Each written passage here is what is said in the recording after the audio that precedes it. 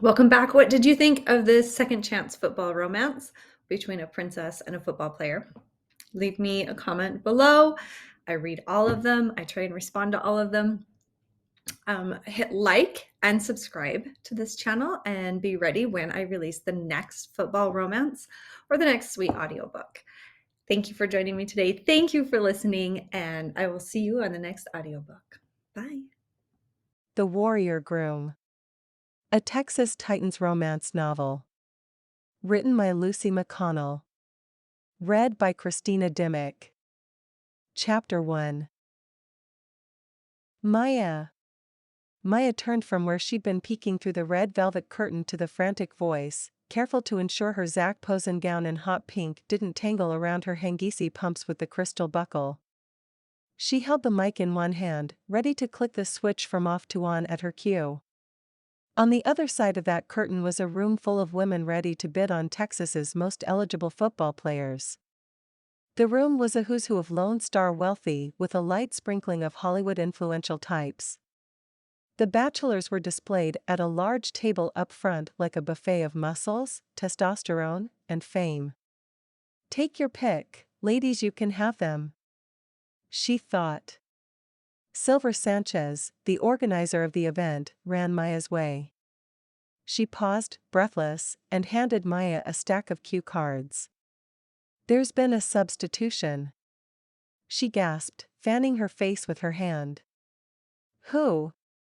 Maia asked. Tiny beads of sweat formed in places the dress designer would rather they didn't.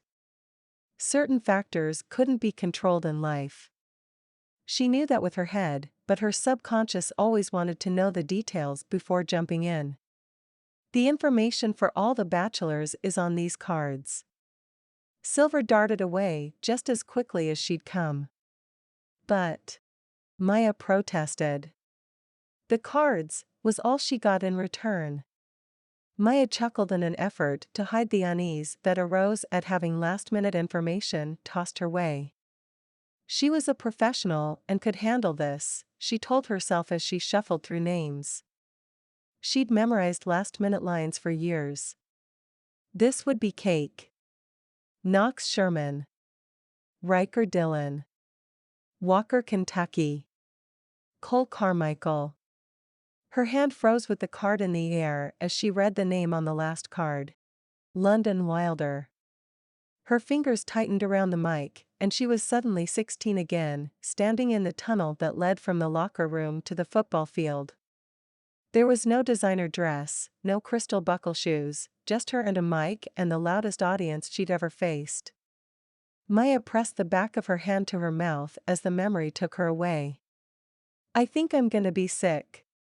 Maia wished she hadn't let her friends talk her into the control-top pantyhose. They weren't controlling anything. Not her thoughts and certainly not her nerves. They were so tight on her stomach that they strangled the butterflies swirling at tornado speeds. She double wished she hadn't stolen the sparkling aqua gown from her mother's closet. Though the dress had a high neckline and a cap sleeve, it gave away far too much of her innermost dreams in the lights it sent dancing across the walls as her knees trembled. Who was she to believe she could one day be on stage in New York? She adjusted her hold on the mic, her hand slick with moisture. Stadium seats surrounded the mouth of the tunnel. She'd had to go through the stands to reach her spot. In the center of the student section were the baseball and basketball players and their girlfriends with shiny hair, perfect teeth, and school colors. Candy, the cheerleader who had tried to cut Maia's hair during 7th grade art class and who was now on the field as part of the pregame show, threw her leg in the air and waved her pom-poms like a possessed doll. Maia's throat swelled shut and her hand flew to her neck. She couldn't walk onto the field like she was one of them. She couldn't sing in front of Mrs. Miller, who predicted Maia would be pregnant by the time she was 15.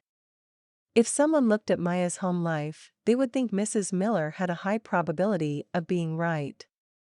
However, Maia was 16 and had only kissed, like, 3 guys. She had other things on her mind than following in her mother's footsteps. Maia peeked around the corner to tell the choir teacher, Mr. Adams, she couldn't sing and they'd have to use the recording they used for every other game of the season. Whose bright idea was it to have a live performance at homecoming anyway? Mr. Adams was turned away, talking to the English teacher, and didn't see her. She cupped her free hand around her mouth and called, Mr. Adams. Her voice was overpowered by the sound of 60 guys in shoulder pads, grunting with each step as they jogged out of the locker room. Their primal hunting noises echoed onto the field, bringing the crowd to attention. The players clustered at the end of the tunnel, where they easily formed ranks to march onto the field military style. Helmets were tucked under the right arm and the left was bent at the elbow, the hand cupping the ear as a signal to the crowd to cheer. Maia watched, mesmerized by their excitement. In the flow of royal blue uniforms, she somehow made eye contact with London Wilder. She'd seen him in the cafeteria and the hallways, and her stomach did funny things when he passed close enough for her to smell his body spray. His jaw dropped open and he stumbled over his own feet, bumping the player in front of him, Jacob, who bumped the player in front of him, Petey. "Hey, save the Roughhausen 4 on the field," yelled the coach. Wilder, to the back of the line. London fell back, ending up standing in front of Maia. His eyes darted to the coach, the number of players left in the tunnel, and finally to her. She held her breath. He was something to behold, but up until this moment, she'd beheld him from afar. Up close, she could see his short black hair was kind of fuzzy, and she wanted to run her fingers over it. And maybe through it. "You nervous?" he asked. His voice was deep and did something strange inside her chest.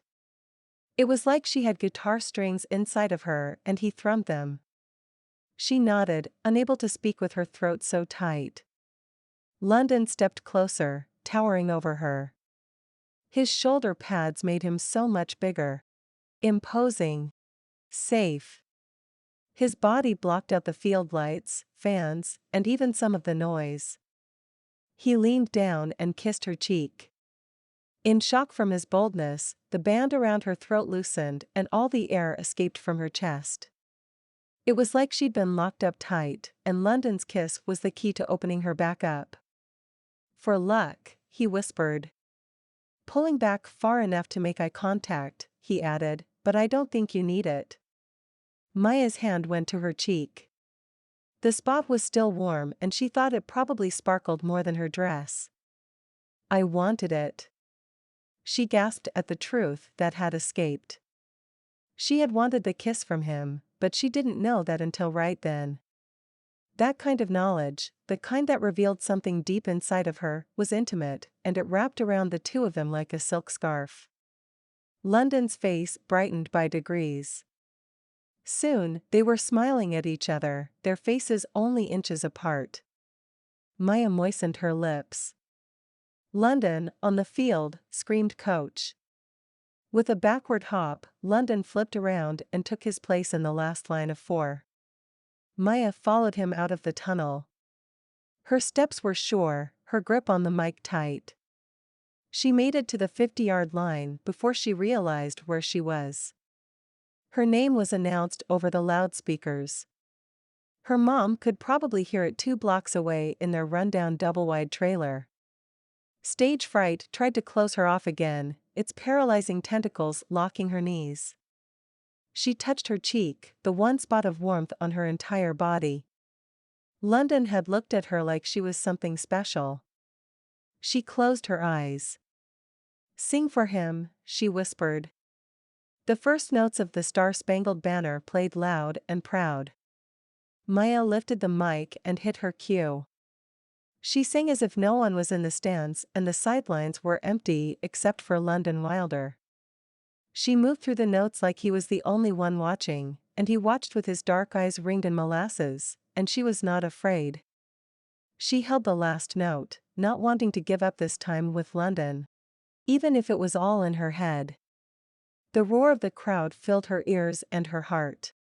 If she wanted to, she could have tasted it, the noise was so thick.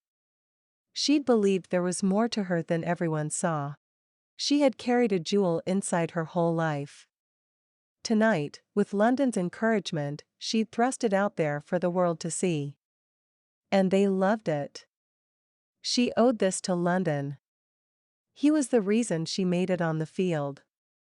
She'd have to find a way to repay him for giving her the courage to take a chance on herself.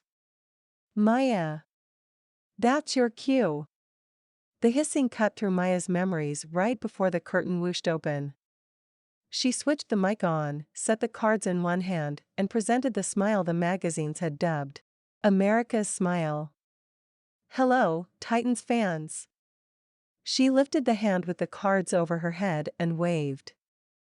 The theme song for the animated princess movie she'd starred in piped over the loudspeakers.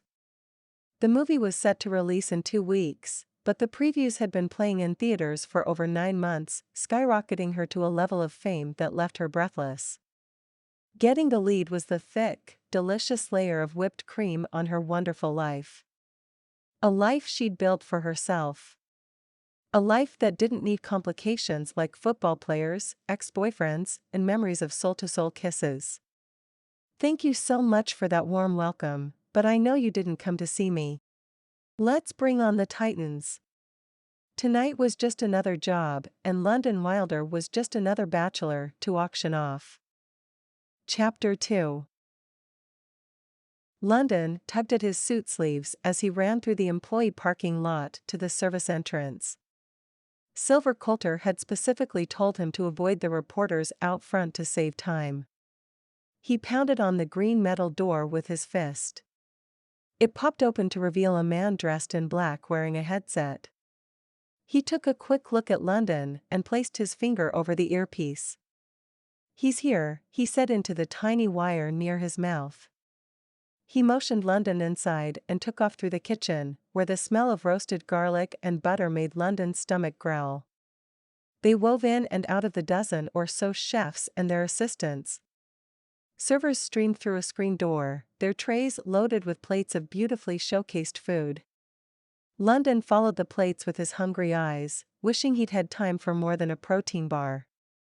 "1 gluten-free for table 7, chipped a server. "I need a dairy-free mousse for 28.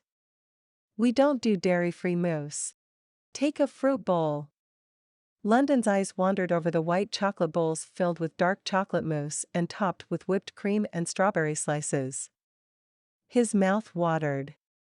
"This way, Mr. Wilder." His escort motioned him through a side door and into a long hallway. They stopped at an entrance marked backstage. "We're here." "Uh-huh. Okay." The man continued to talk to the person on the other end of his mic as he lifted his hands toward London's neck. London's heart rate sped up and his stress hormones spiked as if he were about to take down the runner on the 5-yard line or fend off one of his dad's attacks.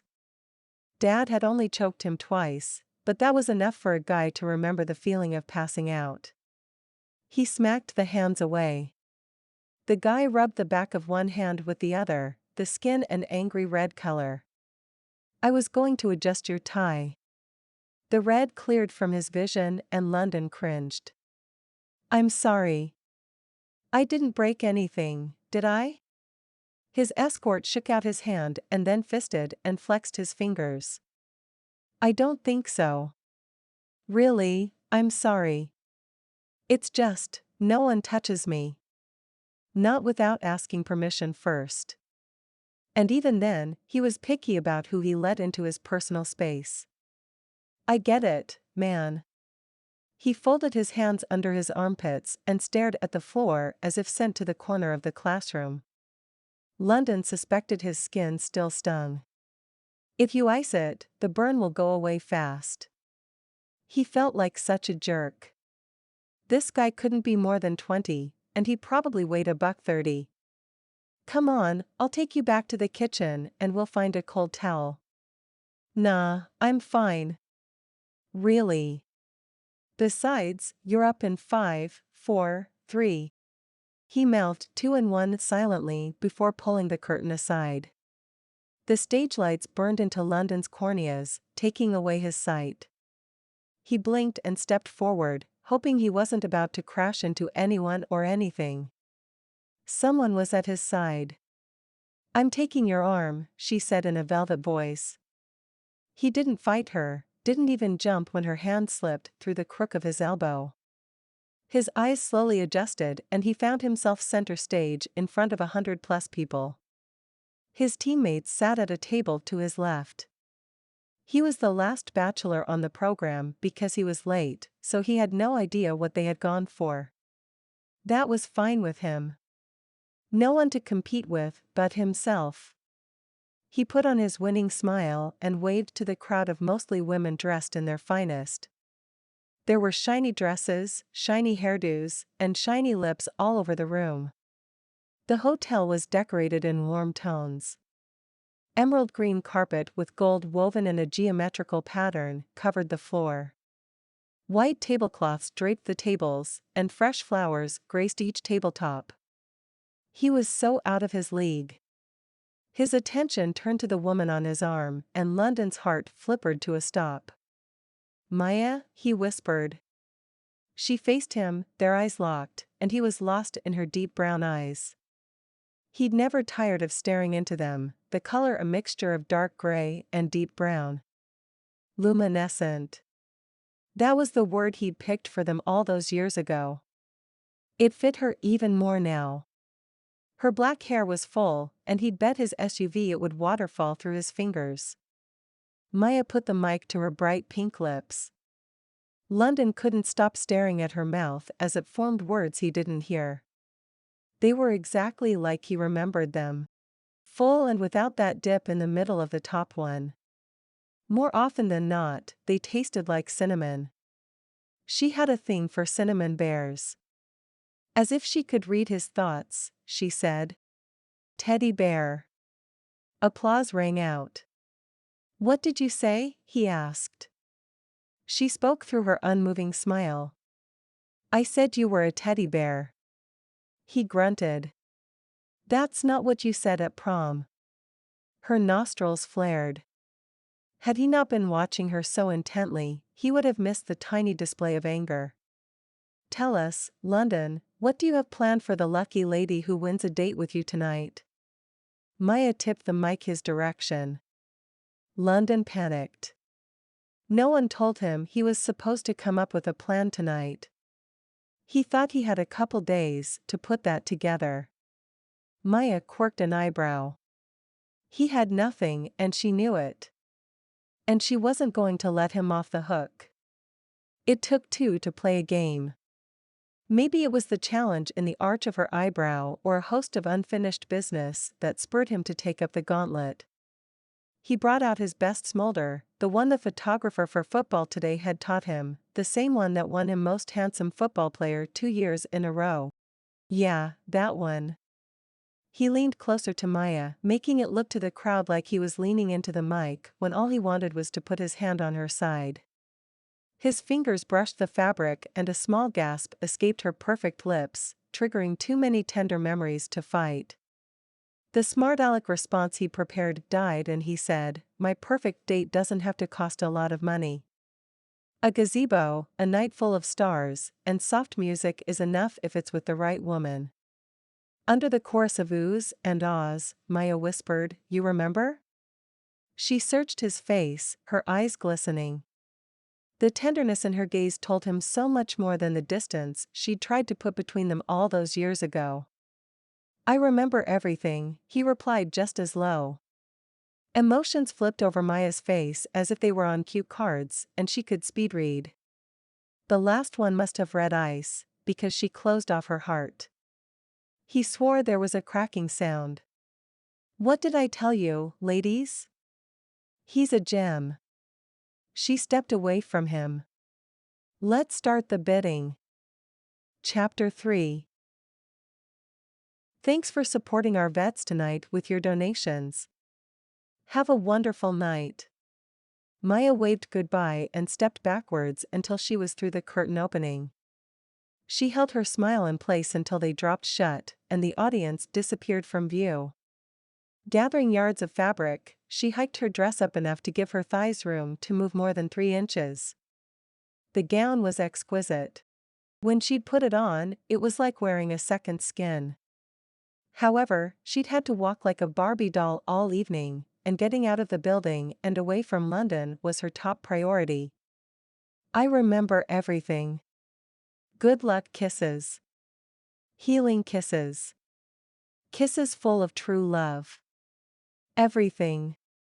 Maia. Her assistant, April, speed walked by her side. Her ever-present tablet was tucked under her left arm, and her hair had been pulled back in a severe bun that made her cheekbones and puffy lips stand out like a supermodel's. "There's a car waiting for you out back. You don't need to rush." "Yes, I do." Maia made it to the small dressing room. "I'm changing." She shut the door in April's shocked face and leaned against it to breathe. Just breathe.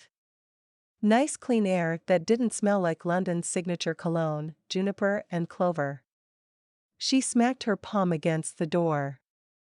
Darn that London. Even his cologne wasn't what she wanted it to be. She wanted him to stink so it would be that much easier to say she'd made the right decision when she left Dallas. And him. 9 years ago. Maia? April's concerned voice easily penetrated the plywood door. The dressing room was for visual privacy only. "I'm fine." With an ease that came from thousands of costume changes, Maia slipped out of the borrowed dress and shoes and into heavily pleated black pants with a tall waistband and a tight sweater. Her mind drifted to another lifetime and her hands worked while her eyesight blurred with the sands of time. She hung the dress on the hanger and wrestled it into the garment bag. Then, she laid the shoes back in their box. "Is she in there?" The door rattled.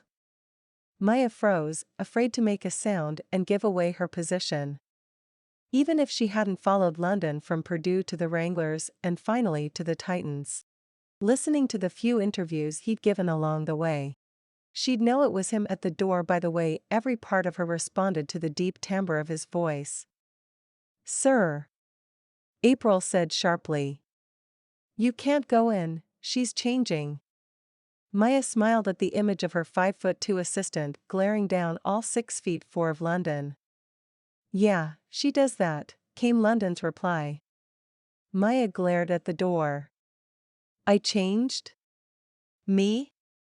She wrenched open the wooden door, feeling it shake on its hinges. "I'm not the one who closed himself off." London ran his open palm down his face. "He did that when he was sorry, but it always looked to her like he was checking for pain. It slipped out. I didn't mean to say it." Maia held up her hand. "Don't." She drew in a fortifying breath. "Let's not do this tonight." April looked back and forth between them. "I'm going to go over there." She pointed to the right and took off. They stood there for a moment, taking each other in. London had grown. He'd always been big and strong. She'd loved that, loved how protected she felt having him close. He'd gotten bigger, wider, harder. His cheeks hollowed out, giving full definition to his jaw and high cheekbones. His carefully groomed facial hair was a work of art. Even with all of that going for him, it was London's eyes. The key to his soul. That called to her most. He stuffed his hands in his pockets. "So, how've you been?" Maia weighed her answer much more carefully than she probably needed to. She wanted to make sure she was addressing the right question. If he was asking how she'd been since then the answer was not so great, lonely, like half of a whole. "Fine. Things are good. I saw the poster for your movie. That's a big deal." She nodded. "A long deal. I'm under contract for promotional appearances for the next 5 years." He whistled through his teeth. "I'd kill for a 5-year contract." She chuckled. "I thought you landed one, Mr. Hardest Hitter in the NFL." He kicked his foot and ducked his head. "You saw that?" Maia berated herself for saying too much. London could always loosen her tongue. Even when she didn't want to talk to him. Her resentment of his superpowers channeled into her tone. The whole country saw it. He shrugged. The move so relaxed, so humble, so him. He'd never been one to seek the spotlight. Her complete opposite. Her grounding rod. Yeah, well, football's just a game, right? His eyebrows transformed from straight lines to wavy ones. He even had more muscles in his eyebrows than the average man. She huffed. He did remember everything. Right. She laced her fingers together in front of her. You've done well, London. I'll bet your dad's bursting at the seams with pride. Dad's the same as always. He still pushes you? London's dad had been to every game. He filmed every play. He ran extra practices with London every Saturday. They spent hours talking football. And he'd hated Maia. Thought she was latching herself onto London's star, trying to hitch a ride on his rise to fame and fortune. London laughed mirthlessly. No. Dad doesn't push me anymore. Maia wasn't sure what to do with the unexpected verbal acid London spewed. Okay. April waved, giving her an out if she wanted it. She wanted it. Leaving now would save her from saying words that were better left to daydreams and fairy tales. Maia unclasped her hands. It was nice seeing you again, but I have to go. London nodded and stepped back, giving her enough room to pass without making physical contact. It's been nice to see you, too. I wish you all the best, really. You deserve every good thing. Maia searched his gaze, falling right into his heart, where every emotion was as easy to read as a teleprompter: sincerity, regret, hope, honesty, and, as always, something she couldn't pin down. That last one was the reason she'd said goodbye the first time, and it was the reason she didn't want to say goodbye this time.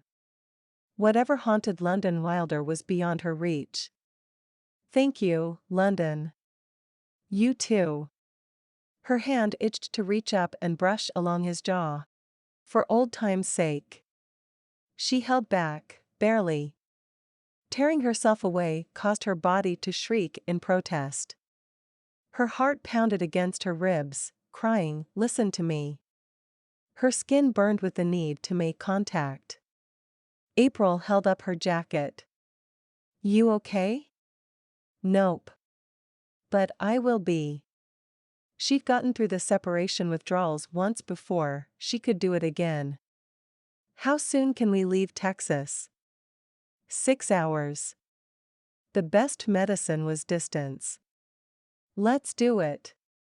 She looked forward to returning to her beach house, where nothing would remind her of London and how wonderful and easy it would be to fall into his arms. Chapter 4. London hefted 2 40-pound bags of black mulch over his right shoulder and headed toward Mrs. Brown's truck.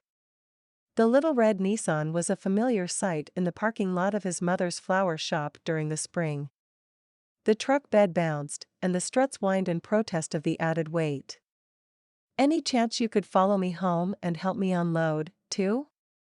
Coming from anyone else, that questions would have been suggestive and flirty. However, Mrs. Brown was 2.5 times his age, and the only suggestion she'd tossed his way was a sample of her applesauce chocolate chip cookies. He swiped theatrically at his brow. Wish I could, but the boss is a slave driver. You're a sweet kid. She patted his tummy, because that was the highest point she could reach. He had no doubt she'd pinch his cheeks if she could reach them. I'll come by sometime soon and check your roses for mold, though. I'd appreciate that. My peepers ain't what they used to be.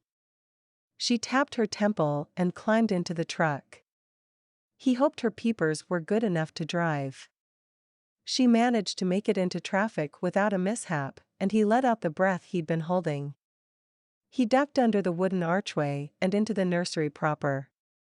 The shop was one giant tent equipped with fans and a cooling system.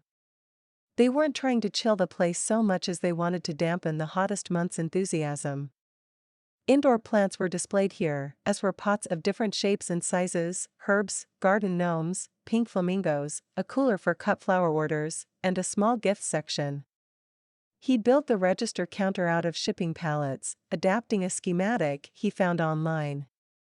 It was high enough for a 3-drawer filing cabinet underneath and short enough that his mom didn't have to stand on her tiptoes to give change.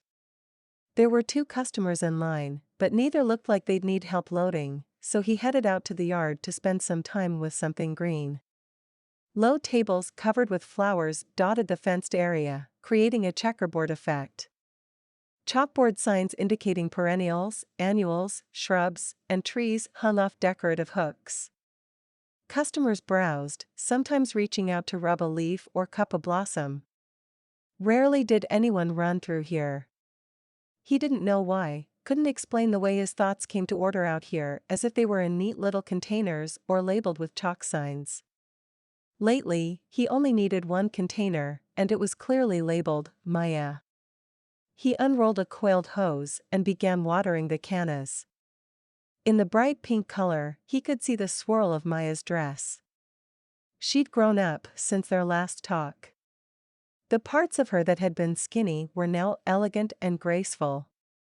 She didn't let that dress make her beautiful, she made the dress into so much more than silk and thread. A small hand patted his shoulder blade and his mom came around to smile up at him. "You're going to drown my cannas." He immediately jerked the hose over a new plant. "Sorry." She pressed her lips together, weighing her words. "You've been in your own world for a week now." She scratched out her words. "Your father didn't try to contact you again, did he?" London hated when she used the words "your father." He understood why she didn't want to say his name.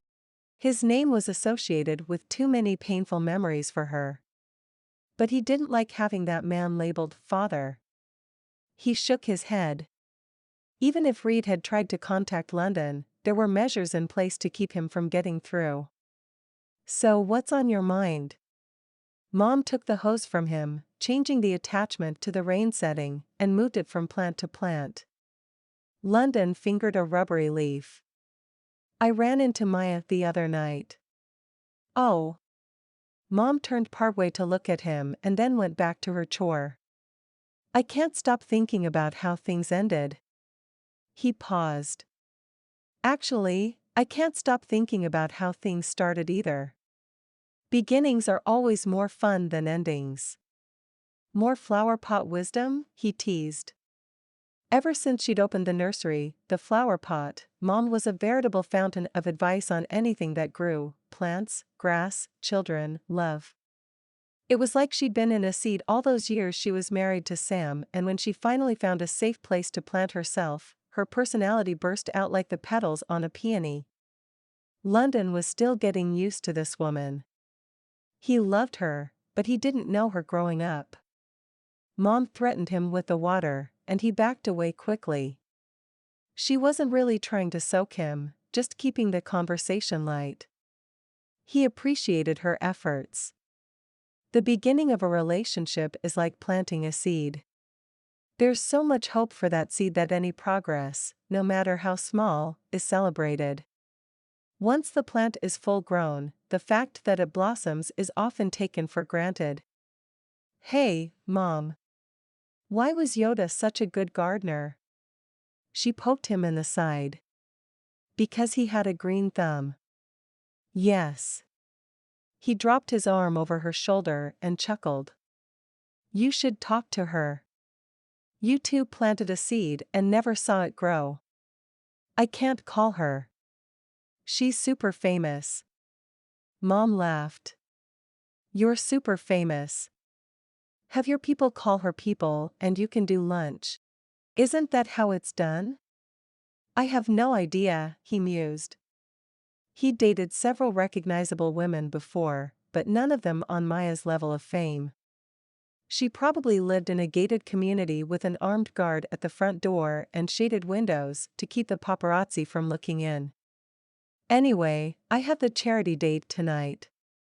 I should focus on that. Who's the lucky lady? Anna Kardanaiva. Pretty name.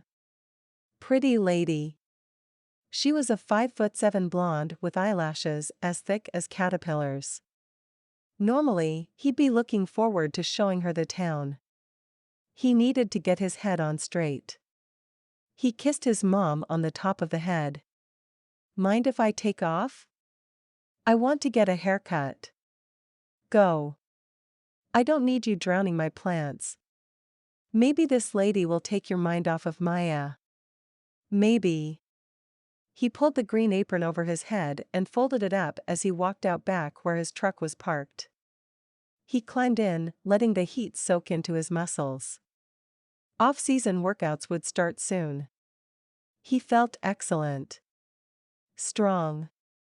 No player ever left a season feeling 100%. They all had weak knees, sore ankles, tired shoulders, or muscle strain. He appreciated the time to let his body heal, but not being busy was messing with his head. He stared down at the console and a memory clouded his vision. A happy memory, a planting memory. He was hiding behind the stage, way in the back where the old props were stored. The place was an accident waiting to happen with giant Easter Island heads toppling into Main Street River City building fronts. It was the perfect place to hide. London leaned his head against the cold pipe, not even caring that no one had cleaned it for a decade. The dust and dirt rubbed into his forehead like sand stuck under his helmet. The door creaked open and someone entered. It had to be a girl. No guy had such a light step. He peeked around the rack of circus costumes and watched Maia turn in a slow circle. She blew her bangs off her forehead and planted her hands on her hips. He hadn't spoken to her since the homecoming game. Not that he hadn't noticed her in the hallway. Every day between 5th and 6th period, they crossed paths. She was surrounded by thespians and tailed by that guy who always had a ukulele. And London traveled with a pack of linemen. But their gazes would cross all of that and still connect for 5 whole seconds. He knew because he'd counted them one day. Wondering if time slowed down, because that's what it felt like when Maia looked at him, like he had all the time in the world to stare into her deep brown eyes. He could use some of that time right now. Without thinking through the consequences, he stepped out of the shadows and whispered her name. She screamed. He put both hands in front of him. It's me.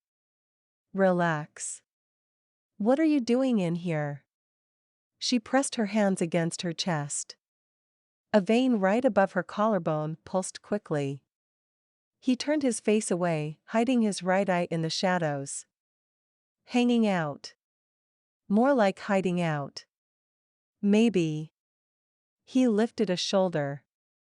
She moved her hands to her belly as if that's where her courage came from and she was gathering it to talk to him. Why? He closed his eyes for a minute. He was tired. So tired of hiding in plain sight. Just once, he wanted someone to see the truth. He couldn't bring that to light. But this wasn't that, and he refused to lie to Maia. The look in her eyes, when he'd dropped that kiss on her out of the clear blue sky, was a look he'd never seen before. It filled him up, inspired him to do better, be better, and still gave room for him to fall on his face. He turned so she could have a better view of his shiner. She gasped. What happened? In seconds she'd found a chair and brought it over for him, motioning for him to sit. He did. I was coming back from lunch and a couple guys from Skyview jumped me. A couple? She asked, disgusted. 3. She talked as she walked to the side of the stage, looking for something. It took 3 guys to do that to you? Yeah, but they look worse. He smiled, which caused him to cringe as his cheek lifted. She gave him a pointed look before returning to her quest. I didn't start it, but I finished it. Aha! She tossed a small first aid kit into the air and grinned, triumphant. Is that why you're hiding? Because they're coming after you?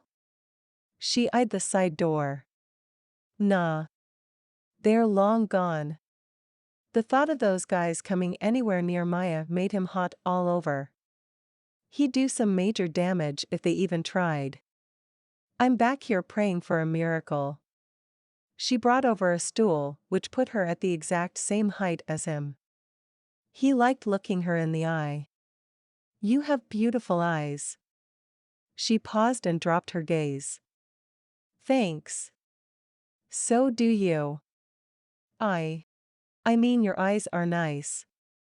To look at. Into? He chuckled and placed his hand on her knee. A current passed between them. It was thick and gooey and sweet and bright and traveled straight up to his heart. Both of them stared at his hand on her knee. Did you feel that? She whispered. Yeah. He licked his lips, his mouth suddenly dry.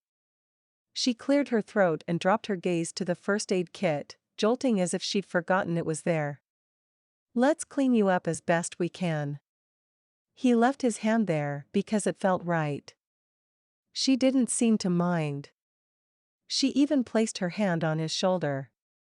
It was small and light, like having a robin sit there. Her long hair fell forward and brushed his arm. You were telling me why you were hiding. She focused on tearing open antiseptic wipes. Oh, She cupped his chin and turned his face away from her, dabbing the bruised and swollen skin around his eye. Coach has a no-tolerance policy on fighting. Doesn't matter if we don't start it. We're off the team. Her ministrations were slow and comforting. He'd been patched together more times than he wanted to know and had never enjoyed the experience. He hated people touching him. On the field, he got to fight back, and most of the time he was the one sending the other guy to the ground. His teammates knew better than to smack him on the back in the hallway or pretend to punch him. He didn't have to tell any of them twice to keep their hands off. And he only ever put up with medical attention because he had to. This was so different. Every brush of Maia's fingers was warm and inviting. He continued talking, not wanting her to stop. If he finds out, he'll cut first and ask questions later. Probably after my dad comes in and chews his butt. Maia smiled. It's nice that your dad has your back. That turned his tongue off. Yeah. He watched her out of the corner of his eye as she cracked an ice pack and placed it on the side of his face. Her other hand went to his uninjured cheek to remind him to hold still. His eyes dropped to her lips. She had great lips. The top one arched without a dip in the middle. Everyone had a dip, but not Maia. She was different in so many good ways. He wondered if he'd notice a difference in her lips if he kissed her. He shouldn't be thinking those things. Not about a girl like Maia. She was smart and driven and waiting for him to say something. You sing pretty. Your song, it was really pretty. She smiled shyly. Thanks for helping me. I don't think I would have made it out there if it wasn't for you. I didn't do anything. Her bottom lip pouted out. He thought about what he'd said and his hand tightened on her knee. She was so small and delicate to touch, but the fire inside made her appear much bigger. I didn't mean that the kiss didn't mean anything to me. I meant that I was happy to do it, he blurted. His neck warmed and he rolled his eyes at himself. I didn't mean. I mean. She giggled. That's good to know. Girls giggled around him all the time. They had high-pitched squeals and covered their mouths to hide their real laughter. Maia's giggle was low, throaty, attractive, and it stirred all sorts of enjoyable feelings inside of him. He placed his large hand over the top of her hand, resting on his cheek. "Do you ever wish you were someone else?" Her cheeks colored and she glanced away. He couldn't tell if it was his touch or his question that produced her blush. "I used to, when I was little. I do all the time." Her right eyebrow quirked. "Why?" There wasn't much he could say. To the outside world, he had it all. The talent, the college scouts sending emails, a father who cheered him on, and a mom who smiled through it all. He couldn't break the carnival mirror, and so he said, "Because if I were anyone else, I'd kiss you right now." A small gasp escaped her lips, and her hand began to tremble under his. She stared deep into his eyes, deeper than anyone had ever looked. No one dove past his size, his abilities, or his grades. No one except Maia. She'd done the same dive in the tunnel, and it had touched a part of his soul he'd kept locked away for a long time. Despite his better judgment, he let her in, allowed all the darkest parts of himself to reflect in his gaze. And she took it all in. Every last bit of him. The ugly, the pain, the triumphs, the hopes, all of it. He was the one short on breath now. She slowly lowered the ice pack and it kerplopped to the floor. "What if I don't want to kiss someone else? What if I want to kiss you?" He brushed her hair over her shoulder, searching her face for some sign that she was joking, toying with him to see how far she could push before yanking away. She stared at him with an openness that spoke of safety and a love unlike any he'd ever known. He tugged her off the stool, wrapping his arm around her lower back. Even through all their clothing, he could feel her warmth, like lying on a heated massage table. Only there would be no painful kneading of muscle or stretching of sinew with Maia. Maia was the promise of all things desirable. With the sweet scent of her peppermint gum filling his senses, he brushed his lips against hers. A slow 1-2-3 count, and then he broke contact. With other girls, he might have gone for more, but with Maia, he wanted to savor the journey. Chapter 5. Maia tried to relax into the leather recliner in the alcove outside of her bedroom. She'd turned the space into a small styling area. She used to use the master bathroom, but as her fame grew, her privacy lessened, and she needed boundaries. Her suite was off limits to everyone but the cleaning woman and sometimes April, and Maia cherished her space.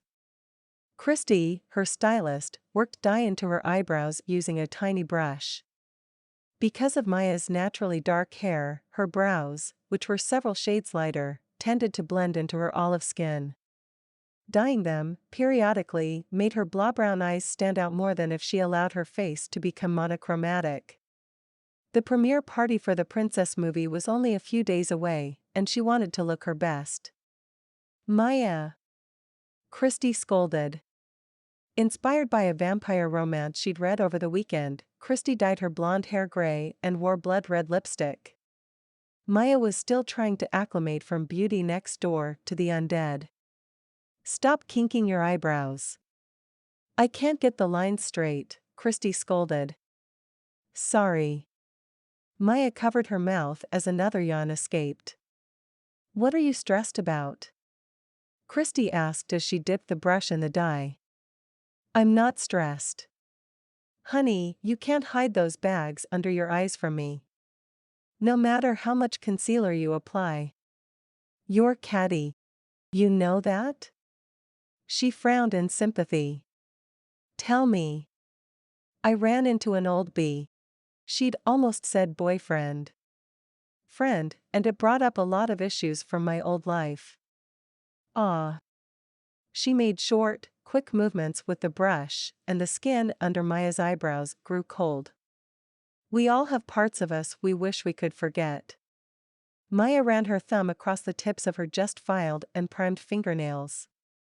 Christy paused. "Or maybe this is someone you don't want to forget." She sighed. "I thought I had already forgotten him." Him? Spill it. Maia chuckled. There wasn't much to tell. High school sweethearts destined to break apart with graduation. We were on different tracks. Oh, honey, he broke your heart. What? No. Why would you? She lifted off the padded leather seat and her protective goggles fell into her lap. Christy gently pressed her shoulders back down. Don't go crazy on me. I could hear the wistfulness in your voice. She repositioned the goggles. Let me guess, now that you're a star. And gorgeous. He wants you back. And you hopeless romantic, are considering it. First off, I was gorgeous even before you came into my life. She stuck out her tongue. Second, he doesn't care about fame. At least, he didn't used to. The London she knew wouldn't have been caught dead at a bachelor auction. The auction was for a worthy cause. And London had a soft spot for vets because of his grandpa. I don't know. He didn't say anything about wanting me. She was going to add the word back to that sentence, but the words London doesn't want me had scraped at her heart and taken her breath away. Just as they had that night at prom when he'd been so distant. A man doesn't have to come out and say he wants a woman. Christy scooted back, and the soft beep of a timer being set met Maia's ears. Let me ask you this, did he chase after you? Maia brought her hands together and threaded her fingers over her belly. London had come right to her dressing room door. He could have left the building and she'd never know what happened to him. Well, she would have known, because she followed him on Twitter. Through her alternate egos account, of course. Sort of. Then you can be sure he wants you. The timer dinged as if putting a punctuation mark after Christy's words. She smiled to herself, wondering if Christy planned that. Arguing with Christy about a man wasn't worth the breath it took, so she took a deep breath, enjoying the eucalyptus essential oil wafting up from the diffuser in the corner. Did it matter if London wanted her? They had a history. Some of it hurtful and most of it bliss. We're two different people now, Christy. We can't go back to being the naive sweethearts we once were, and I'm not sure I would fall in love with the man he is today. The only reason that statement had any truth to it was because she wasn't sure she could let herself love anyone that much ever again. Christy cleaned off her eyebrows and finished the mini facial in silence. Just as she was wrapping things up, April bounced into the room. I have your itinerary for the release party, your dress is hanging in your closet, your accountant agreed to push the meeting until next Monday, your agent is still working on SNL, and I thought you might like to see this. She tapped on her tablet, and an image of Maia, wearing that stunning bright pink gown and walking arm in arm with London, appeared. Where did you get this? Maia reached out to take the tablet, her arms moving as if weighed down by 500 pounds. She stared, transfixed, at the two of them together. London in his expertly cut suit that accentuated his broad shoulders and trim middle. He looked at her like she was his whole world, and she smiled up at him as if the years between them never existed. I remember everything. It's part of an article about the fundraiser. April flipped her hand as if the picture was no big deal. I can call them for a print and we can get it autographed. Might be fun for your collection. While Maia was an actress, at heart she was a full-on geeky fan. Meeting some of the biggest names in Hollywood was the absolute most bestest perk of her job. She had a couple dozen or so autographed glossies hanging on the wall of her in-home theater room. Two of them were with football legends. One was with a picture for the St. George Red Rocks, Braden Burks. She had one with Sally Field that she was especially proud of, having grown up on Smokey and the Bandit thanks to her mom's love of Burt Reynolds. April was the one tasked with getting the pictures autographed so that Maia's super fandom status remained undetected and she could pretend she was cool. April's false nonchalance was a dead giveaway to her level of investment in this project. Maia needed to squelch that. She glanced back down at the picture and could practically feel London's expensive jacket under her palm. She traced her hand over his cheek. Oh. Her head came up at Christie's voice. That's him? London Wilder is the guy from high school? She pointed at Maia's chest. Don't deny it. Maia laughed at her shocked expression. I'm not denying anything. April cupped her fingers around her mouth. You should have seen them the other night. She burst her hands out. Fireworks. Christie dropped onto the seat next to her. Is that the only image for the story? She swiped left to a picture of Riker Dillon and a woman. April coughed into her fist. They have images with all the players and their dates. Before Maia processed what that meant, she was staring at a picture of London sitting at a small table in a gazebo with a beautiful blonde. The sun was going down, casting a golden glow over the couple and making their eyes sparkle. Or maybe their eyes sparkled like that because they were happy with each other. He'd gone ahead and created the gazebo date. The player. She'd never gone near one without thoughts of him overcoming her mind and body, and therefore avoided them with the same effort she put into avoiding asparagus. Bleck. With a grunt, she shoved the feelings of jealousy away and dropped the tablet in Christie's hands. They look perfect for each other. I hope they're very happy together. But. April reached out as if to stop her and then pulled her hand back. Maia bolted to her bedroom and shut the door behind her. She crossed to the overstuffed sofa and draped herself across it, unable to care that she was sprawled out like a starfish. She'd given up on London long ago and had therefore given up the right to feel jealous over any of his dates. He'd had enough of them. One Google search would let her see the evidence. A small voice inside her head said, "It's not like you lived in a hole." True.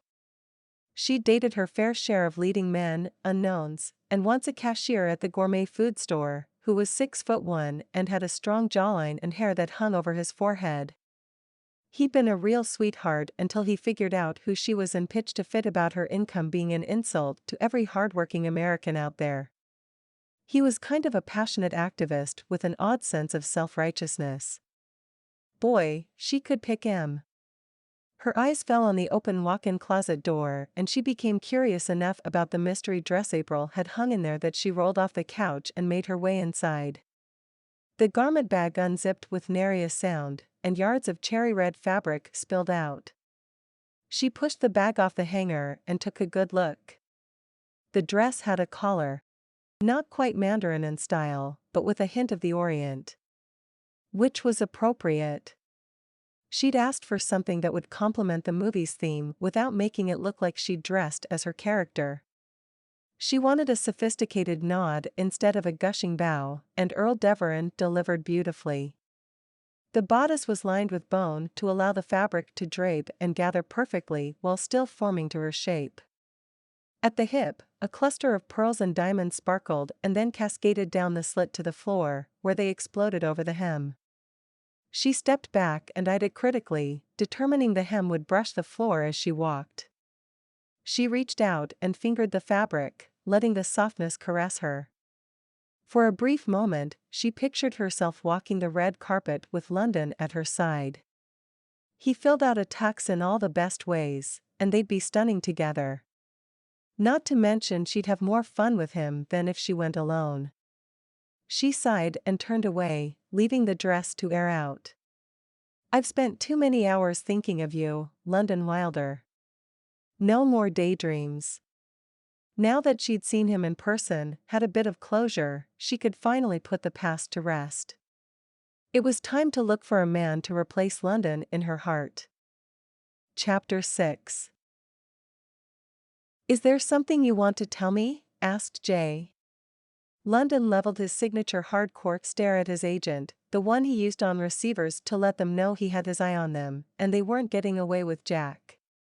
I don't play these types of games. Not since the last time his dad tried that one. London's ribs ached as if haunted by the ghost of that night. Fine. Jay whipped out an 8x11 envelope with a well-known logo on the front. This came to my office for Mr. London Wilder.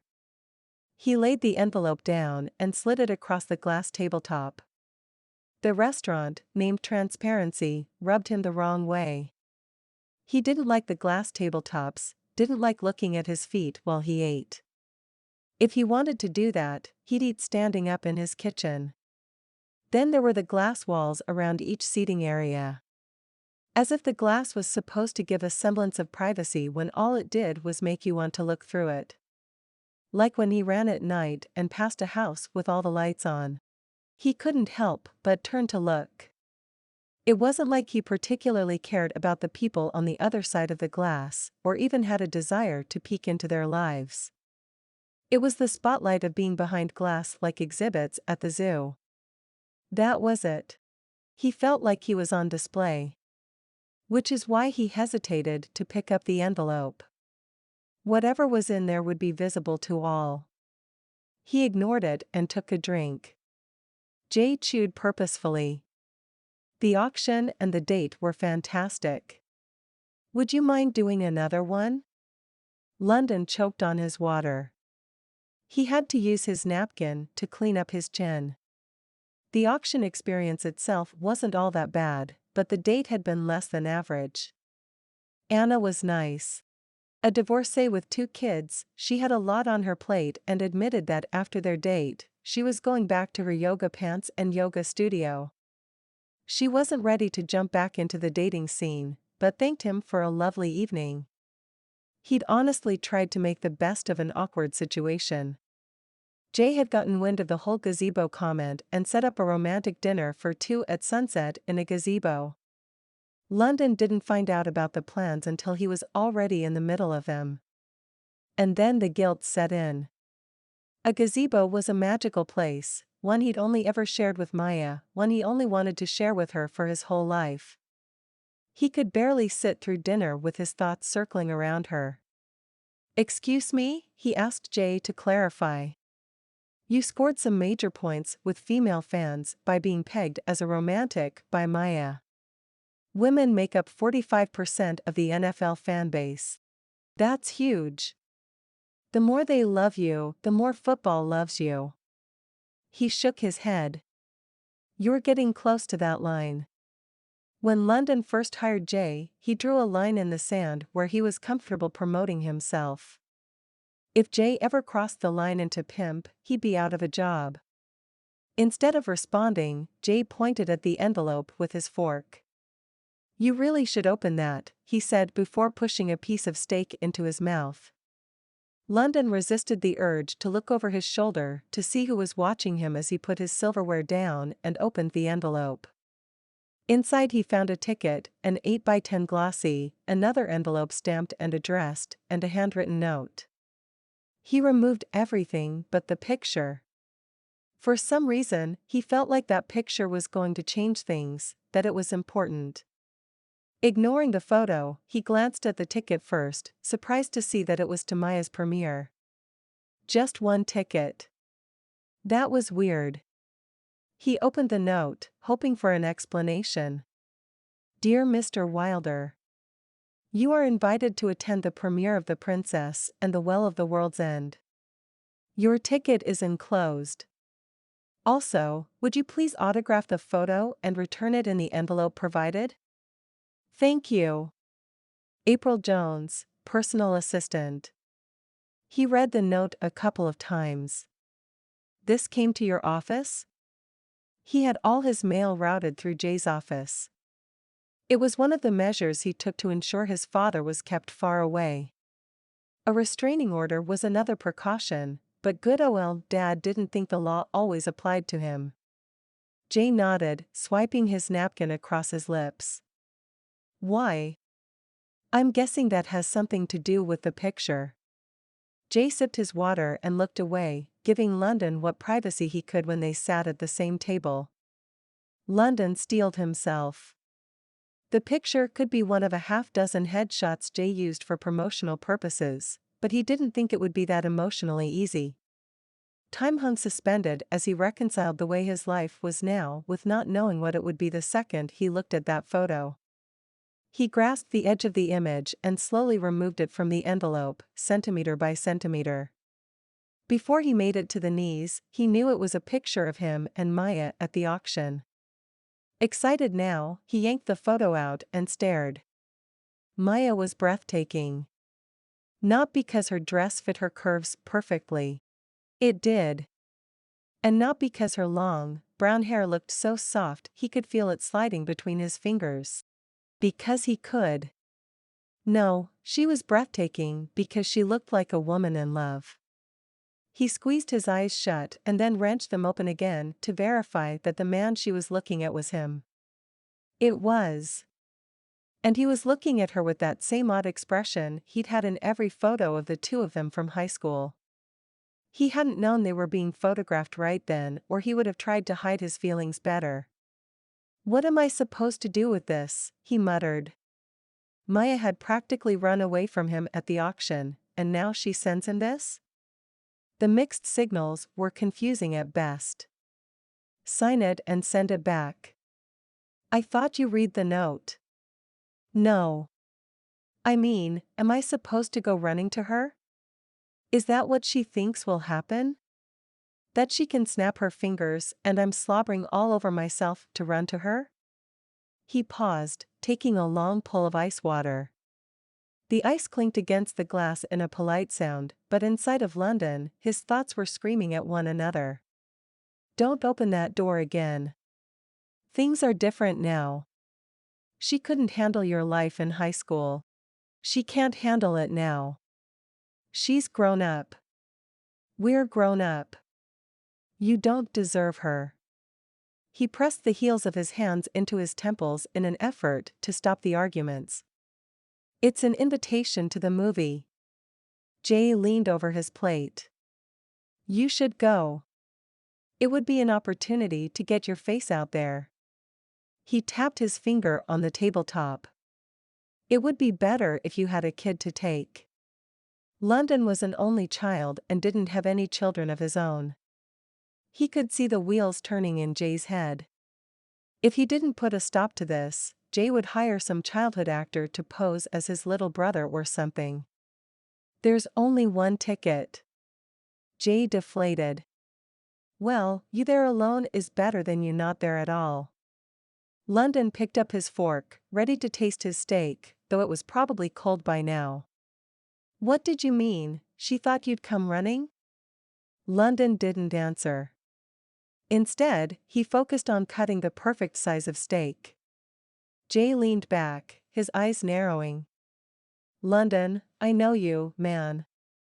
You're not the type for a one-night stand. What's with Maia? London put the steak in his mouth and chewed slowly. I'm your agent and she's hot right now. If anything happens with her, I'm the one who's going to have to deal with the fallout. I deserve a heads up. London continued to chew, pulverizing the meat to put off answering. It wasn't like he could blurt out, she was the love of my life. That seemed so cliché. And ridiculous, considering they'd been 17 years old. No one finds their perfect match when they are 17. They find crushes and first loves and sweethearts. Only, none of those words described what he'd felt. What a part of him still felt. For Maia. We attended to the same high school. And we went to a few dances. Every dance his senior year except homecoming. And we didn't part on the best of terms, and then we ran into each other at the auction. End of story. Jay swirled his water around in the glass. He blew out a heavy breath. I'm going to be straight with you. You always are. This doesn't look like an ending. He pointed to the picture. It looks an awful lot like the beginning. London let his gaze drop to Maia's face. He could just as easily close his eyes and mentally trace her cheeks, her lips, even her ears, because she'd been imprinted on his heart. He couldn't escape her, and she, from the looks of things, still burned a candle for him.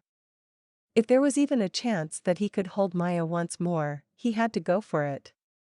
Book me a flight to LA and a hotel near the venue. Jay grinned like the cat who'd caught the canary. But not a word to the press. They'll find out I'm there soon enough. Fine. Fine. Whatever you want. What London wanted was to go back in time 15 minutes before he'd seen that picture, before his heart could latch onto hope, before he was about to run pell-mell after one of the most sought-after women in the world and probably make a complete fool of himself. But if there was a chance, even a slim one, that Maia could forgive him, he had to take it. Chapter 7. London buttoned his tux as he stepped from the limo. He eyed the red carpet warily, not sure if he was supposed to duck to the right with a group of onlookers or make his way into the El Capitan Theater. The whole street was blocked off to traffic. A long line of limousines drove on the wrong side of the road, and the red velvet ropes reached to the dotted yellow line to accommodate the press of fans and photographers. And he thought game day traffic was cray-cray. An attendant in a red and gold jacket cleared his throat. London glanced at him and realized he was blocking the man from shutting the car door so the driver could keep the line moving. He smiled as cameras flashed and made his way to the old-fashioned ticket booth. Before he could disappear inside and get his bearings, a small woman wearing a nondescript black dress rushed to his side. "Mr. Wilder. We're so pleased you could make it. I'm April, Maia's personal assistant. If you could follow me." She seemed so sure of herself that London followed her without question. Even though he had 100 questions. So this was the personal assistant behind the invitation. She was a tiny little thing, able to squeeze through gaps in the crowd that London had to shoulder his way through. When they stopped, he was back outside, near the front of the line. April flipped on him. "Your timing is incredible. Now, when that car..." She pointed to the limo second to the front. "Stops, you'll hold out your hand to help Maia from the vehicle. Then, offer her your arm and escort her to the photo booth to the right. I'll meet you two there." London didn't have time to fully process what she'd asked him to do, nor did he have the chance to ask questions, because April disappeared faster than a grasshopper in a cornfield. Man, that woman was slick. The cars moved forward and his moment had arrived. He stepped out of the group and made his way to the car. His heart pounded 5 times for every footstep, drowning out the screaming fans. The attendant opened the door and London flung his hand in front of the opening, praying he hadn't already messed up and picked the wrong car. He was standing off to the side, purposefully staying out of her way as half her dress exited before she did. Maia's delicate fingers landed in his, and all the buzzing and churning and pounding inside of him calmed like lake water in the early morning sun. She set both feet on the ground and gracefully emerged, bringing to mind a bird about to take flight. Her hand tightened in his as the noise level tripled and hundreds of cameras momentarily blinded them. Maia stepped forward and lifted her hand to wave. "What are you doing here?" she asked, without dropping her smile. London's heart fell 10 stories. "You invited me."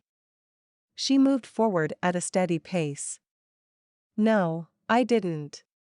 She tugged at his arm. "Keep smiling." London did. Though he felt like doing anything but smiling at the moment. He'd been played by that sneaky little assistant. And possibly his agent. And he didn't like that feeling at all. They marched on. "Since when did the red carpet grow this long?" "Maia, when did you start dating football players?" called a photographer. Maia ignored the question, her eyes constantly traveling. "People are going to think we're together." That wasn't his fault. In fact, none of this was his fault. He'd followed his heart and it got him in a pickle. Fine. If April and Jay wanted a spectacle, he could give them one. "We are together," he said out of the corner of his mouth. "You're holding my arm." "That's not what I meant." "I know." He winked. She whipped her head around and wouldn't look at him for the rest of the walk. Near the front doors was a section of children all dressed to the nines and all holding small autograph books. It was obviously a marketing ploy for pictures of the latest princess with her adoring fans. Maia stopped there and removed her hand from his arm. London stood back, clasping his hands in front of him like some bodyguard. A little boy raced around Maia and slammed into his legs. "You're London Wilder." His blue eyes were huge as he looked London up and down. London laughed, feeling some of his tension slip away. Let the world love Maia, he could hang with this kid all night long. "What's your name?" "Keaton." Maia hugged several little girls in princess dresses and posed for pictures. She was poised and perfect. London dragged his eyes off of her and back to Keaton. "I take it you like football." "I love football," he corrected. His mom came up behind him and put a hand on his shoulder. "Sorry. I know he's supposed to stay behind the line." She gave him a tug. "Mom. I gotta get his autograph." He held out his book and pen even as she dragged him away. "Wait. It's okay."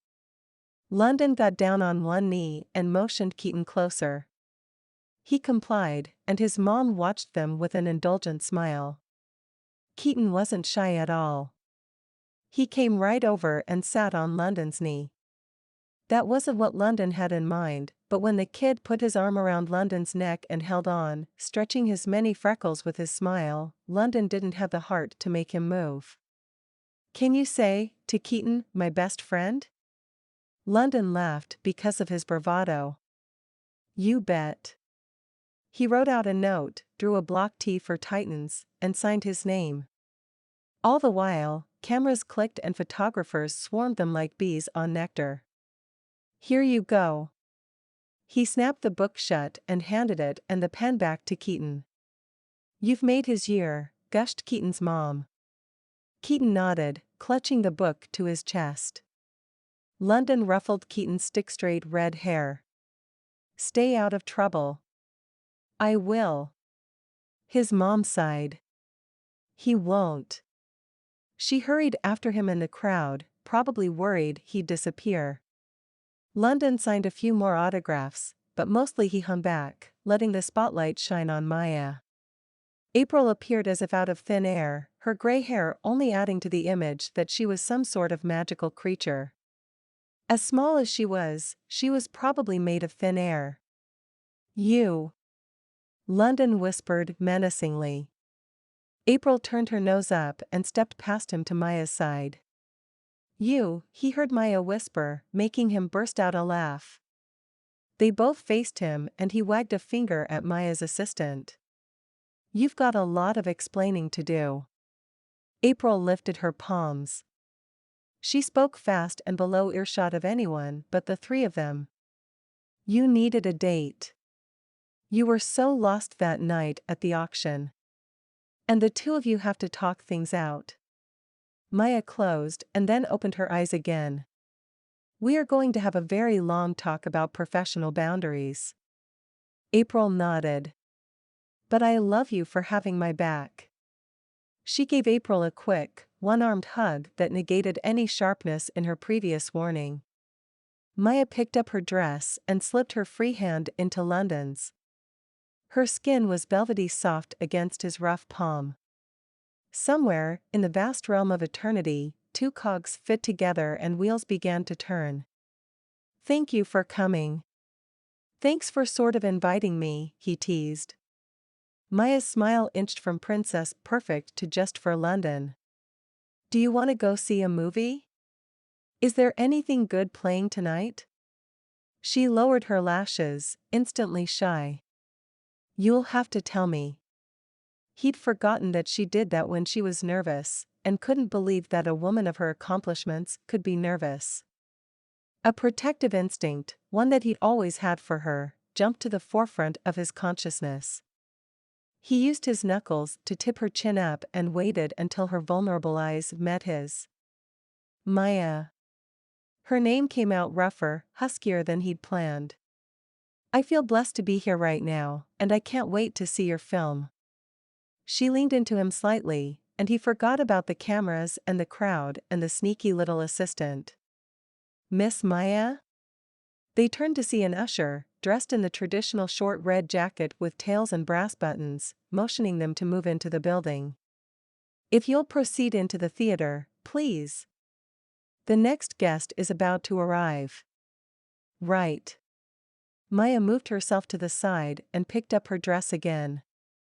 You ready to be dazzled? London winked. As ready as I'll ever be. He walked toward the glass doors with Maia on his arm, wondering if he was ready to let her blow his heart wide open like only she knew how. Chapter 8. What a coincidence. Our seats are right next to each other. Maia giggled as she moved sideways through the theater seats. She'd tried walking forward, but her dress prevented the movement, so she sidestepped her way to the middle of the row. I'm so sorry about April. She's never done anything like this before, and she is the best assistant I've had. She found her seat and then proceeded to arrange her dress so she could actually sit. London looked on, his eyebrow cocked. She lightly slapped his arm. Stop laughing at me. I'm not laughing. You're laughing inside. His eyes laughed harder. You. She smacked him again before finally throwing herself down and landing in a heap of fabric. Is it safe? London circled his hand, indicating her predicament. She grabbed handfuls of fabric and shook it. You never know. He shrugged and then hooked his thumb with his nose like a boxer. I'm coming in. She laughed as he made a show of sliding himself into the seat without touching her dress. She hadn't laughed this much on a date in some time. Most guys were too nervous around the photographers, or they tried to move in on her to make sure they were also filmed. Not London. He'd held back, being kind to those who approached him, but leaving the spotlight to her. Not that she'd mind sharing with him, but she appreciated his courtesy. Maia had known the hand she took to step out of the limo belonged to London, even before she stepped out and laid eyes on him. Her cells recognized his cells, and they'd had a conversation in that moment, a reconciliation of sorts. After the initial swarm of butterflies passed, she'd gotten angry. Angry that he'd come without telling her. Angry that he thought a premiere was the appropriate place to reconnect. Angry that he hadn't called in 2 weeks and that he'd gone on the gazebo date with his auction woman. Not that he had her number. And then she'd realized that April had set them both up. And she felt like a pawn and realized he must feel like one, too. In that second, she made the choice to make the best of it, because the other option, being miserable at her premiere, didn't sound at all appealing. Maia, may I introduce you to my date? Franz, her co-star who played the handsome frog prince, made his way into the aisle. He had the charm of a diplomat. A stunning redhead clutched his hand for dear life. Her cheeks were tight, like she was forcing herself to keep a happy expression in place. This is Trista Hamstom. Trista, this is the adorable Maia. Maia tottered and found London's hand under her elbow for stability. It's nice to meet you, Trista. Trista's palm was moist and her skin pale. Maia glanced at Franz, who beamed like a kid who had the best science fair project. The image clicked because he was the cute nerd type with glasses, a narrow face, and thin build. She introduced London as her escort for the evening. If he caught the fact that she didn't call him her date, he didn't show it. He shook hands with everyone and complimented Trista on her dress. Her cheeks warmed and she glanced down at the basic, knee-length black dress. I wasn't sure what to wear. Franz said this would be fine, but I feel underdressed. Especially next to you, Maia. Trust me, you should be grateful. I'm drowning. Maia yanked on the fabric that had twisted as she moved. Will we go through for publicity, Maia? Franz tugged at the green vest under his jacket. That was his elegant nod to the part he played in the movie, and it fit him well. Let's sit. He placed himself between the women and waited for them to take their seats. Maia mumbled an apology as she shoved fabric under her legs to make room for Franz and his date. She could feel London watching her and practically hear the gears turn in his mind as he worked over the problem. Stand up, he commanded. She gave him a dubious look. Come on. I have an idea. She struggled back to her feet. London stayed sitting. He wrapped his right arm behind her and gathered as much fabric as he could in his hand, and then did the same with his left. He pulled the two handfuls together behind her knees. Okay, now sit.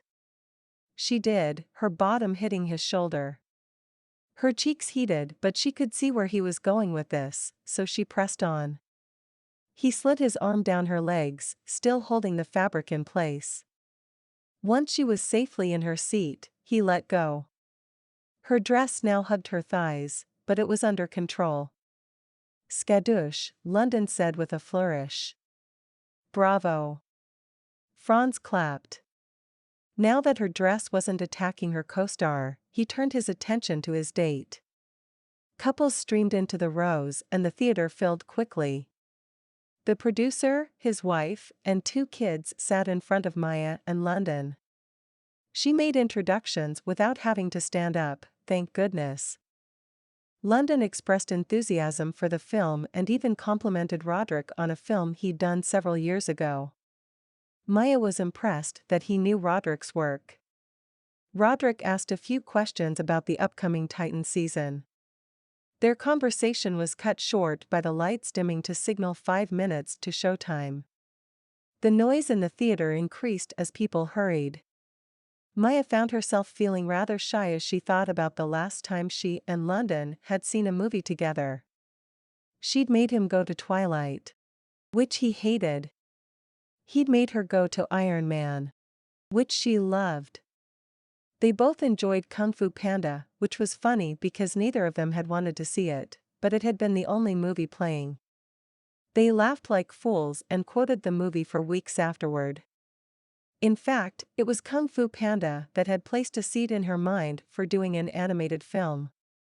Your eyebrow is twerking. London graced her wrist with his finger, leaving behind a trail of sparkles and mischief. I don't twerk anything. Maia resisted the urge to lean into his touch. What were you thinking? She pressed her lips together. Come on. You can tell me. She quoted the movie. There is no charge for awesomeness. Or attractiveness. His grin stretched wide. His enemies would go blind from overexposure to pure awesomeness. Is that what you tell yourself before you go on the field? She teased. He flipped his collar up. I don't have to, the press says it for me. She bumped her shoulder against his. Egomaniac. Diva, he countered, and they both laughed. The room descended into blackness and all heads turned toward the screen. London took Maia's hand, causing her heart to race. Her fingers were stiff and her wrist locked in place. She wasn't sure if allowing him the liberty was a smart idea.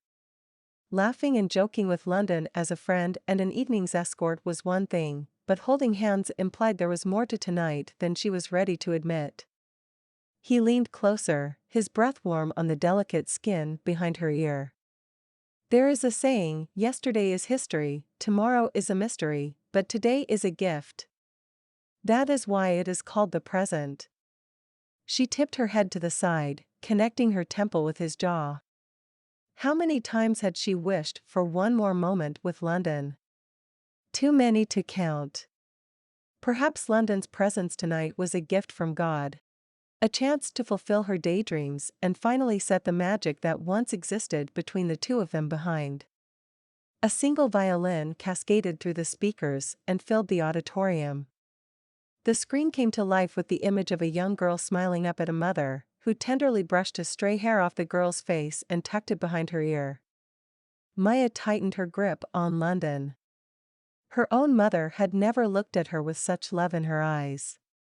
The stepmother's cool and sometimes cruel distance they'd see in a few moments on the screen was much more familiar to Maia. She hadn't given the similarities between the movie and her personal life that much thought. Having London here woke up her subconscious, and it was ill-tempered at best. "This is the story of how I croaked," came Franz's gruff voice. A frog hopped into the picture. Literally. Its throat swelled and out came a manly croak. The children in front of them giggled. Maia turned to London and they exchanged a smile. Genuine laughter in the first 2 minutes was promising. The show continued. Maia struggled, at times, when the stepmother was on screen. London sensed her discomfort and would hold her hand tighter as if he could bear the burden, the uncomfortable itch she couldn't scratch, right along with her. At the moment when the frog changed into a handsome prince with a goatee and warm brown eyes, London's thumb brushed across her knuckles and stole her breath away. She had sung every word of the love song hundreds of times, but in that moment, she couldn't have found one note because all she could see, all she could feel, was London's soft caress. The attraction they'd shared emanated from their clasped hands. It flooded up her arm like warm liquid in an amphor and filled her whole body. And then, to her surprise, it continued out of her. She wondered if Franz and his date could feel it, too. The passion, the wanting, was strong and continued to build as each scene built upon the next. The heat was too strong. Too much.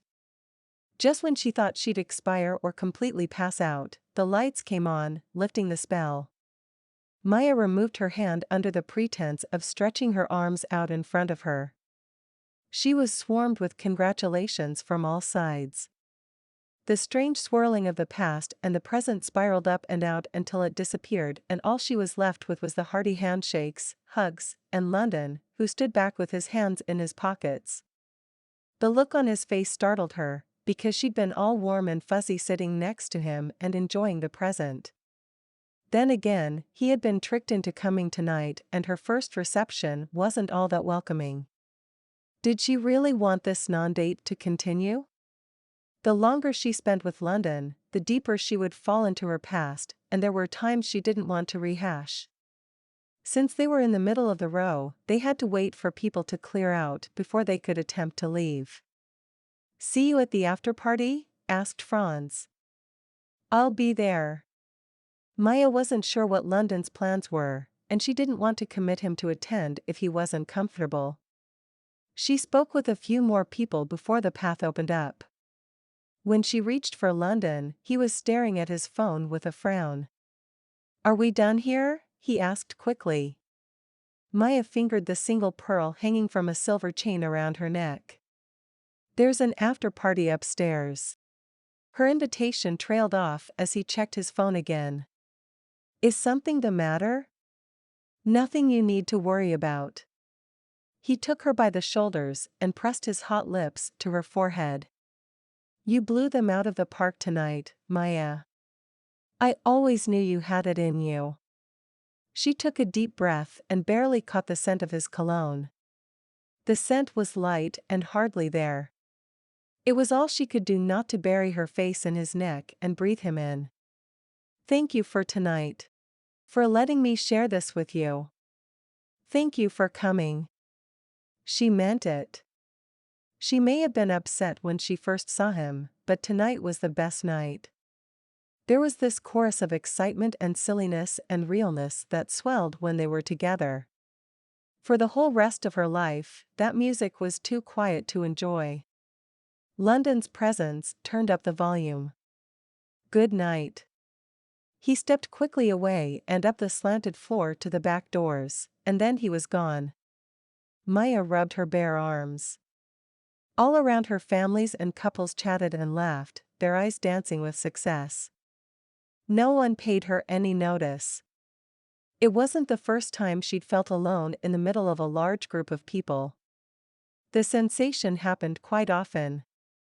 She'd once heard an interview of Elvis Presley where he said he wanted to settle down so he didn't feel so lonesome. She understood. Right here, in the middle of her biggest career boost, surrounded by the people who were truly happy with and for her success, she felt completely alone. She tipped her head way back and closed her eyes.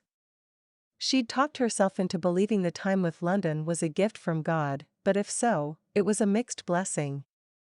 She knew what it felt like to be the highest esteemed person in a room, but she hadn't known what it felt like to be the most important person to one person until tonight.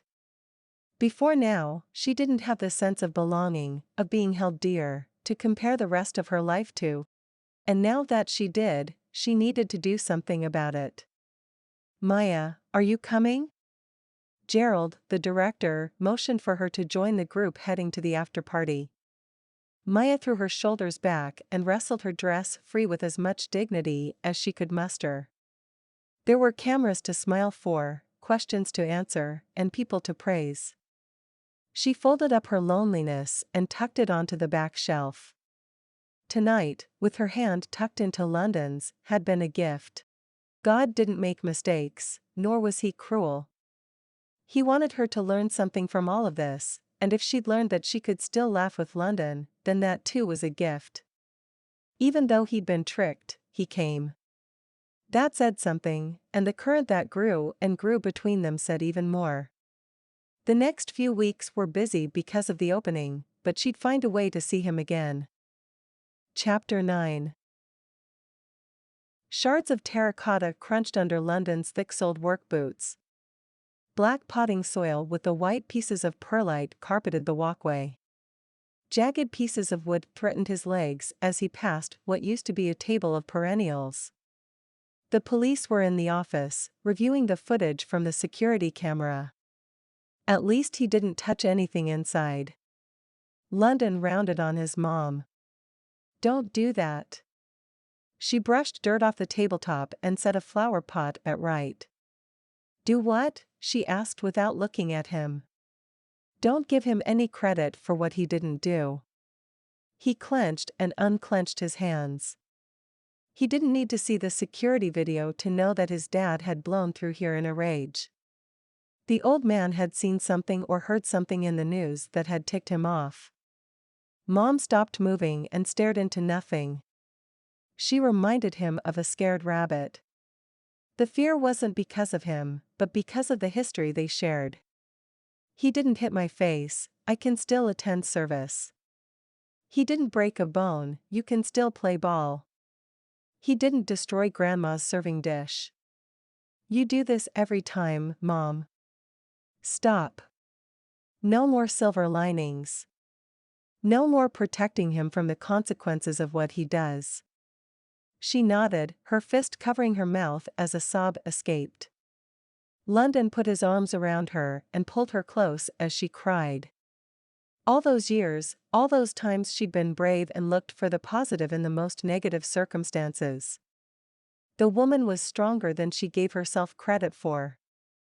She'd stayed with Dad just long enough to get London into a college program. In her own way, she believed Dad was London's best shot at making it big. The sick truth was, Dad had been the one to find him the best teams, the camps with a flock of recruiters, the trainer who guided him to put on 30 pounds of muscle. And he'd taken every bit of repayment out of London's hide. He didn't owe his dad a thing. And neither did his mom. "I hate him," she whispered against his chest. Good. She deserved to hate him. Needed to hate him. She shoved away from him, picked up a pot, and smashed it to the ground. "I hate him," she screamed. "I wasted my life with that. That." She dropped a string of curse words London only heard in the locker room or on the field. With her energy spent, she sagged against him, crying softly. "What a mess." "We'll clean it up," he assured her. No, me. I'm a mess. Join the club. He patted her back. She laughed derisively. The funny thing is, I expected this when we opened the place. You did? She nodded and went back to straightening what she could. It's your dad's typical pattern: if I can't hurt you, I'll hurt something you love. He couldn't get to me or you, so he went after this place. She sighed. I hope he doesn't cause problems with the Titans. I've given his photo to the head of security, and the owner is aware of the situation. That hadn't been a fun conversation. Yes, sir, I'd love to play for your team, but there's something you should know. Thank goodness James Knight was the type of man who took something like this as a challenge. He'd handed London the card for the company that handled all his personal security. When London called, they had everything in place within 18 hours. Talking with them was like calling General Patton. They didn't beat around the bush, and they took care of the situation with force if necessary. It was that force that finally convinced Dad to abide by the restraining order. London didn't have a security guard, but he and his mom lived in a secure neighborhood with guards from night security patrolling at all hours. And Mom could request a guard to accompany her at any time. She put that perk to frequent use, and they both slept easier. Mrs. Wilder, if you could come with me, I'd like you to take a look at the film and see if you can identify the perpetrator. Mom, with her back hunched, made her way inside. She'd identify him and she'd swim in embarrassment as she explained that at one point in her life she thought marrying him was a good idea. London bit back the new curse words his mom taught him and went in search of a broom and one of the large plastic garbage cans they kept around. He swept away the evidence of his father's sins, hating that he was once again in this position. How many times had he kept his shirt on during a practice to cover the bruises? If Coach had seen the damage, he'd have pulled London. That was unthinkable. Football was London's ticket out from under his dad's rule. It was also the one part of London Reed liked. He'd brag up London's accomplishments to his co-workers, the guy at the gas station, and anyone else who would listen. Always looking like the world's proudest papa. And London and his mom were expected to play right along with the act or face the consequences. He couldn't believe that it was just hours ago that he'd sat with Maia in that grandiose theater with the gold accents and diamond chandeliers, and held her hand while his heart ran sprints. The pot shards clinked together as he swept. That was a whole other world. A world he couldn't expect to be a part of on a daily basis. But Maia? Maia shone like the sun. And it wasn't like he could bring her into his world. Her dainty shoes and gargantuan dress would be forever sullied if she so much as set a toe in all this. He grinned as he remembered holding the gown in place so she could sit down. He'd been so happy to find that she could still laugh at herself. That she hadn't fallen into the trappings of fame and become too big for her britches. Under all the silk and pearls, she was still Maia. His Maia. And he had the same problem he had in high school. A monster always lurking. With a heavy heart, he hauled the can out to the dumpster. Last night was the most perfect night. He had to hold on to that hope, he needed the light. Maybe he and Maia couldn't be together right now, but someday. Someday. Chapter 10.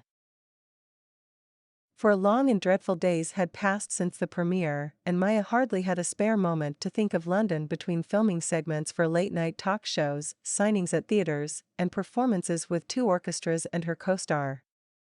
Yet think of him she did. She thought of the way he teased her about her dress and helped her situate it at the same time. She thought about the way his eyes danced right before he said something funny. She thought about how her hands still fit in his, as if they were made to clasp together for eternity. She pondered the times her heart had thrummed when his thumb caressed her knuckles. With all her thinking, or because of it, an acid-lined hole grew in her chest. She named it the I Miss London hole. The hole wasn't getting any smaller. They say time heals all wounds, but that's crap. If anything, she ached more for him now than she did the morning after the premiere. It didn't help that she was scheduled for small-town morning shows this week, and her first stop was Dallas, Texas, home of the mighty Texas Titans. There wasn't a road in this town that didn't have a billboard dedicated to the team. And London was on half of them.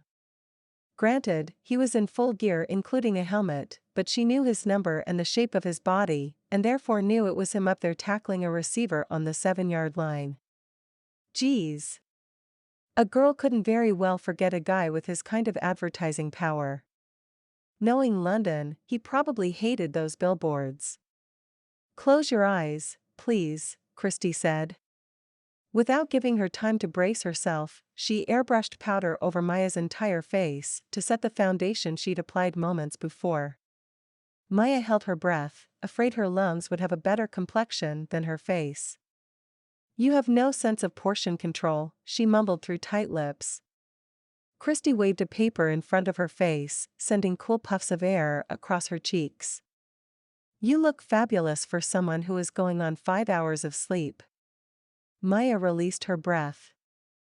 "Thanks, so do you." She grabbed a brush and eyeshadow and worked with all the seriousness of Michelangelo. "So, we're in Texas." Maia learned long ago not to talk while Christy held a brush in her hand. "Isn't your long-lost love in Texas?" Maia grabbed her hand by the wrist to hold it still, because she couldn't an answer for that kind of loaded question. "He's not mine. He hasn't called. And I have no idea where he is." "Testy much?" Christy shook out her hand. "If you're so worked up about him, why don't you call him?" Maia's face heated under all the layers of makeup. If she wasn't careful, she'd crack her plaster. "Because I don't have his number." Christy's mouth fell open. "That's unfortunate." "No kidding." The assistant producer appeared at Christy's elbow. "Maia, you're on in 5. "Oh." Maia sucked in a breath as Christy's hands flew, sending powder and brushes flying, smearing and blending with her fingers, and saying Italian words Maia was pretty sure would get her kicked out of the Sistine Chapel.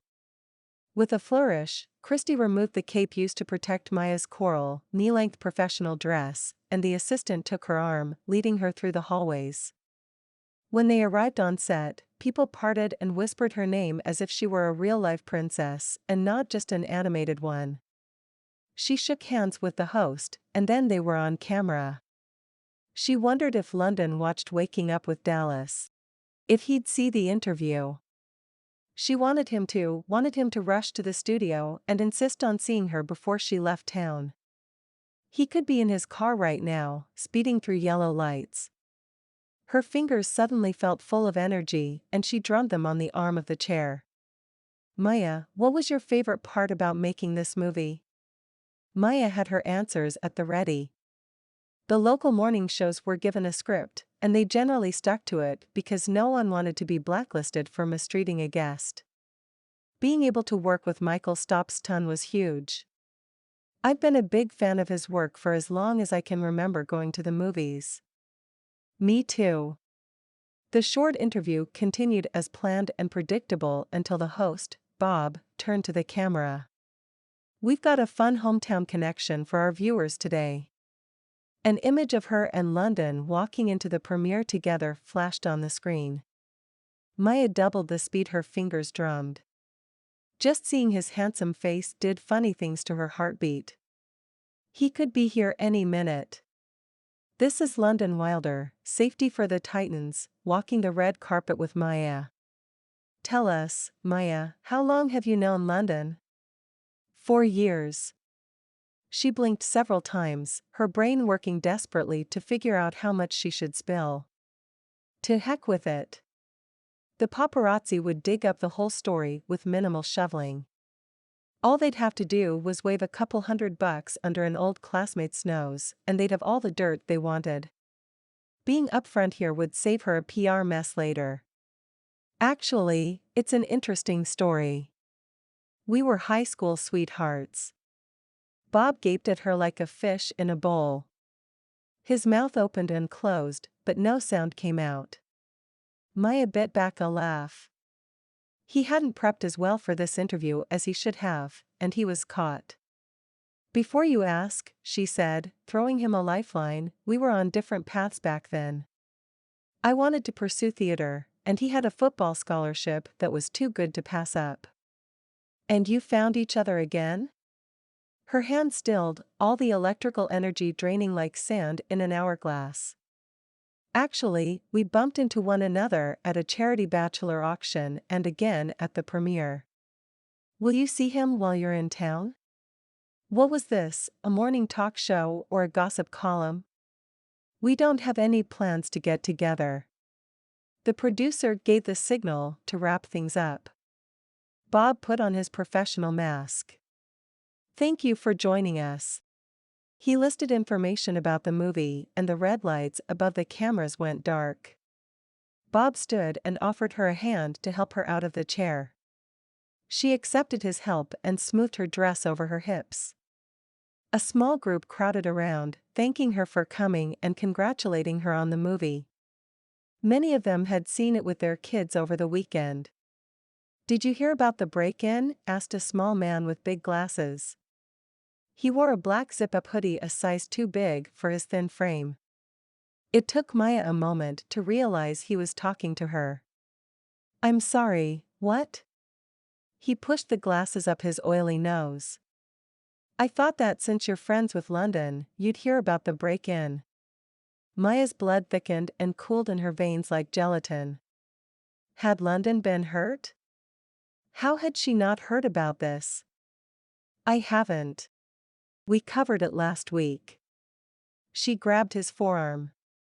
You have video? He nodded, leaning away from her like she was a crazy person screaming about the end of days on the corner of Cuckoo and Dangerous. She felt crazy dangerous. London was big and strong. She'd never felt so safe as she did when she was with him. No one could hurt him. Show me. She released his arm, which he rubbed. Please. She followed him to his desk, where he did a quick search in the database and brought up the 30-second clip. Christy and April joined Maia. What are we watching? Shoo. Maia leaned over the guy's shoulder, getting a whiff of cheesy potato chips in the process. The reporter, a cute brunette in a red jacket, stood in front of a nursery. Above the door, the sign read The Flower Pot. She held a microphone to her chin and said, I'm here in front of the flower pot with owner Karen. Can you tell us what happened? The camera zoomed out and there was London's mom. Maia covered her mouth with her hand as tears pricked her eyes. Karen. Maia soaked her in. The woman had welcomed Maia into her home and treated her like a daughter. It was Karen who took Maia dress shopping for the Christmas ball. Maia fidgeted with her purse. The single thin strap of something that resembled leather had worn until the original red showed gray. It was her best purse, her only purse. A cast-off of her mother's. She brought it along because she wanted Karen to think she was grown up and not frightened of stepping into a department store. Karen walked through the dress department with her back straight and her eyes alert. She was so sophisticated without a hair out of place.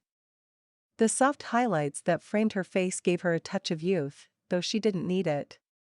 She hummed and nodded and scowled as she flipped through the stunning gowns. Maia was a half step behind her, doing her best to keep her hands from shaking. What about this one?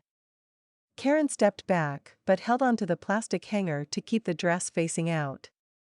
Maia's eyes grew wide. It's white. She gulped. The bodice dripped with sparkles over white fabric. Even in the fake store lighting that turned Maia's olive skin a complementary shade of puce green, the bodice shimmered with possibilities. The skirt was made of yards and yards of puffy fabric, gathered here and there to create volume. It is the winter ball. White is highly appropriate. She reached out and brushed her fingers over the wide neckline.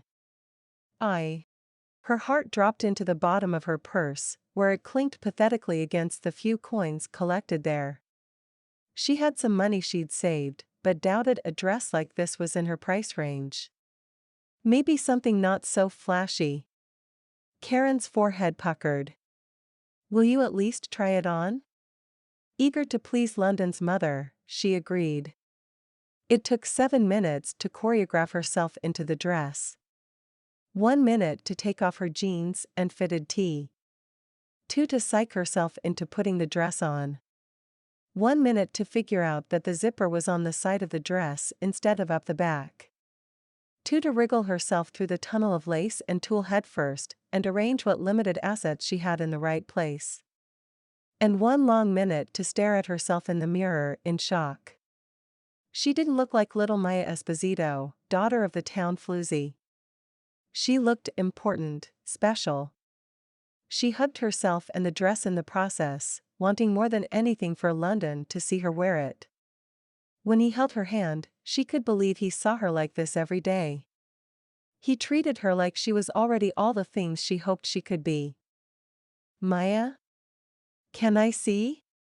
Maia closed her eyes and gathered her courage as she gathered the skirt. Moving elegantly would take practice, but she was up for the challenge. She hadn't dared look at the price tag for fear that this dream moment would pop like an overinflated balloon. She pulled open the door to the dressing room and stepped out, the aged carpet rough on her bare feet. Karen's eyes filled with tears. You are a vision. She swirled her hand, indicating Maia should spin. She did, slowly, soaking in every moment in this dream dress. Do you love it? Maia pulled her arms to her chest. Almost as much as London. Her face immediately reddened. She shouldn't say things like that to his mom. She and London hadn't even said the L word to each other. She got the impression that he was waiting until the ball, which was super sweet and totally romantic and sort of maddening because she was dying to hear him say those 3 perfect words. There were several occasions when she barely stopped herself from telling him first. It wasn't that she was trying to push him into loving her or even saying that he did. It was that she was bursting with her love for him and had the hardest time holding it in. Which was part of the reason she loved the dress so much. She knew London would love it, too. Karen smiled fondly. I am so happy he found you, Maia. Just when Maia thought her heart was too full of love for London to hold any more, his mom had to go and say something so nice it broke right through the fullness issue and made more room. She threw her arms around Karen's neck and squeezed. Karen was startled and frigid in Maia's embrace. Thank you for saying that. Maia moved to release her, feeling dumb for letting herself get caught up in the emotions and the moment. It must have been the dress, because she was usually timid around adults. Just as her hold loosened, Karen wrapped her arms around Maia's middle and hugged her back. Thank you for making London so happy. Maia smiled and blushed as she stepped back. She and London were newish as an official couple, and this whole girlfriend role was new to her. So was having a mom around who cared. Why don't you slip out of that dress and I will check the price? I thought I saw one like it on the sales rack. Really? Hope surged anew, and Maia hopped into the changing room. That would be unbelievable. I emptied out my savings. I hope it's enough. She bit her tongue. Stop talking. Karen was great, but she didn't need to know how tight things were at the Esposito house. Come out when you're done, sweetheart. Maia leaned her head against the door, soaking in the term of endearment. She'd only ever had one guy call her anything but Maia. And he'd been after more than a movie and popcorn. She'd kissed him because he'd called her sugar. She'd thought that meant he liked her more than he actually did. Coming from Karen, sweetheart sounded motherly and tender, and it filled a gaping hole in Maia's childhood. Someone broke in and smashed pots, uprooted flowers and trees, and destroyed our display tables, said Karen on screen. Her hair was pulled back into a loose braid, and her face was makeup-free. She has the skin of a 30-year-old, said Christy. Maia smiled. Her own mother's face was leathery and full of age spots. Karen looked young and vibrant despite the worry lines framing her mouth. They didn't make moms like Karen anymore. At least not in Maia's experience. Her own mother was happily set up in a condo in Vegas, living off an allowance. They didn't even spend Christmas together anymore. Do you know who might have done this? Prodded the reporter. The police have a few leads, but I'm not at liberty to discuss that at this time. Good answer, muttered Maia. The image switched to inside the fence, where the damage was vicious and cruel. I spoke to the officer in charge of the investigation, and he said they aren't ruling out the possibility that this was a group of teenagers, though the evidence suggests there was only one man responsible. As the camera panned, London could be seen sweeping up black dirt, his back hunched and his head down. Maia's heart cried out at the sight of him beaten down and discouraged. Where is this? She asked the poor tech guy she'd scared into his cubicle. He opened a browser and did a Google search. I could have done that. She berated herself for saying too much. Now everyone within hearing distance knew she was headed over there. I'd like to send them some flowers. Wait.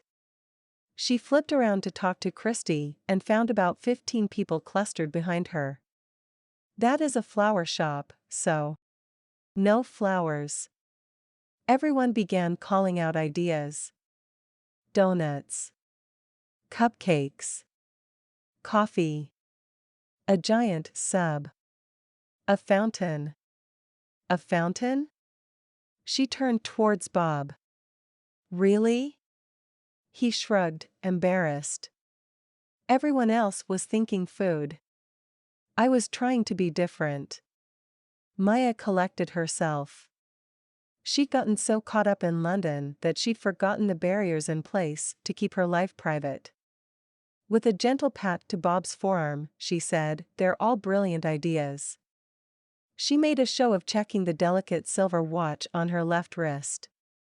I have another appointment that I have to hurry off to. April, will you take care of sending something to the Wilders? And by something, Maia meant herself. She hoped her assistant, who knew her moods better than anyone on earth, would pick up on her desire to leave without a news crew on her tail. Right. April nodded and spun on her heel. Let us through, please. The group dispersed enough to allow Maia and her crew to leave. Their nondescript town car pulled to the curb just as they pushed open the glass doors.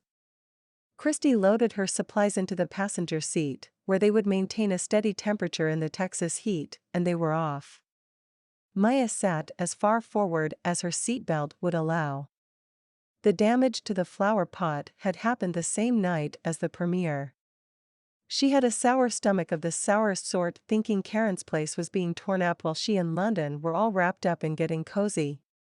If the downward turn of London's mouth and eyes were any indication, he needed her right now. Excuse me, driver? Can you go faster? He responded by flooring the pedal. Whoa! April grabbed the seat. Christy started up with those Italian words again.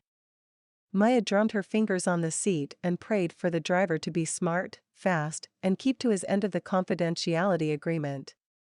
She had no idea what she was going to do once she got to the flower pot, but she didn't want a broadcast.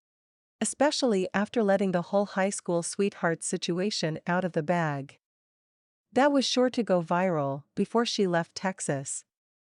She pulled against the seatbelt, unable to get to London fast enough. Chapter 11. London lined up the two boards and secured them with a nail gun. The loud pop and hiss were muffled by his ear protectors. He'd always worn them when he used the generator and air compressor to protect his hearing. If he couldn't hear the plays called on the field, he'd be ineffective. He often used noise-canceling headphones when traveling for away games. The hordes of reporters said some nasty things that were hard to ignore. Blocking them was better than punching them in the face for commenting about his mom. Not that anyone could find a truthful negative name to call her. For a while there, after he'd made it to the pros, his dad put together a fantastic smear campaign. The kind that created monsters out of men. It was a miracle he hadn't been cut from the team because of the drama, and it took years of exemplary behavior for the fans to see that the true monster was his dad.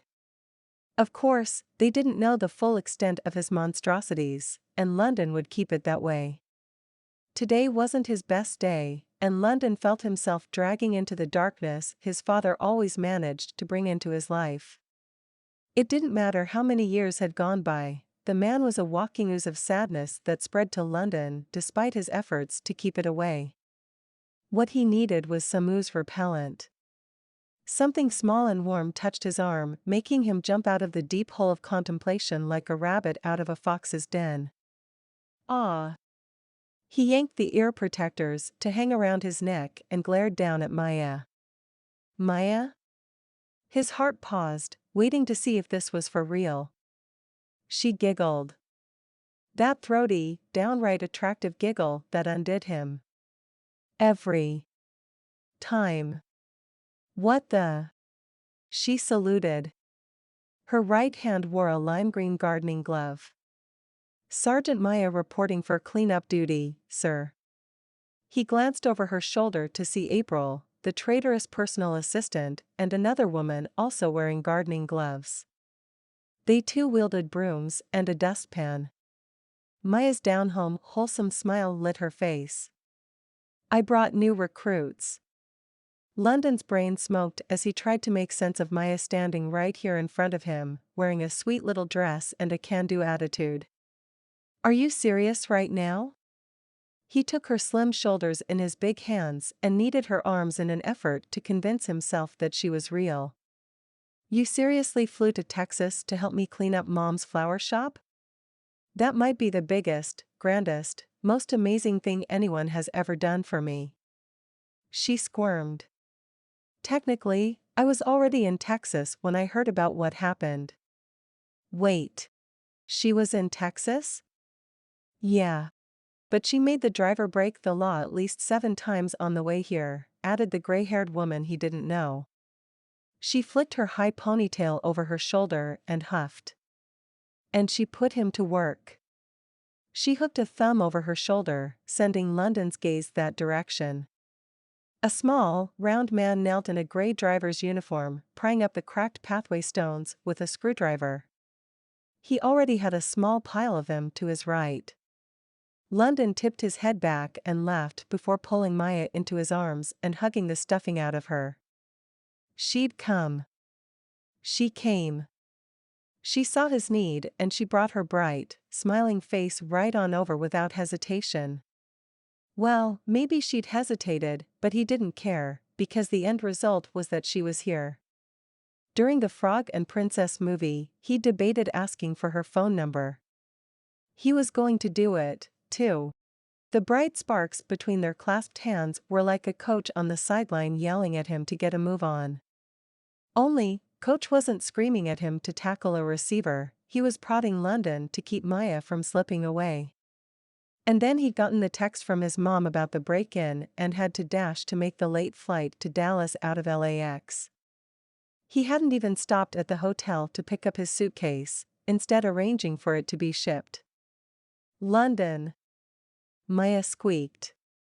He lifted her off her feet and spun her around. I can't believe you're here. What's going on out here? Mom called as she entered the yard from the shop. He carried Maia over to his mom, walking backward so he didn't give away the surprise, and set her down gently. Look who came to help. He beamed as he stepped aside to reveal Maia. He couldn't help but smile with all his soul. Maia was here. She'd come. For him.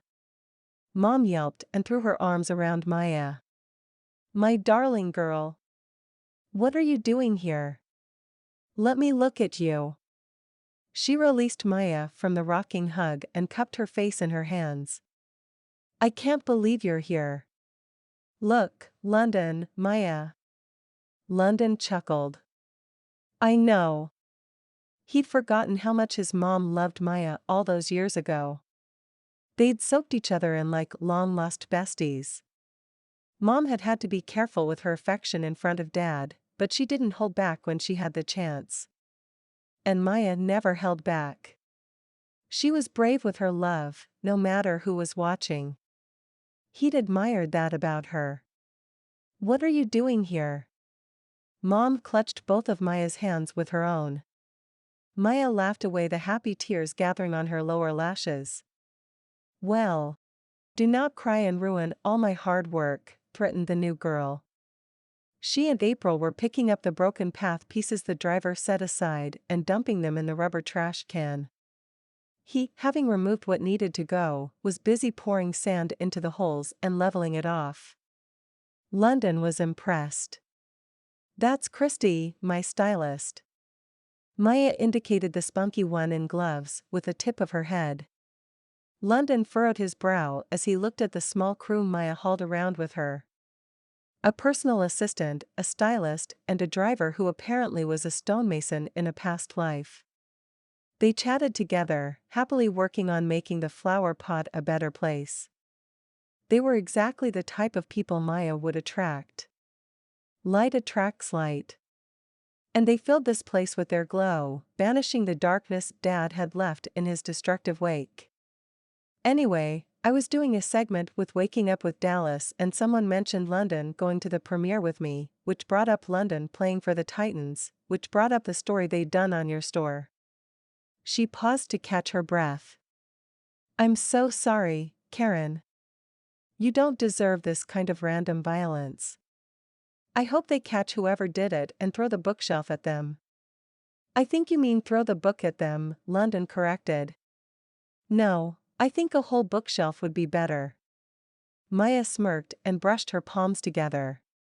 So, where should we start? She looked around, seeing her little group of followers diligently putting the place back together. Oh, they've started without me. She frowned at her entourage. Karen kissed her on both cheeks. You've already been a huge help, just showing up and making us all smile again. You're a special kind of sunshine. I've missed you. Maia hugged her fiercely. I want to hear everything you've done over the last 10 years.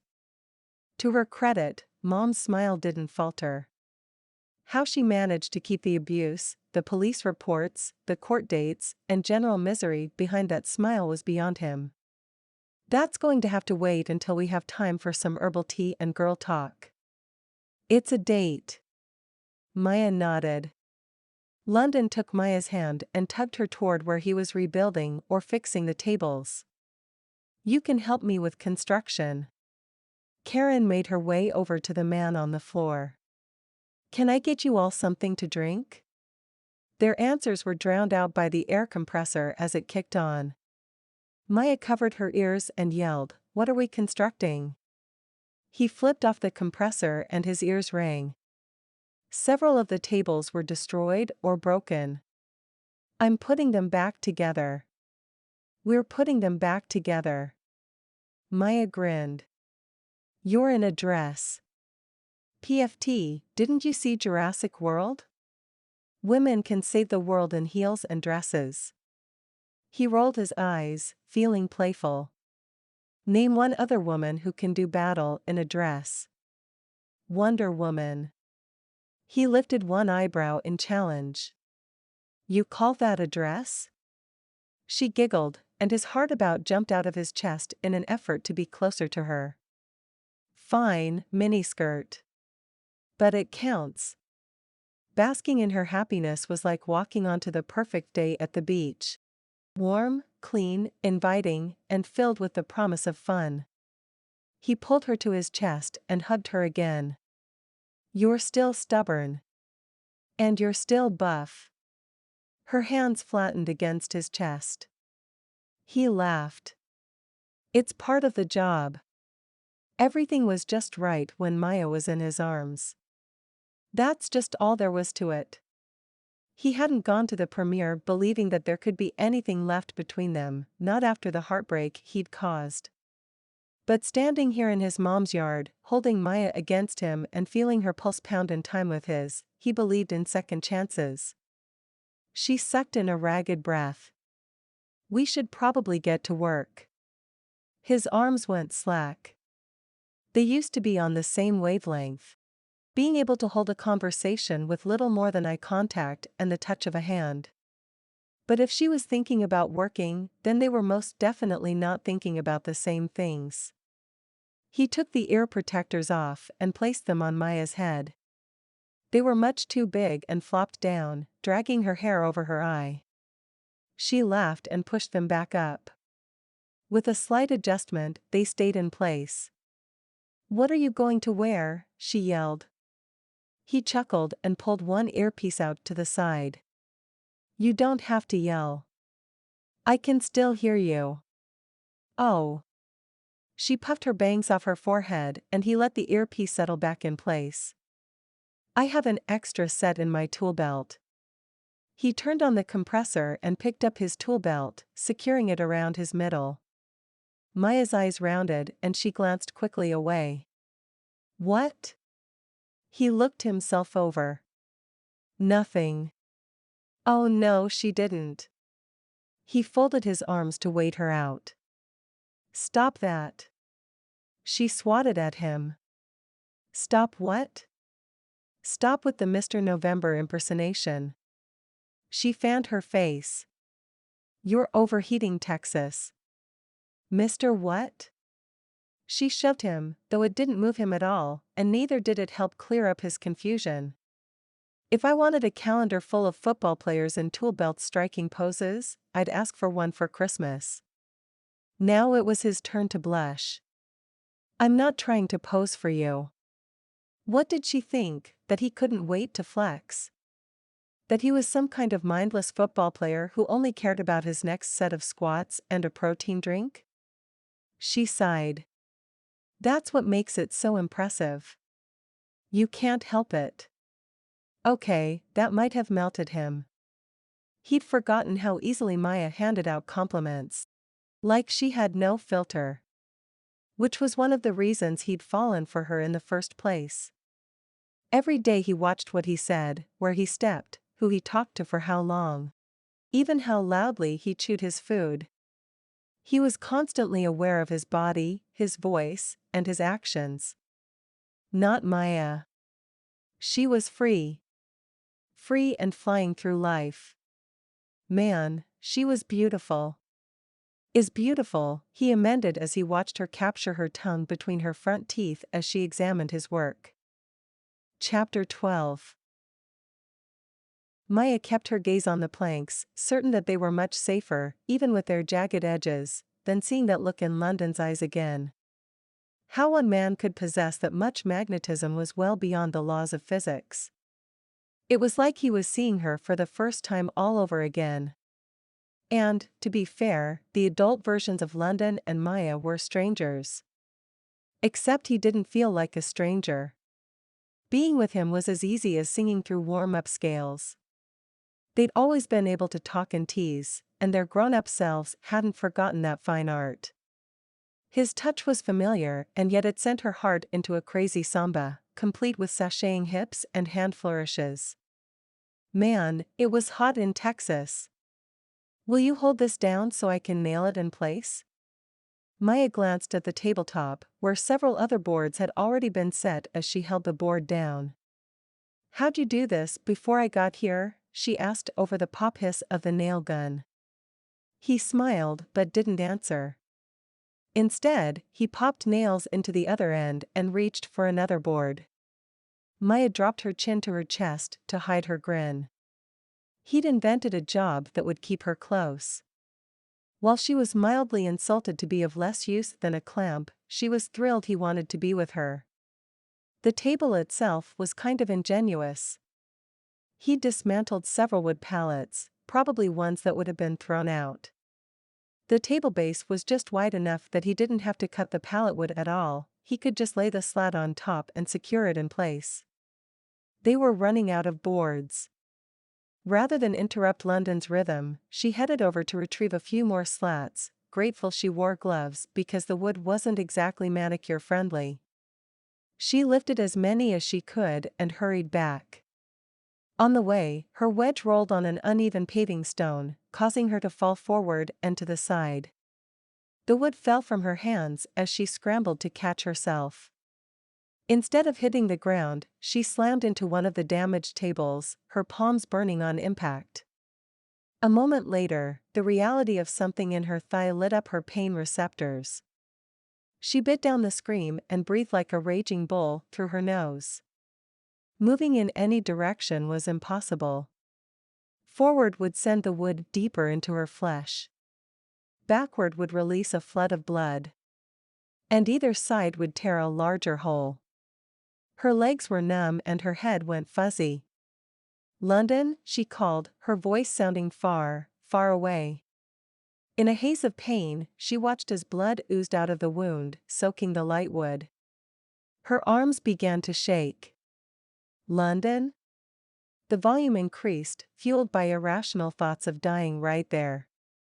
Although passing out was a real option. The air compressor shut off just as she called his name one more time. He turned to her, made a quick assessment, and hurdled 2 tables to wrap his arm gently around her for support. Heavens, he was big and strong and so heart-meltingly tender.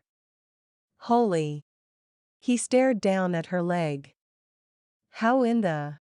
Maia gritted her teeth as tears blurred her vision of his neck. There was a thick vein just under his beautiful skin that throbbed quickly. "We've got to pull it out." She fisted her hands, unable to lift them off the wood for fear of falling farther forward. "I can't." He cursed. "April." His bellow could be heard 2 states over. April jumped. "Sheesh. You don't." Whatever reprimand she was going to hand out died on her lips. "Go inside, get a package of clean paper towels and my mom." April nodded once and was off faster than the roadrunner. Sweat pooled in unmentionable places. The driver and Christy rushed over. "What can I do?" asked Alistair, the driver. April arrived, panting, and thrust the package of paper towels at London. He handed them off to Alistair, who watched with great concern. "Open those." Alistair tore the plastic and did his best to keep his dirty hands off the white towels. Mom arrived with a first aid kit and did a mom-like inspection. "This isn't going to cut it. She needs stitches." "Yep." A rim of white appeared around London's pressed lips. "Okay, honey, I'm going to take you off of there." Maia tried her best to hold back the ocean of fear. The pain was already intense, and she didn't think she could stand taking it up a notch. A whimper sounded in the back of her throat. London clenched his eyes shut. "I can't do this if it's going to hurt you." Karen leaned across the table from the side so she could put both her hands over the top of Maia's and make direct eye contact. Her soft, earthy scent mixed with a peony-based perfume overpowered the tangy smell of fresh blood, allowing Maia to draw a full, deep breath. "You're strong, baby girl. You can do this. Trust my boy. Okay?" Maia blocked out all the worried faces around her as London's firm hands encircled her leg. His fingers were long and strong and warm against her trembling skin. She needed him so badly right now, needed his inner strength. He'd always been tough, always been able to take a hit on the field and come right back. He was a fighter. She imagined herself alongside him on the field, and drew on his bravery. With a small nod, she whispered, "Do it." London pulled her leg free. There was a moment of reprieve as her body adjusted to the change, and then a volcano erupted in the wound, spewing hot blood over the edge of her jagged skin. She trapped her cry of agony behind her teeth, muffling the sound but not extinguishing it. London scooped her into his arms and pressed his forehead to hers. "Hang in there, honey. I promise it's almost over." Maia wrapped her arms around his neck, doing all she could to focus on the feel of being in London's arms.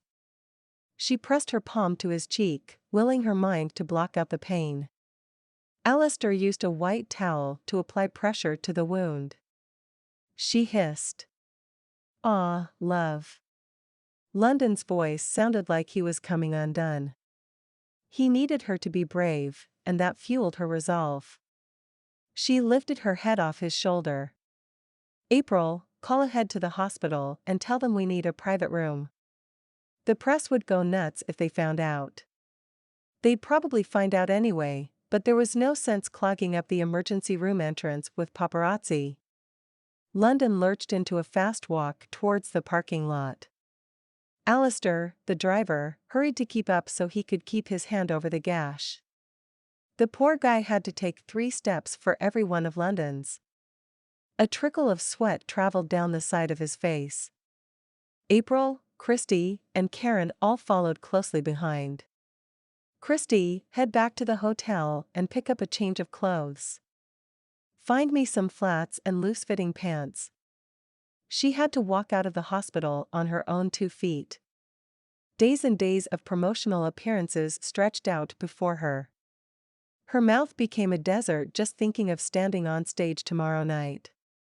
"What should I do?" asked Alistair. Maia smiled weakly. "How about you drive?" "Okay." He paused long enough for Maia to put her hand over the towel, now dotted with red, before running ahead to open the back seat of the town car. London turned around and sat down with her on his lap. He swung his legs inside and Alistair slammed the door. April climbed in the front, her phone pressed to her ear. Karen blew them a kiss and then went back to wringing her hands. The inside of the car was hot and stuffy and smelled like lemon car freshener. Maia tucked her hair behind her ear and then draped her arm across London's broad shoulders again. "You don't have to hold me." London's face turned stony. He shook his head. "You're staying right here." Maia took in his hard jaw and the determined slant to his brow and decided not to argue. Now that she was sitting in a pretty darn comfortable spot, her muscles, which had been so tense, began to relax and sleep tugged at her like a persistent child. Her eyes fluttered shut, and sounds moved to the background. Her leg throbbed. She hoped there weren't any splinters left in there. "Maia. Honey, stay with me." Maia smiled softly. "Wish you'd said that at prom," she muttered. London kissed her forehead. "I wish I had too." Her legs and arms grew heavier. "Maia?" London patted her face. Maia wanted to answer, but she just didn't have the energy. "Hurry. I think she's going into shock." Chapter 13. London cursed under his breath as Maia faded from consciousness. He leaned over and laid her on the seat, gently lifting her legs, bending them at the knee to move blood back up to her head. He berated himself for not doing that in the first place. Her hand had dropped from the cloth and he barely caught it before it fell on her stomach. "We should have called an ambulance." April shook her head so fast her hair whipped her cheek. "No way. Maia wasn't exactly supposed to be at the flower pot today. If the promotions crew at the studio found out, she could be in trouble." London gently brushed Maia's soft black hair off her shoulder and brushed his fingers along her neck.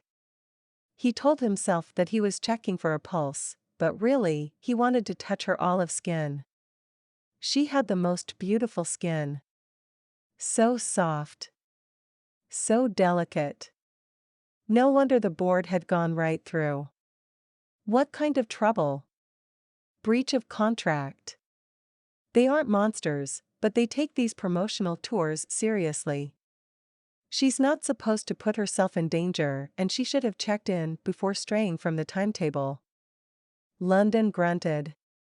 His football contract was similar. He wasn't allowed to participate in what the owner considered dangerous activities, which included everything from skydiving to riding a motorcycle. He'd given up all pretense of checking for a pulse and was brushing his hand up and down her bare arm. He couldn't get enough of being near her. The fact that she'd played hooky to come see him about melted his heart. Maia never skipped class. She was so worried about being the straight arrow, the exact opposite of her mother, that she showed up on time to every class on the last day of school when the rest of the seniors milled about in the hallways signing yearbooks. I bet they all wish they'd gotten your autograph back then. He picked up her hand and kissed her palm. I wish I could have told you my secret. He kissed each pad on her fingers. All those years. Wasted. He should kick his own trash for being such a fool. Even after college, after the counseling sessions that helped him process how he'd grown up. How wrong it was. After the restraining order and his parents' divorce, he didn't go after the woman his heart cried out for because he was ashamed and embarrassed. I wish I'd been brave enough to let you love me, he said, barely loud enough for Maia to hear. April gave Alistair instructions to pull to the side door. He got close enough that he triggered the motion sensor and the doors whooshed open. April hopped out and opened his door. London scooped Maia back into his arms.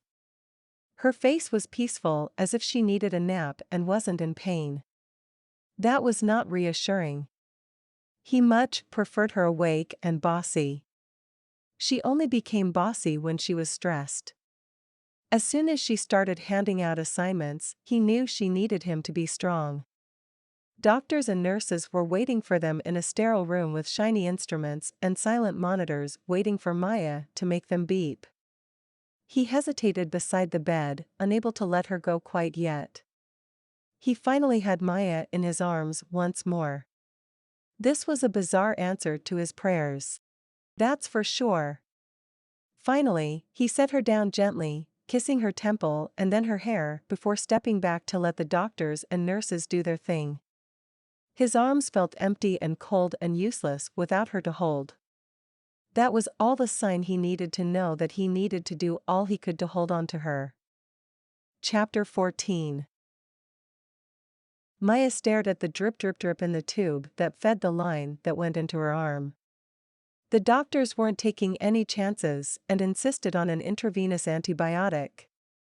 She'd asked to be alone for a while, not even letting April in the room and especially not letting London in to see her. She wasn't ready for him yet, didn't quite know what to do with him. In some ways, he was still the boy she fell in love with, light-hearted, big and strong, confident, and still hiding a secret. She'd noticed Karen wasn't wearing a ring. It didn't surprise her, not really. London's dad was strict and stern and could ice over a room with one look. He'd played college football but never made it to the pros. Maia had the impression, way back then, that Reed was living his dream through London. Drip. Drip. Drip. Dry-up. They'd offered her painkillers, but if she was going to walk out of here, she needed a clear mind. Her leg was numb. 37 stitches, and the docs promised little scarring.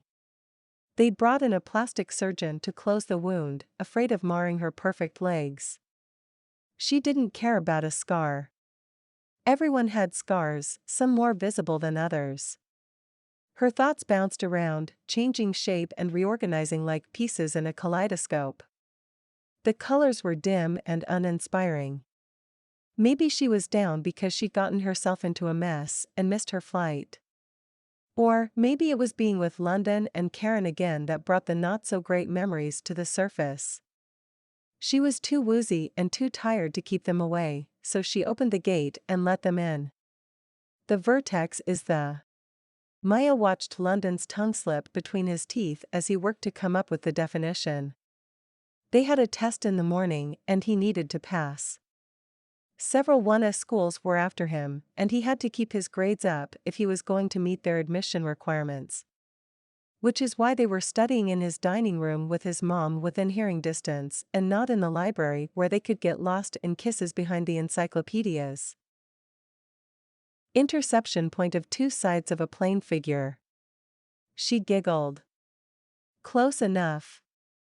It's intersection point. He shrugged. I like to call it interception, as in the point where I steal the ball right out of the receiver's hands. He tickled her sides, making her laughter bounce off the bright, cream-colored walls. Karen came in the dining room. She had a smile on her face, but her shoulders were up like she was trying to protect her earlobes. Can you two keep it down? She made brief eye contact with London. Your dad just pulled in. London's eyes rimmed with panic. He glanced at Maia and then back to his mom. We're done here anyway. He slammed his book shut and did the same to hers. Maia's mouth fell open. She still had 4 problems to go. But she could take a hint. She slid her book and papers into her backpack and zipped it with unnecessary force. They made it to the front door right as Reed threw it open. You ready to ditch the homework and throw a ball? His eyes landed on Maia, and a primal fear scraped down her spine like a jagged pizza cutter. She tried to shake it off as meeting the parent jitters. Dad, this is Maia Esposito. She's helping me with geometry. Maia held out her hand, her head spinning with the fact that London hadn't introduced her as his girlfriend. She threw a questioning glance over her shoulder at London. He kept his eyes fixated on his dad's tie, refusing to look at her. She tried not to worry about it since she didn't have a father and had no idea how to handle one. Hi, Mr. Wilder. You have a beautiful home. He sneered at her outstretched hand. Esposito? This wasn't the first time she'd been judged by her mom's jaded past, but it was the first time she wished they didn't share a last name. The way Reed looked her over made her skin prickle, and she dropped her hand, brushing thousands of invisible spiders off her arms. Yes, sir. Thank you for your help. You can go now. He opened the door and motioned for her to leave. Shocked at his dismissal and confused by London's sudden statue impersonation, she tripped out the door. Reed slammed it shut behind her. What have I told you? His voice made the windows shake, and Maia involuntarily stepped back. Who you associate with says a lot about you, and even more about me. Maia strained in the silence to hear London's response. His voice was like orange juice, sweet and tart all at the same time. But she couldn't make out his words. You're telling me that in a school that size, there is only one person who understands geometry? Maia clasped her hands over her heart as it divided. One side told her that London was in trouble. His dad was bad news, and he was saying whatever he had to keep Reed happy. The other side cramped with London passing her off as some second-rate math tutor. She rose up on her toes and promptly spun around, headed to the rust bucket on the curb. Her mom needed the car to get to work anyway. The stench of stale cigarette smoke and perfume greeted her as she slid into the driver's seat. She choked on the hate she carried for her mom and vowed to lose her last name. Drip. Dry up. Looking back, his dad's tirade was the first crack in her and London's fairy tale, the first time she questioned them. And she'd blamed herself for the entire episode, brushing it aside the next day as if it had never happened. London followed her lead, treating her with extra tenderness for a while. He seemed scared to lose her, and his vulnerability was enough of a reassurance at the time. Miss Maia, are you awake? Asked a nurse in pink scrubs. She had beautifully highlighted blonde hair, which she'd pulled back into a ponytail. Her eyes were rimmed in black liner and she had false eyelashes that made her look like a pixie. Maia hadn't heard her come in. She pushed herself into a sitting position. I'm up. She might as well get on with getting out of this place. Sorry to disturb you, but I need to check your vitals. She noted the liquid left in the 4 bag and typed on the keypad for a moment. There's a man sitting outside your door. I encouraged him to move to the waiting room, but he refuses to go. She lifted her eyebrows. I don't suppose you're ready to let him in here? He's kind of a mess. Maya's heart pounded at the thought of London sitting outside her door, making the monitors flash. His hands had wrapped all the way around her bare leg and he'd lifted her as if she weighed no more than a daffodil and was equally as fragile. The paradox of strength and tenderness London carried had her remembering the way his hands could work steady knots out of her neck while his lips burned fire on her shoulder. Being in his arms was familiar and yet new. He might remind her of the boy she'd fallen for, but he had grown into a man. A powerful, sensual man. The kind who would slow dance her into a kiss and would lead her heart into dangerous waters. She and London had their chance, and it blew up in their faces. She rubbed her hand against the back of her neck. She'd have to face him sooner or later. Better here, in the privacy of the hospital room, than in public, where cameras and wagging tongues abound. He can come in, she said like a petulant child. The ugly hospital gown didn't exactly flatter her figure, and her olive skin took on a green hue from the fluorescent lights. She ran her fingers under her lower lashes in an effort to clean up the mascara that was sure to have accumulated. She blew her hair off her forehead. There was no need to fret over her appearance for London's sake. The nurse had no sooner stepped out of the room than London bounded in. He leaned right over the side of the bed and pulled her in for a hug. Hey, honey. It was a good thing Maia was sitting down, because her knees went weak at the deep undertones surging through her veins when London called her honey. Even though she knew they'd had their shot at love. And missed horribly. Her heart still beat to his rhythm. But that was normal, right? Once you loved someone, they became a part of you no matter how many years or how many miles stood between you. He sat right on the side of her bed so they were hip to hip, as if he couldn't stand not to touch her. Maya's traitorous body let out a contented sigh. Like it had been holding out for this moment for 10 years. Thank you for everything you did for me today. She folded the crumpled sheet over her lap, accordion style. London hooked his finger under her chin and brought her gaze up to meet his. The intensity burning in his black molasses eyes stole her breath away. Somewhere in the room, a beep tripled in frequency. Maia. He spoke her name with reverence. I was scared for you. In a way I've never been scared before. His huge hand covered her shoulder, his warm fingers draping down her back. London? I was so stupid to ever let you go. You shoved me away, Maya's heart cried. She told her heart to hush so she could think.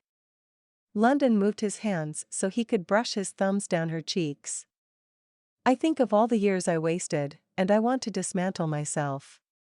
Maia pulled back slightly at his graphic terms. That's not necessary. I hope not. He pressed his forehead to hers. I've been praying nonstop since I laid you on that bed. Please tell me it's not too late for us. I want to try again. Maia stared into his eyes, felt the sincerity of his words in his soft caresses. Her chest expanded, taking in all the promises he silently offered like a dehydrated sponge. Barely stopping herself from falling into him, she leaned back into the pillow. I need to think, she muttered. Hadn't she just been thinking about the cracks in their previous relationship? Hindsight was 20/20, and she could point out all the warning signs she'd blown right past as a teenager. Only now they were older and the signs had changed. But you live in Texas and I live in California. He lifted a shoulder. There are these big things with wings called airplanes. Shut up.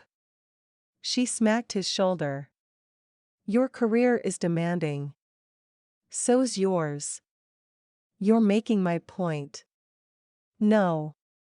I'm saying we are leaps and bounds ahead of other couples because we understand the challenges of two demanding careers. We're not going into this blindly. What exactly are we getting into? London smiled wide. I can think of all sorts of things I'd like to get into with you. She smacked his shoulder again. Though not as hard this time because her hands trembled. Come on. Halftime is over. Let's start the second half already. He brushed his thumb over her lips. She laughed. You're so cute, London. Why do I feel a big but coming on? But. She braced herself to say the words that would tear off a corner of her heart. Life isn't a game and we don't get a second half. We played our season and came out 0-0. His eyes roamed over her face. You don't believe that. She pressed two fingers to her lips to keep the words longing to burst forth from driving a wedge between them. His eyes dipped to her mouth. Kiss me, he demanded. What? His words hit the panic button inside her brain. Alarms and sirens and beeps and screams went off. Kiss me. Why? If you kiss me and feel nothing, then I'll believe you. I'll walk right out the door and maybe only fanstalk you once in a while. His palms cupped her cheeks. But if even part of you still has the hots for me, then we go on one date. Why does it have to be a kiss? She barely breathed the words past a fierce desire to grab the front of his shirt and show him exactly how much she'd grown up in the last 10 years. Because your words say one thing and your eyes say another, but your kisses are always honest. The alarms got louder. Not only was her leg numb, her whole body hit Novocaine status. There was no denying that one of her go-to daydreams over the last 10 years had been a final kiss goodbye with London. They could have bumped into one another at the grocery store, a concert where he'd come backstage after a performance, or she'd wait outside the locker room after a game. There'd been dozens of scenarios. Sitting in a hospital bed waiting for antibiotics to flood her system wasn't one of them. Fine, she grunted. His face lit up and then he grew super serious. So intense, she felt the weight of his gaze holding her to the bed and pressing her head into the pillow. She closed her eyes, silently screaming, I'm not ready. I'm not ready. The alarms jumped to DEFCON 3. She wasn't ready to kiss London, and her daydreams and the past they shared and his tenderness, goodbye. London brushed his cheek against hers and murmured her name. Her pulse pounded in her lips and her mouth went dry. He smelled of soil and a manly body spray and sawdust and him. Oh heavens! She'd forgotten that smell. How on earth could she ever forget a scent that drove her to distraction? Her name was like a wish on his lips and his breath like a warm summer breeze across her sensitive skin. She turned ever so slightly, giving him permission to take her mouth, to consume it if he wanted to. He brushed his thumb over her bottom lip, tugging it slightly down before finally, irreversibly, and completely kissing her.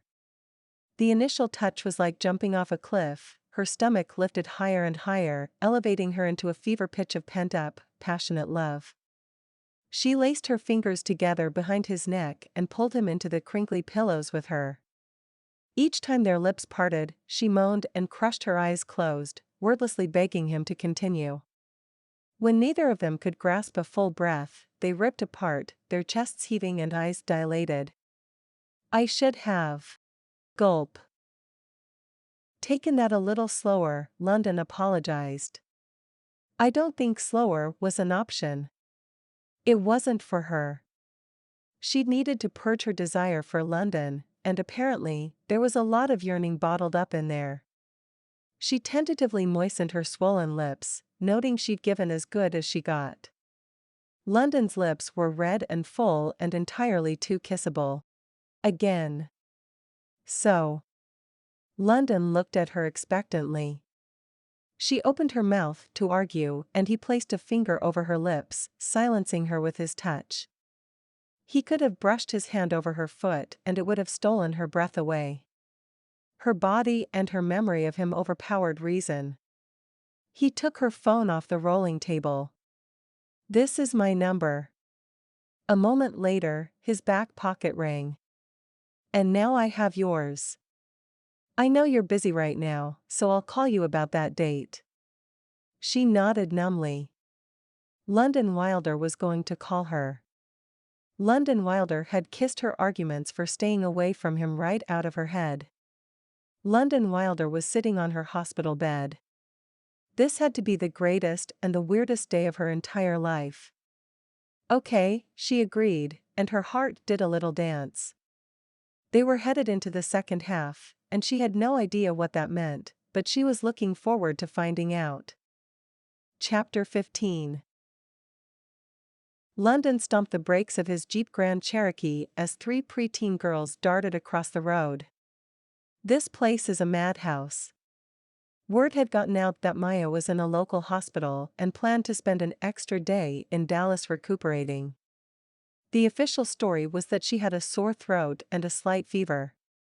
Her staff wasn't taking any chances, and they'd checked her into the hospital for a round of antibiotics with doctor-ordered 24-hour rest at a hotel.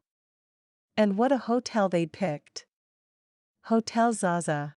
With its black and white striped awning over the front door and rose-covered trellises climbing the cream-colored walls, draping over balconies and lending an air of romance to the building, was lodging fit for a princess.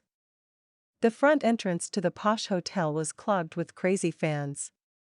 They had posters with her name on them, their phones played the soundtrack from the movie over and over again while full-grown women in princess dresses sang along, and little girls hugged Maia dolls close to their chest. And he thought Titans fans were intense. The guys in face paint who tailgated all day before a home game had nothing on these women. The crowd was mostly women with a few men sprinkled throughout. Everyone smiled and talked and pretty much looked happy to stand around. Crazy. London pulled around to the bungalows as directed. The sweet, much smaller red brick and white trimmed buildings had brick walkways and street entrances. Though it was only about 20 steps from the curb to the door, he wondered how he was supposed to walk Maia out without someone recognizing her. Their date would come to a sad and quick end if a mob of tiara-toting women rushed his Jeep. He scanned the street. Any pedestrians were intent on getting to the main hotel, and there was one older couple shuffling along as if they'd enjoyed a leisurely brunch and were out for a stroll. The grandmother's hand was in the crook of her sweetheart's arm, and he used a cane with his free hand. Their easy companionship made London smile. He pulled over and killed the engine. He'd worn tan cargo shorts and a dark gray polo with the Titans T over his left pec. Being inconspicuous was important to getting in and out of this place. As he exited the car, he felt his 6'4" height flashed like a neon sign screaming, "Look at me." He pulled his baseball hat lower on his forehead. Like covering his forehead more was going to help hide him. The few steps were quickly behind him, and he had to stop and wait for the older couple to pass on the sidewalk. Blending in was easier if he didn't hurry. Not that there were many 240-pound safeties walking around the Zaza bungalows today to blend in with, but he'd give it his best shot. Slowing his steps, he scanned the silver numbers on the white doors. PST. He spun around to see a woman with short pink hair and a jean jacket. She had sunglasses that covered half her face and a purse the size of his trunk. "You lookin' for someone?" she asked with a New York accent. He turned away quickly, not wanting to engage in conversation. "I'm fine." He took 2 more steps before she sing-songed, "You're getting colder." 1, 2, 3, 4. Breathe in. Breathe out. He didn't want to be rude, but this woman was cuckoo. Colder. The stupid numbers were too small to see from the walkway. He'd have to be up close to make them out. The sun beating down on the white doors didn't help much. London Wilder runnin' round. Better watch out because he'll take you down. Go London, yeah, go London. She threw both fists into the air and shook them as if holding pom-poms. The brick path suddenly felt unstable. How did you? She'd performed the cheer they'd done for him in high school. Do I know you? London squinted as he took several steps closer. The woman carried the majority of her weight on her long left leg. She had a pointy chin and her lips were different. There wasn't a dip in the middle. Maia, he whispered. She giggled. Had you going there for a minute? He should have said something funny back, but his head was blank because Maia was standing right over there, grinning at him. He crossed the space between them and scooped her up in his arms. She slid her arm around his neck and hung on. You shouldn't be walking. She weighed less than he bench pressed. He could carry her around all day and not be tired. In fact, he might just suggest that to her. A day with Maia in his arms would be the best day of his life. She patted his back. Probably not. Does that ruin our date? He started for his car, still holding her in his arms. The old couple was gone, probably safely tucked in their bungalow for an afternoon siesta. Not at all.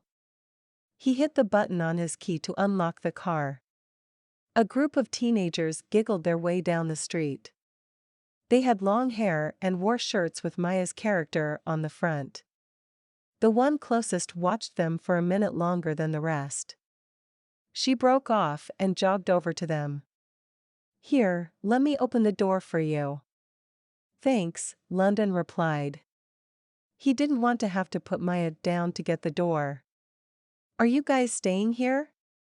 Maia nodded but didn't speak. Have you seen Maia? London froze. Maia's arm tightened around his neck.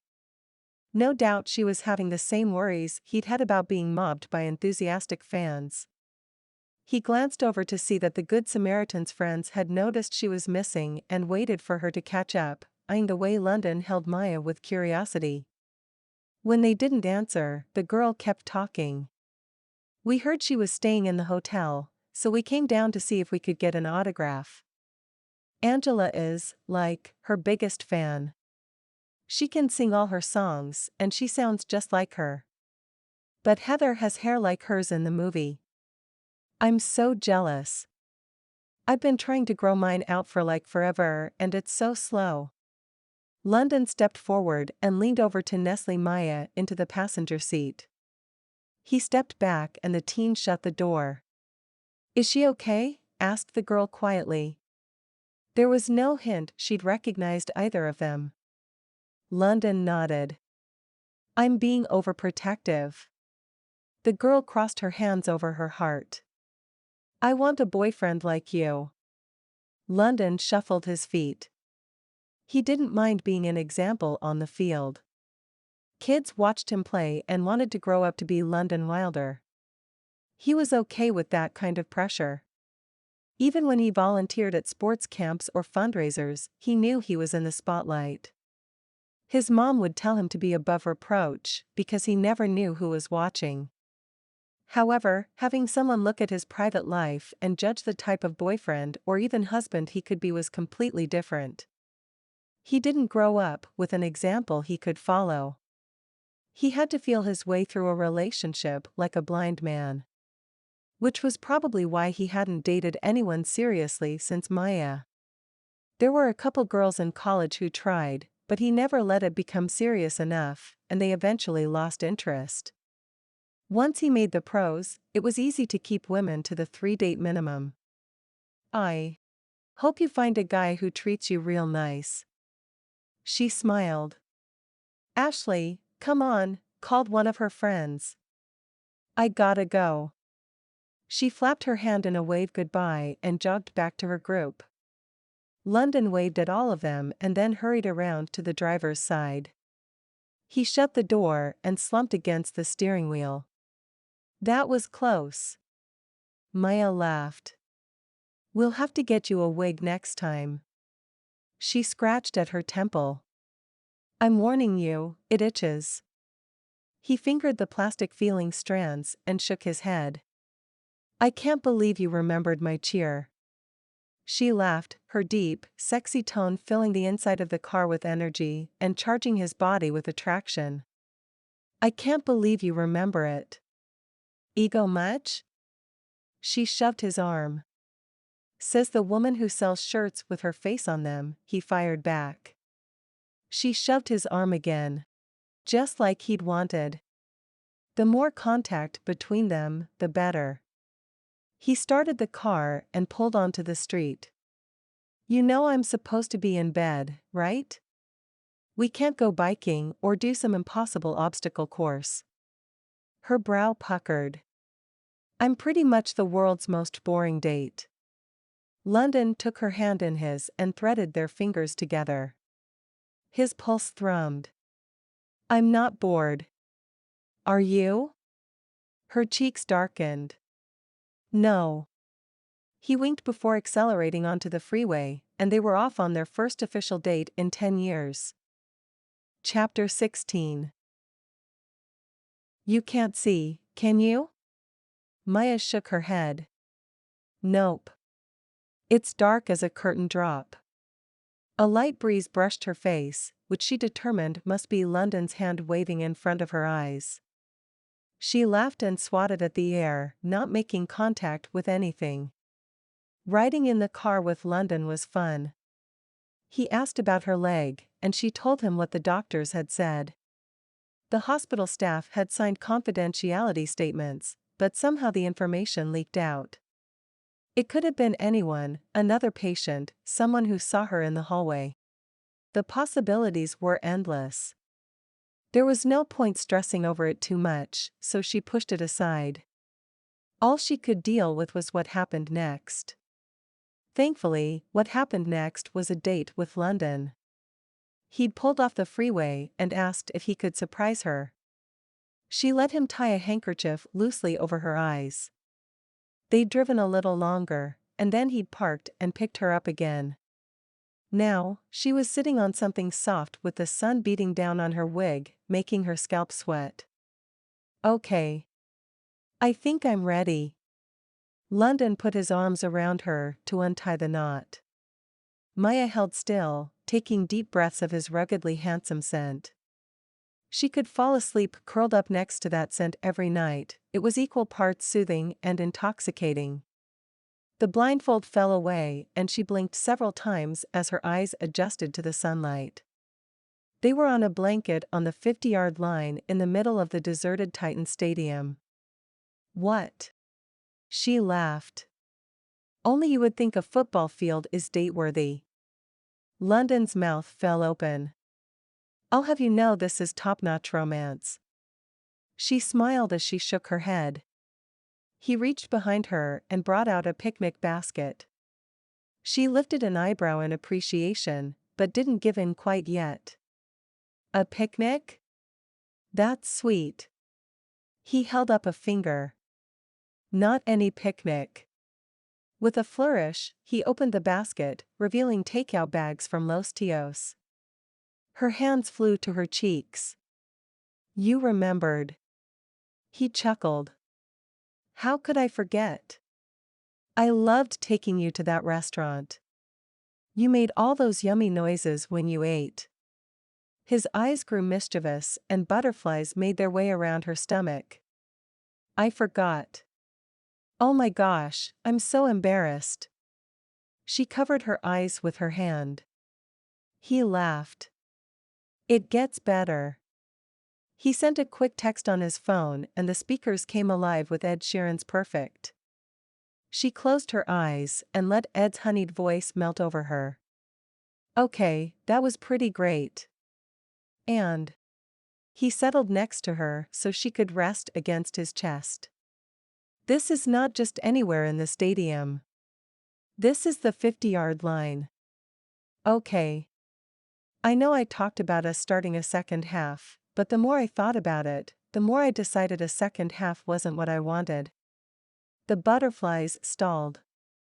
A few of them crashed into the floor of her belly. You don't? No, he took her hand. I don't want to pick up where we left off. I want to begin again. I want to meet you where you are now, and I hope you'll meet me where I am. London Wilder, that was just about the sweetest thing you've ever said to me. She placed her hand on his cheek, the warmth of his skin seeping into her and spreading up her arm and to her heart. I told you I could be romantic. He was right. He wasn't the same guy she'd crushed on in high school. In a way, she had to let the old London go in order to grab onto this one. If the hope and the attraction and the care she saw swirling in his molasses eyes was any indication of what was to come, then she could take that leap. She put out her hand. Hello, famous football player London Wilder. I'm Maia. His grin stretched from end zone to end zone. Hello, Princess Maia. It's a pleasure to make your acquaintance. Instead of shaking her hand, he turned it to the side and pressed his lips to the back. She giggled. I'm not a princess, I only play one in the movies. He chuckled, the sound humming through his chest and into her back where she leaned against him, filling her chest up with his happy sounds. You were meant to be a princess, honey. He pressed a kiss to her head and came away with his nose wrinkled. Is there anything we can do about that? He tugged lightly on her bright pink, chin-length hair. She reached back, removing pins. I have to warn you, I have a massive case of hat hair underneath. I think I can take it. He busied himself getting the food out of the basket and finding the plastic utensils. She lifted one shoulder. When the pins were out, she pulled off the wig and then the wig cap. Her hair was braided tightly against her scalp, and she freed herself of the bands and braids. Finally, she was able to shake her kinky hair out and sigh with pleasure. London echoed her sigh. It's not fair for you to have all that going on, you know? Says the man with the giant muscles. She trailed her hand up his arm, loving the smooth bumps and valleys. He handed her a takeout container filled with chicken enchiladas, a side of rice and beans, and a small cup of pico. She inhaled the aroma and settled more comfortably on the blanket. Her leg throbbed when she woke up this morning, but she'd been fanatic about alternating Tylenol and Advil, and the pain was down to a manageable growl. Tell me about your team. She managed a large bite and moaned. London brushed a finger fondly down her cheek. He leaned back on one arm and glanced around the stadium.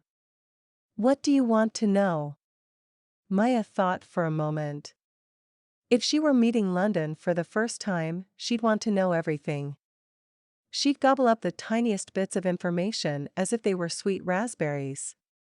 As many daydreams as she'd entertained over the years, having him right here where she could reach out and touch him was so much better. Unlike a daydream that had to end, the time with London could go on if they wanted it to. If she could let it and if he would open up to her. He wasn't hiding anything today, his eyes were an open door into his heart. She briefly wondered what would happen if she tiptoed close to forbidden territory, the place he'd always kept her out of. With the sunlight and the deep green grass and the music playing like a sweet serenade, she didn't want to think about the dark place she'd seen in his eyes at prom. Tell me about Knox. Is he always so grumpy? London tipped his head back and closed his eyes. That's an interesting story. Well. Maia shifted as London set her down at the door to her bungalow. Her stitches were starting to burn. She needed to move inside and elevate her leg. Or collapse into bed and sleep for 12 hours. Normally she had the energy of a bunny on Dr. Pepper, but her body was pooling resources into healing. Instead of putting the wig back on, she'd tucked her hair up into his baseball hat. It was after dark. The sound of the crowd drifted over the tops of the buildings. By the sound of things, there were now a couple thousand people out there. I had a pretty great time. Don't sound so surprised. London rolled his eyes. Did I? I didn't mean to. She laughed as she shoved his shoulder. Don't be so sensitive. He swept her up into a hug. I had a pretty great time too. You want to do this again? Do you picnic in the stadium every day? Nah, today was a once-in-the-off-season opportunity. I may have to volunteer with the custodial crew to pay back the favor. You'd look cute pushing a broom around. You want to come inside and clean the kitchen? He pulled back so he could look in her face. Are you inviting me in? His eyes grew heavy with suggestion. A slow burn started in her lower belly. I. His composure cracked and he smirked. I'm kidding. I'm not that kind of a guy. Really, you think I put out on the first date? He pushed her shoulder playfully. Do you put out? She asked. Throughout the afternoon she'd learned quite a bit about him, some of it surprising. She hadn't thought he was the type of guy to seduce women. He always seemed to take their kisses seriously, like they meant something much more than a cheap thrill. Like she was worth more than her kisses. His smirk melted away, replaced by a look of thoughtful sincerity. She looked down, unable to look him in the eye. I'm sorry. That was too personal for a first date. His large hands settled on her waist. No, honey. I do not put out. She slowly lifted her eyes to meet his. His eyebrows lowered. And put out is a bristly phrase coming out of your perfect mouth. He traced his thumb over her upper lip, sending a shiver up her spine. Please, don't feel like you can't ask me a question. I will always tell you the truth. A shadow crossed his eyes, one she'd seen long ago. A shadow that hinted at a darkness inside London she could never touch. It was gone as quickly as it came, making her doubt if she'd seen it in the first place or if her memory had put it there. Choosing to go with the whole first date/getting reacquainted theme for the night, she pushed her worries aside and reached up to kiss him on the cheek. Good night, London. He held her to his ever-loving, perfectly shaped chest. She loved the hardness of his body and the way it contrasted with the softness of his heart. Good night. He kissed her cheek. She hobbled through the door and turned so she could smile and wave at him before shutting it all the way. Did you have fun? Asked April.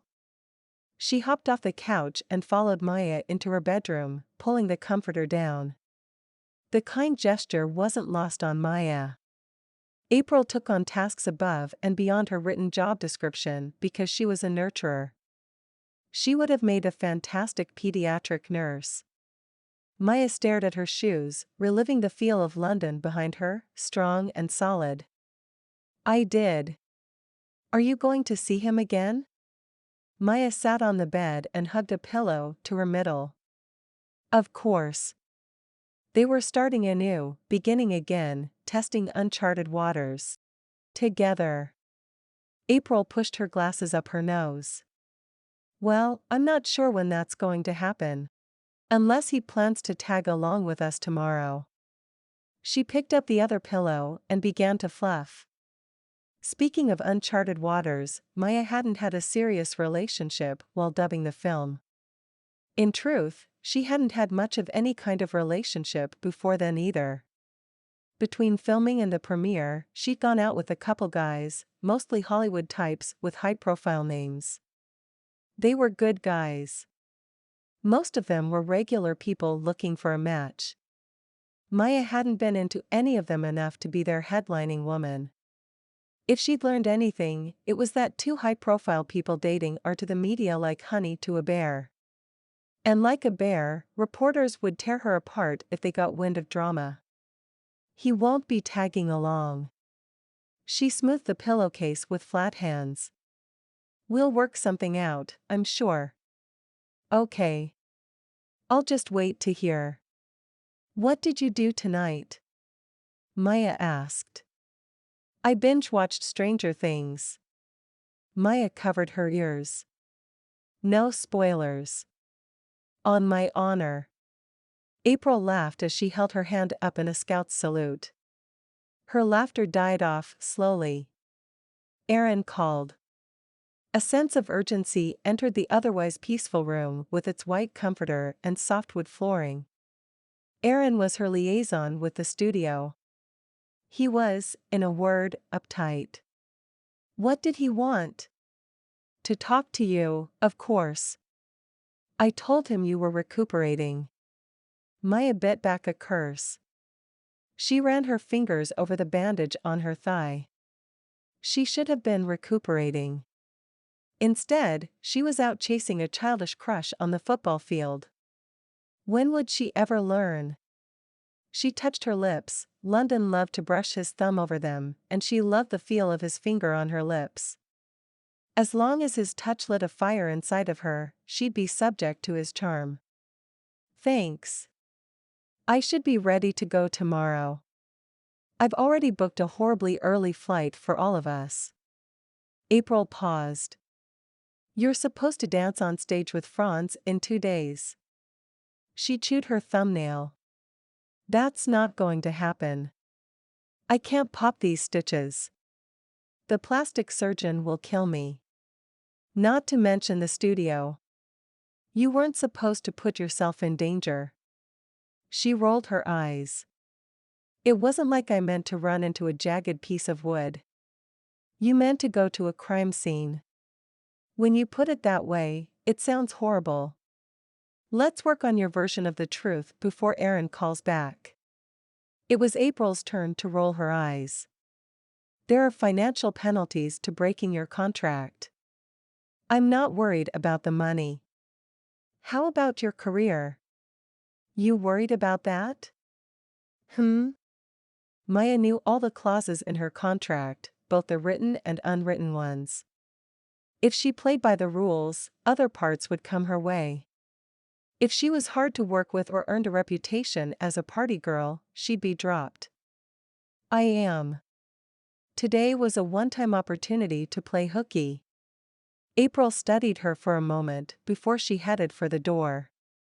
For what it's worth, I'd play hooky for a guy who looked like that, too. She shut the door behind her, and Maia was left alone with her thoughts. As great as London's physique was. And it was great, like, really great. His body wasn't the thing she liked the most.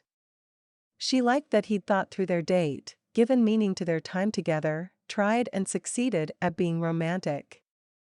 There was no way he could have known Ed Sheeran was on her playlist, and yet he'd chosen that music for her. And then there was the whole symbolism of the 50-yard line. He'd gone deep for the meaning behind their picnic and come up a winner in her book. She dropped into the fluffy pillows, too overcome with the giddiness inside to keep herself up. After replaying the whole day, twice, she allowed herself to think of the next step. The problem they were going to face would be falling too fast into a relationship. Parts of London were as familiar as the lines on her palm, others waited to be discovered. They needed to take their time and go slow. Her phone buzzed a text. She dove to retrieve it from her purse, biting her lips at the sting in her thigh. She rolled over with a groan, holding the screen above her face. Is it too soon to text? I thought it probably was, but I'm home and I brushed my teeth and I was shutting off the lights and thought maybe you'd be up. She giggled. I'm up. Phew. What are you doing tomorrow? Traveling. She added a frowny face emoji. Harsh. You know it. When are you coming back? She pulled a pillow under her head. I'll have to ask April. I'll ask her. Maia's eyebrows about jumped off her forehead.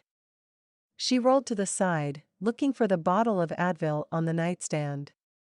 Keeping on top of the pain was so much easier than catching up to it. She swallowed 2 pills, dry, and her phone buzzed. Groan. It will be forever. Sorry. I don't set the schedule. She worked to access the bandage. She was supposed to change the dressing tonight before she went to bed. I get that. Titans rule my calendar during the season. An ice cube of worry worked its way down her back. Their lives were so full. By the time she was done with the majority of her promotional tour, he'd be playing ball. Hypothetically, she could follow him from game to game or meet him in Texas when he was home. Her limbs grew heavy with the weight of it all. She rubbed her eyes. Things would look easier in the morning. She was tired and sore and needed sleep. Her phone chirped and Aaron's face appeared. Fighting the panic that now had her wide awake, she typed, "Boss man is calling. Gotta go," before clicking over. Aaron. It's good to hear from you. She forced her voice into controlled cheerfulness. She was supposed to be sick, so too much enthusiasm would be a signal something was off. You too, Maia. I was beginning to worry when your assistant insisted you were napping into the evening. Aaron could have been the voice for Darth Vader, minus the creepy breathing. That would have made talking on the phone with him way weird. No need to worry. My throat is already feeling great. I'm glad. You don't sound sick. Nope. I've hardly said a word to my staff all day. She prayed that a grammatically correct statement would pass at the pearly gates. Good. Save your voice. I plan on it. She stared down at the white bandage, so bright against her dark skin. Thanks for being so understanding about this little layover. And not sending someone to check on me. We don't want you to get sick, Maia. You're important to us. Thank you. I feel the same way about the studio. The movie was a huge opportunity one don't take lightly. She pulled back the bandage, cringing as it tugged at her skin. What she found was a tangle of black thread and skin covered in a thin layer of shiny glue. The doc swore his strange configuration would minimize scarring. She hoped it would hold out. I know you don't. If you're ready, we'll be on a plane tomorrow morning. I think April has already made flight arrangements. I'll have my assistant call her and get the specifics. That won't give you much time. Chicago is a matinee. I don't need a lot of prep time. It should be fine. If you're sure. I'm sure. And I'll make sure April texts you updates. The tension seeping through the phone line like the smell from a backed-up drain disappeared. Aaron's voice lightened as much as Darth Vader's could. I'll keep an eye out for them. Great. Thanks for checking up on me. I'll talk to you later. They said a quick goodbye and Maia tossed her phone to the side, ticked. Not so much at Aaron, although he was pushy and insistent, and she didn't buy his claim to have worried about her as much as he worried about Princess Vanilla. No, she was more ticked at herself for signing a binding contract that took her away from London right when she'd found him again. She sighed. Maybe it was for the best. She could use some help taking things slowly with him. He was too darn irresistible for her own good. Chapter 17. London was back at his mom's flower shop. The place had been mostly cleaned up. They'd hired Maia's driver, Alistair, of all people to finish the repairs on the brick walkway.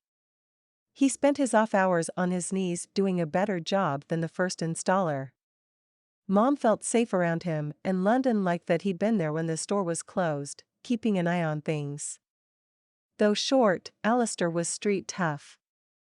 His intimidating edge probably helped him as a driver for the rich and famous. However, he also melted like a 10-year-old when Mom presented him with a plate of homemade cookies. Today was all about finishing the last of the pallet tables and filling the yard with flowers once more. The first thing he'd done when he arrived was take the pallet that had injured Maia, and any others with sharp edges, out to the dumpster. He then called to have it emptied ASAP. After that, he donned his tool belt and got to work.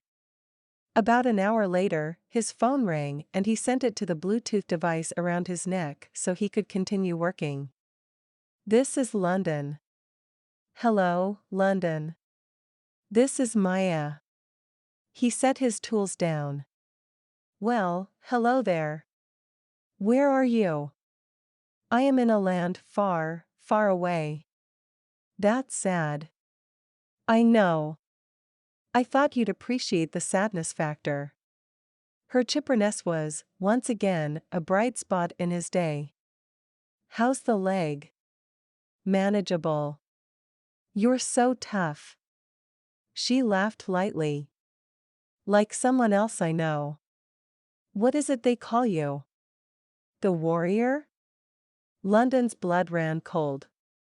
He'd gotten the nickname in college because he'd been in a fight, and he showed up to a game the next day with a split lip and bruised cheek, among other injuries coach didn't know about, and didn't complain once.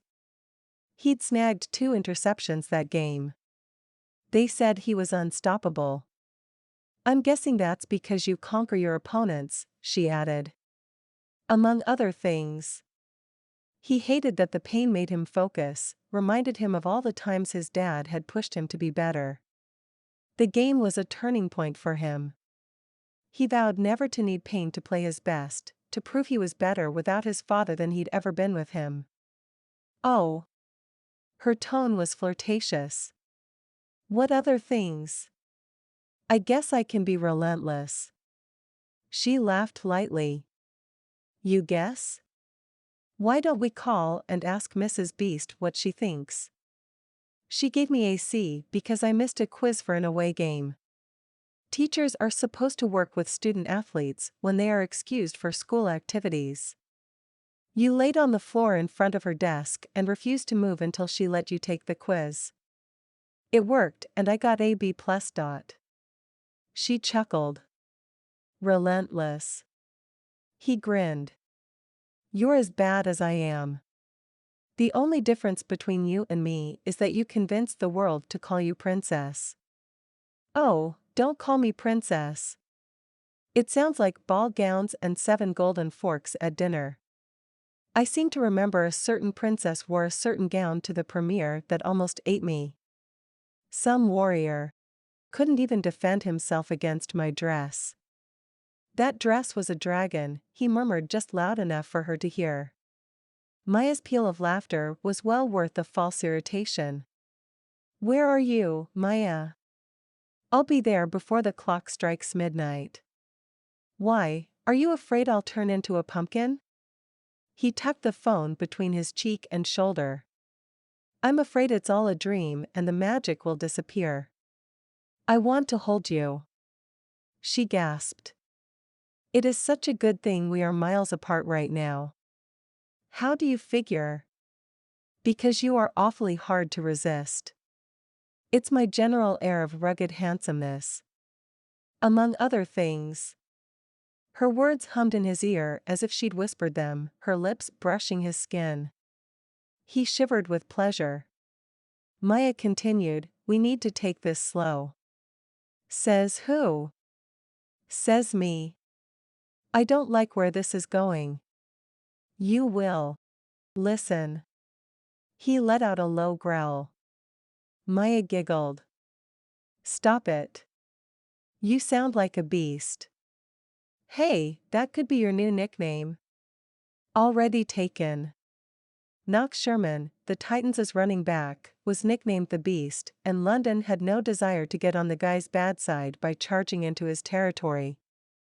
Everyone on the team and half of Texas knew not to step into Knox's space without his permission.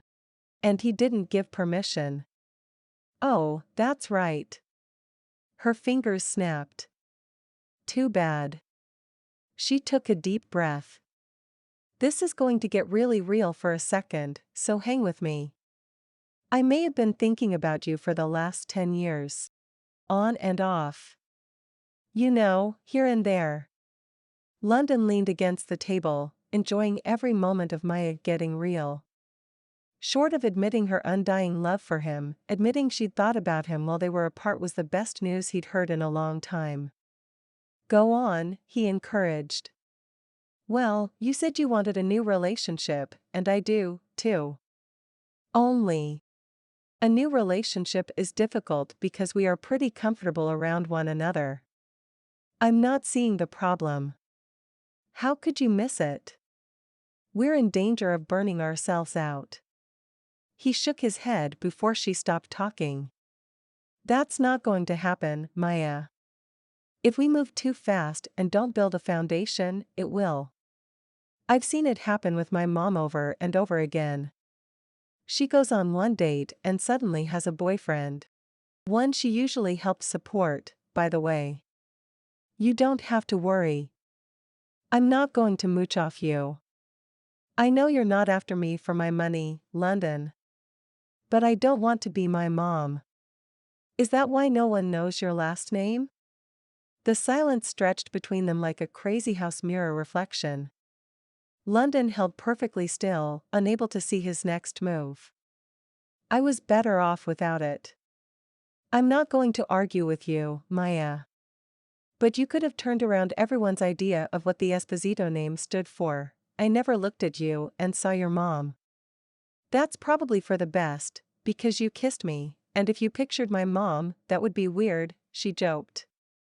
London laughed with relief. Yeah, I kissed you. Every chance I got.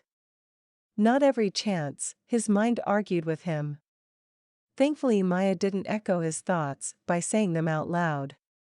Yeah, you did, she said dreamily. He did a fist pump. That's what I'm talking about. Dreamy Maia was one of his favorites. Which is another reason we should stay apart for a few days between dates. He groaned. You're killing me, beautiful. A commotion happened on the other end. They've come for me. I need to go sing. Sing? With who? Franz. We're performing with the Chicago Symphony Orchestra. You'll be stunning. She sighed happily. His thoughts went to her leg. Are you standing all night? No, we've made arrangements for stools and I'm off stage for several numbers. There was rustling. London, I'm sorry. I really have to go. It's all good. I'll talk to you soon. They hung up and London stared at his phone. He couldn't disagree with Maia more. They'd be fine going 0 to 60. They were meant to be together. He knew their connection was meant to last with every fiber of his being. His phone rang and he answered without looking at the caller ID. Miss me already? Not as much as you'd think, came a gruff reply. Who is this? London demanded. This is Officer Bullen. Is this London Wilder? London's heart sank to his knees. This is he. We've gotten a lead we'd like you to take a look at. Can you come in tomorrow to review some film? I have a workout in the morning. Can I come after lunch? That would be fine. He said he'd send the address to the precinct in a text and hung up. London went back to work. He wasn't kidding about chasing Maia across the country on tour, and he wanted the flower shop to be up and running before he left. Chapter 18. Was it hard when your parents divorced? Asked Maia. She was lying in the middle of a king-size bed with her leg elevated by 2 fluffy pillows. The compression sleeve had kept the swelling down, but it did nothing for the throbbing pain. Most of the time it was manageable, but she'd pushed it running through the airport. In her defense, there was a crowd of 50 hot on her heels. She hated traveling in the middle of the day. April apologized profusely for the poor timing. Maia didn't hold her accountable. They were all at the mercy of the promotion schedule, which she resented a little more each day it kept her away from Dallas, even though, at the same time, she was thankful for a distraction to kept her from falling into London's life and settling in. She didn't want to settle for life, and worry kept her from settling. Man, she was messed up. She turned her head to the side and eyed the 24 red roses on her nightstand. London had worked with April to have fresh flowers in her room at every stop over the last 4 days. Everything from daisies to sunflowers to roses. She wished she could take them with her when she left tomorrow. Maybe she could, since they'd be traveling by car. Because her thoughts had run away with her, it took her a moment to realize London hadn't answered her question. Hello? She pulled the phone away to make sure they were still connected. London? It was a difficult separation, but probably not in the ways you're thinking. And what am I thinking? That I wished my parents were still together. I don't. Maia threw her arm over her face to block out the light and some of the caustic vibrations in London's tone. I'm shocked. Your dad was your biggest fan. An icy silence chilled her phone before London replied, I guess. Maia wasn't sure what to say. It was obvious London was holding back. She swallowed a hefty sigh. The last time she'd pushed him against London's self-imposed brick walls, things had gone horribly wrong. She felt like they were going horribly wrong right now. What was the saying? Those who don't learn from the past are doomed to repeat it. Having overanalyzed their past relationship for 10 years, Maia identified the warning signals she should have picked up on back then. One of those signals was the way London clammed up. He'd never been one to share his deepest feelings, but she'd passed it off as a symptom of being a teenage boy. Most teenage boys had trouble expressing themselves and shied away from emotions. It appeared London hadn't matured as much as she'd hoped. But they were taking it slow, so she wouldn't push him tonight. Did you see the Red Rocks game? She threw him an easy interception by tossing out a question about a neutral subject, baseball. Burks was on fire. They'll never be able to compete. They don't have the talent pool of Boston or the Rangers. They bounced from subject to subject until Maia could barely keep her eyes open. They said a sleepy goodbye, and Maia dragged the throw from the end of the bed over the top of her. Even though she could hardly keep her eyes open, her brain wouldn't let go of the idea that London Wilder had a deep, dark secret. The trouble was, she didn't know if she wanted to know what it was or not. Secrets buried deep could do a lot of damage in the light of day and at the beginning of a new love. Chapter 19. Officer Bullen, there's an important call for you on line 3. I'll be right there. London nodded for the officer to go ahead. There was no point in him staring at London while London stared at surveillance video from a gas station robbery in Fort Worth. He wished he could say for sure that the man brandishing a knife at the sales clerk was his father, and therefore have him locked away for a few years. But the image was grainy at best and impossible at worst. The robber had the same build as his dad, but height and weight weren't a concrete identifier in the eyes of the law. If he had a clear view of his face. He rubbed his thumbs into his bloodshot eye.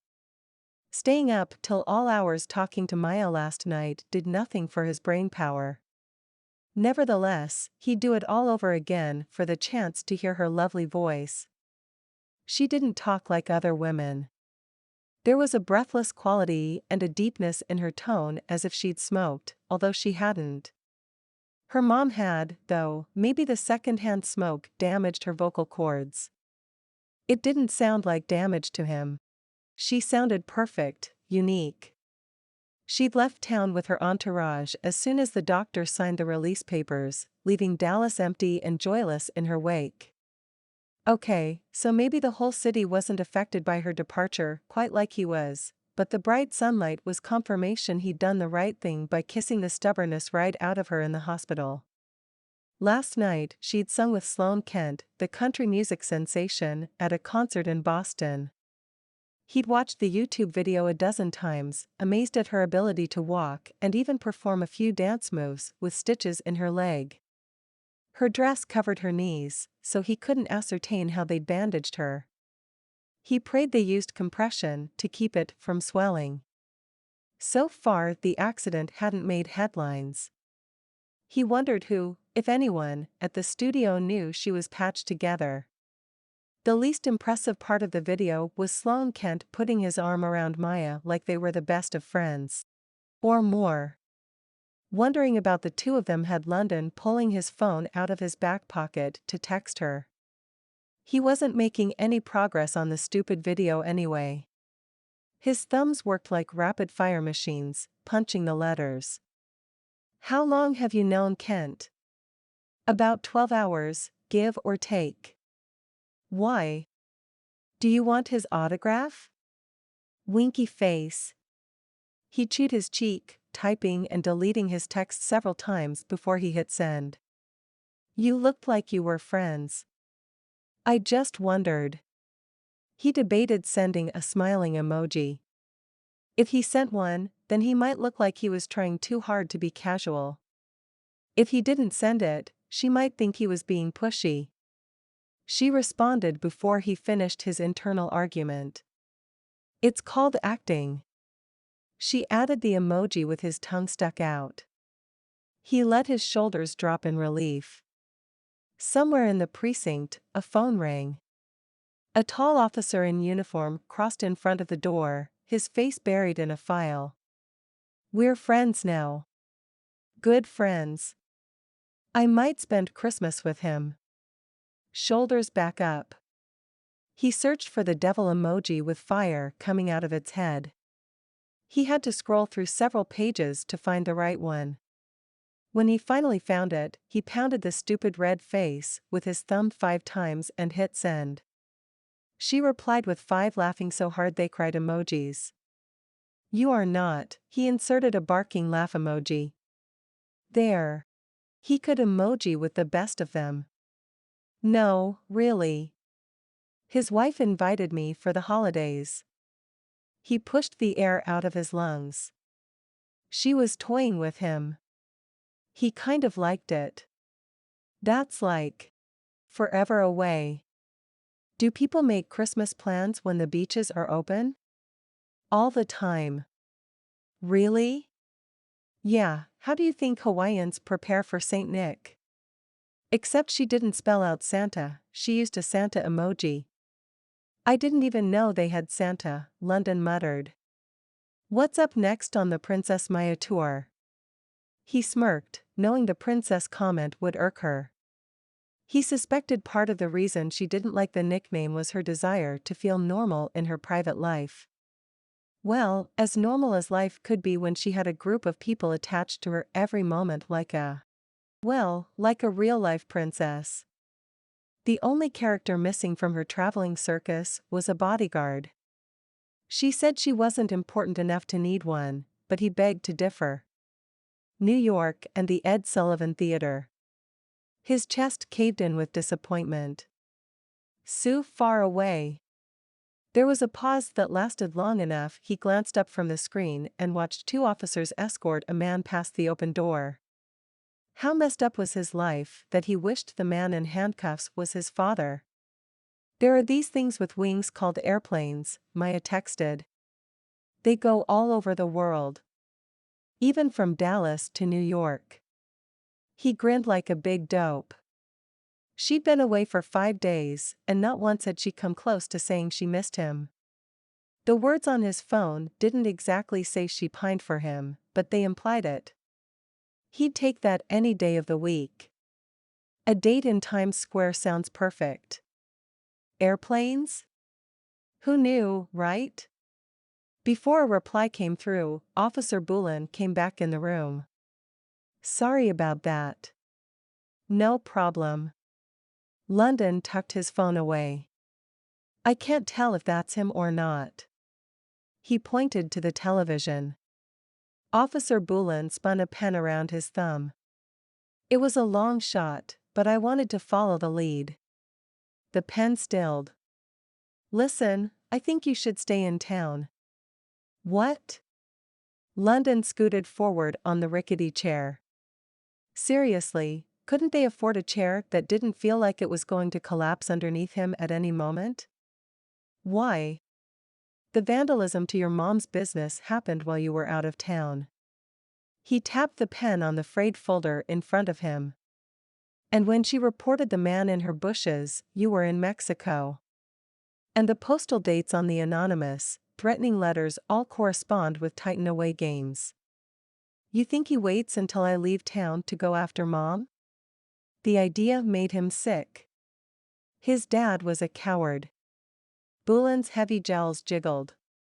He's manifesting typical behavior of a rejected stalker. Doesn't everyone reject their stalkers? No, the name is based on what triggers the stalking behavior. In this case, it was the divorce. So, Mom rejected him and he wants to get, what? Revenge? In many cases, I'd say yes. But in this case, I believe the subject of his revenge is you. Me? When your parents divorced, you took your mother's side, rejecting your father. Heck yeah, I did. And now he feels the need to even the score. London flattened his palm against the steel tabletop. The cold was enough to ground his thoughts, and he remembered what his mom had told him the day after the break-in. If I can't hurt you, I'll hurt something you care about, he muttered. Excuse me? Boulin leaned over the edge of the table. London pressed down and pulled his hands back, making a high-pitched whistling noise. If he can't hurt me, then he goes after my mom. Boulin spun the pen around his thumb again. Exactly. That's why I think you should stay in town. If you're here, he doesn't look for another target. London cursed under his breath. I can't stay in town forever. His job wasn't conducive to being a homebody. He's never interfered with football. Football's one thing he seems to respect. Yep. Sounds about right. London pounded his fists on the table. I understand you're upset. This isn't easy to hear. No. It makes perfect sense. Which is why this situation sucks. He gave the confused officer a rueful smile. I have a date in Times Square tomorrow night. You'll have to postpone. Boulin leaned back in his chair, at ease. Of course he was at ease, he wasn't the one standing at the starting line with Maia and having the race called off. London's stomach seized up. In the hospital, Maia had said that they'd had their chance at love and blown it. What if? No, there was no way he could believe they were done. Second chances were real. They happened all the time in life, and this was his second chance. He wasn't going to let it slip away so easily, nor was he going to let his father damage his life. Maia had already expressed concern about having missed their window. If he didn't show tomorrow, she'd take it as a sign that she was right about the two of them. He'd worked so hard for this chance with her, he wasn't about to let his dad ruin it for him. Which was why he couldn't tell Maia how crazy his father had become over the years. She was already looking for reasons they couldn't be together. He couldn't hand her one by unloading his baggage. Especially over the phone. He needed to keep his dad in the shadows. When you find my dad, hold on to him. I'm going to press charges. He curled his fingers around his knees. Boulin shrugged. We already have the warrant for vandalizing the flower shop. London smacked his hand on the table, frustrated at the officer's lack of interest. He'll post bail before the night's over. Unless you have something stronger. How's child abuse and attempted murder? The word slid out of his mouth like an ice cube, thick and hard and too fast to control. Boulin's mouth dropped open. In the mental cloud of barely controlled rage, a stadium of fear and shock, London thought Bullen's mouth was extremely small compared to the rest of him. London's whole frame shook. He felt small and unsure and afraid his dad would walk through the door, pick him up by his shirt front, and haul him home for a talk. He swiped at the sweat riveting down his neck. Bullen worked his mouth several times as if it had gone dry and he desperately needed a drink. When he finally spoke, his voice was low and apologetic. The statute of limitations on child abuse cases in Texas is 2 years after your 18th birthday. London gulped. I'm too late. In the back of his head he believed he would one day have justice, that he'd see his dad suffer for what he'd done to a child. To him. He hadn't even thought about a time limit. There shouldn't be a time limit on child abuse. The child who'd been beaten was still inside of him, still battered and bruised and confused and crying out for help. That sucks. He smacked his fist on the table, making Bullen drop his pen. Bullen scrambled after it. It does. It certainly does. He cleared his throat. But there is not a statute of limitations on attempted murder. Did your dad? He trailed off, leaving the horrible, unspoken question to hover over the steel tabletop. Not me. Mom. London had tried so hard to forget. Everything had fallen apart for him the morning of prom. His dad had almost killed his mom and London's kidneys were bruised and his rib cracked. He'd gone to prom, despite the damage, and lost Maia. That was the single worst day of his entire life, and it was still messing with him. Bullen straightened. Will she sign a statement? London scratched his chin as he thought. The room wasn't as hot as it had been moments ago when he thought of taking the stand and recounting the horrible ways his father had inspired him to be better at football, to run faster, to think smarter, to take a hit and keep on coming. Well, he was going to take the lesson and throw it right back in his dad's face. It was time to switch from defense to offense. I'll bring her in tomorrow. He stood up, towering over Bullen and the table and the twirling pen. You find my dad. Smacking his fist once more on the table, he stormed from the room. Chapter 20. Maia walked off the simple black stage to roaring applause. April greeted her with a lukewarm water bottle for her throat and her cell phone. He's been lighting you up for the last 4 hours. Maia laughed. London wasn't the most patient of men. If she didn't answer a text right away, he sent 3 more before he relented. They were supposed to go out tonight. He should be on a plane right now. Or maybe even at the airport, wondering where to meet her. Her body hummed with excitement. No matter how much she tried to play this down, how many times she told herself not to get too excited because it was one date, her body didn't listen. It was like her cells were listening to her heart instead of her head. Her heart was indubitably pro-London. The darn organ couldn't see the importance of a state of self-preservation. Her good sense was the only thing standing between the havoc London Wilder could wreak and her tender heart. Case in point, she'd been invited to a party with some of her old theater mates and turned the invitation down because she'd rather wander around Times Square gazing into London's soulful eyes than be in a room with 100 people who had been her closest friends. She'd need to introduce London to them. Eventually. They were taking it slow, she reminded herself. Hello, she answered innocently. Hi. His reply was low, and so were his spirits. You sound down. Is everything okay? A horrible thought filled her head. Did that guy come back to your mom's shop? No, nothing like that. I'm not going to make it tonight. She checked the tiny digital clock. You're teasing me.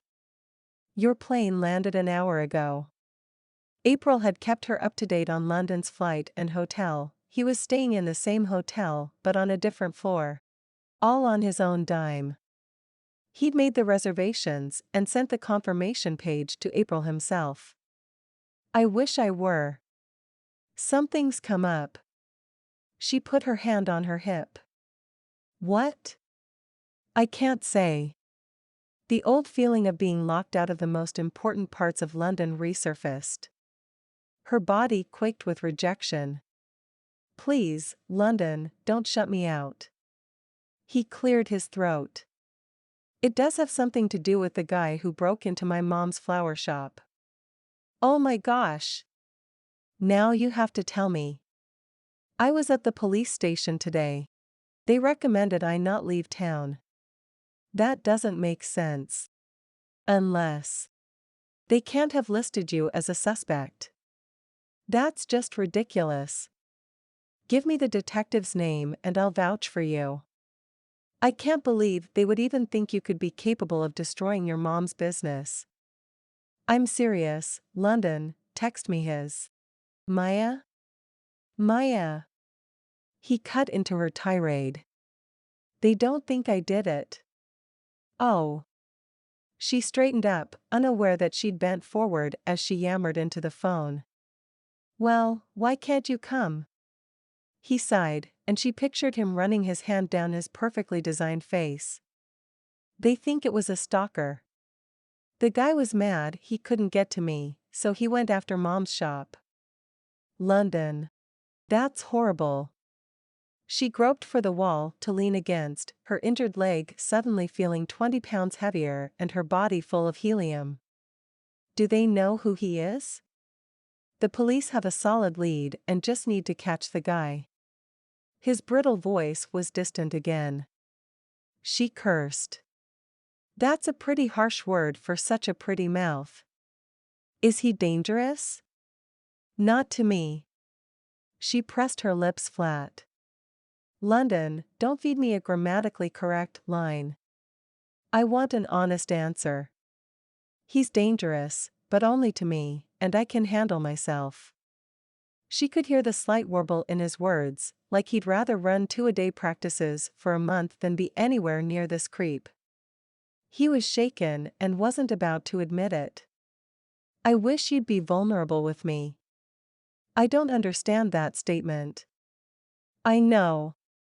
She blew out a breath, worried about London's safety, worried about his head and the emotional toll a stalker could have on him, worried he'd never open up and let her fully into his life. What can I do? I don't know, honey. Believe me when I say I would rather be with you than stuck in Dallas. She smiled faintly. That I can believe. You think I'm lying about this? That I made it all up?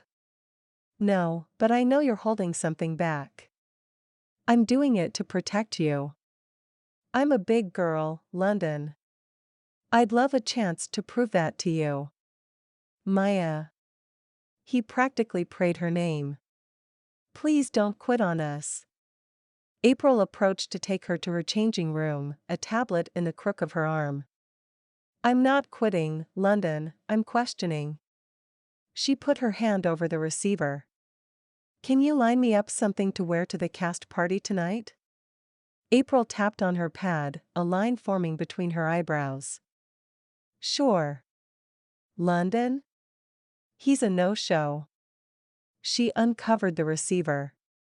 Listen, my evening just exploded. I need to wardrobe change. London didn't answer right away. I promise I'm going to clean this up, and then I will tell you everything. I'll look forward to your phone call, she answered primly. She didn't mean to be so cold, but she was hurting and confused, and she didn't think she'd asked for too much. I'll talk to you soon. I hope so. She hung up the phone and dropped her head back, staring at the open rafters. You don't trust him, stated April. Maia didn't drop her chin. I have good reason. As she traced the line of support beams, her mind buzzed back to the night when she thought she had it all and lost everything. Maia stepped into the hotel ballroom and watched the light reflect off the jewels on her dress. She spun in a circle, her arms out to the side, making a kaleidoscope of light and color. I feel like a princess. She giggled. London came up behind her to wrap his arms around her middle. At the last second, he pulled back and patted her on the shoulder. You deserve it, Maia. You look so beautiful. She bit her lip, feeling unsure with him. A few days ago, he'd mentioned his mom wanted to meet them to take pictures by the pond before they went to dinner. She'd been so excited to have a custom photo of the two of them all dressed up and had spent a ridiculous amount of time on her hair and makeup, wanting it just right. They'd driven straight to the restaurant. I thought we were doing pictures with your mom and then eating at your house. London looked everywhere but at her. Sorry. But. She glanced at her carefully shaped fingernails. We planned on. It's not happening, Maia. My dad. He stopped and regrouped. Let it go. His tone was firm and discouraged any more questions. Maia's heart twisted. London's dad made it clear that he hated her guts, but she didn't think he'd cancel all their plans and kick them out on prom. Karen had planned a nice meal. She was going to serve them in the formal dining room on her mother's wedding china. We'll get pictures at the dance. They'll be great, London offered. Maia smiled. Sure. She settled into the meal, determined to make the best of the night. So everything wasn't going according to plan. She was here with London, and that was what was most important. Where is everyone? I thought we were eating with David and Cherry and Matt and Kate. Yeah, I told them to go without us. They're already at the dance. Oh. She waited for more of an explanation, but none came. Maia dropped her gaze to her silverware, confused by London's aloof behavior. Cherry and Kate had become her friends. They'd double and triple dated a few times. She liked both girls and was looking forward to talking about dresses and hair and their dates and everything. The appearance of their server was a relief. Maia smiled and ordered the raspberry chicken. London ordered the steak. He was stiff through dinner, hardly speaking unless spoken to. He cut 2 pieces of his steak and then pushed the plate aside, staring at his drink with a dull look. Maia tried several times to get him to talk, but he shook his head or gave her one-word answers. In the car ride to the hotel where the dance was being held, he kept his arms to his side instead of laying one across her shoulders like he usually did. The air was chilly, and her arms broke out in goosebumps. She tried not to think about what London's dad might have said to him, but she could imagine because she'd heard enough around town to imagine. Once inside the hotel, with the music blasting from big black speakers near the DJ and her friends waving to her from the dance floor, Maia couldn't believe tonight was as bad as London made it out to be. Come on, let's dance. She grabbed his hand, easily the size of both of hers, and dragged him onto the dance floor. Everything was going okay. They stayed on the fringe, catching the last few bars of a fast song, and then she slipped into London's arms for a slow song. It was the best part of the whole evening, snuggling into him, his hands resting on her lower back, and his breath warm on her neck. The music shifted to a guitar intro and everything fell apart. Brad Taylor was hopping around like a ninny in his imaginary mosh pit, and he bumped into London. London's face clouded and grew red. He shoved Brad hard, sending him into another couple. Watch where you're going. Brad straightened his blue jacket. Dude. Chill out. London grunted. I'm going to get a drink, he said to Maia. She watched him leave, wondering what had happened to her mild-mannered boyfriend. Feeling the dozens of eyes on her alone in the middle of the dance floor, she scuttled after him. Hey. She tapped him on the arm. What's up with you tonight? Nothing. He took a swallow of the punch and grimaced. I don't feel like dancing. Okay.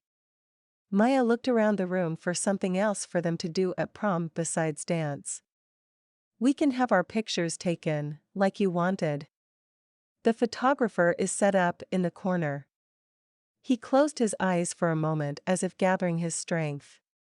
Maia placed a flat hand on her unsettled stomach. Let's get this done. He started off, not waiting for her. She stood there for a moment, hating the position he'd put her in again. She hurried to catch up to him. Hey, I'm not following you around all night. He stared at her blankly. She sighed and slipped her fingers between his. Can we walk together? Like a normal couple? He softened ever so slightly. Yeah. Okay. They stood in line.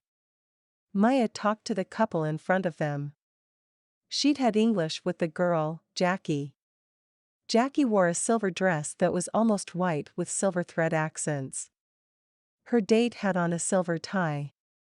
They kept smiling at each other like they shared a special secret. Maia glanced away, trying not to think that that should be her and London. Pretty soon, it was their turn. Okay, you watched the last couple, so if you'll stand like they did, instructed the photographer. The tense parts of Maia relaxed as London's warm hand settled on her waist. Everything was better when she was in his arms. She put her hand around him and gave him a little squeeze. London grunted, loudly. I can't. He met Maya's confused stare as he struggled to take a breath. Maia leaned over with him. What's wrong? Your pant. Arm. I pant. Can't. She moved the two of them out of the way so the photographer could continue with the next group in line. London pulled himself together, but his breathing was shallow. What is going on? London Wilder, you tell me what is happening with you. I'm sorry, Maia. I can't be here with you. His face contorted with pain and he coughed. He couldn't have surprised her more if he'd coughed up a snake. You can't be with me? He shook his head, still coughing. Maia stepped back. The words were harsh, but she didn't expect anything less from Reed. Let me help you home. His cough was awful and he was pale. He pressed his hand to his side. I don't want you at my house. My dad. He grimaced again like the words were bitter on his tongue. So Mr. Wilder had convinced London that Maia wasn't worthy of his time. She'd heard more than one comment from the overprotective father, but she had chosen to ignore them and thought London had, too. I don't care what your dad thinks about me, London. I care about what you think. The pained look on his face said it all. She held up a hand to save him from having to say the horrible things it would take to break them apart. There was no need to be nasty. You don't have to spell it out for me. I get it. I just didn't think you would be so shallow. Maia. He reached for her, and she evaded his touch with ease. It's fine. Really. She brushed away the angry tears. I always thought I was in the wrong league. Good luck with football, London. She walked away, her head held high and tears pouring down her face. She hit the lobby and called her mom to pick her up. That was the last time she'd spoken to London Wilder until he showed up at the bachelor auction. Dropping her chin to her chest, she worked to block out the pain that accompanied the memory. The one memory of London she hadn't allowed herself to relive. He hadn't come to school for 3 days, and when he finally did, he didn't even look at Maia in the hallway. She knew because she'd followed him with her eyes as if he were a beacon. She searched for a sign that she'd taken it all wrong, that she'd jumped to the wrong conclusion, but none came. She lifted her gaze to find April studying her with deep concern. Let's go to a party. We can head back to the hotel, April offered. A warm shower would do wonders for your muscles. No, I need to go out. Need to take my mind off things.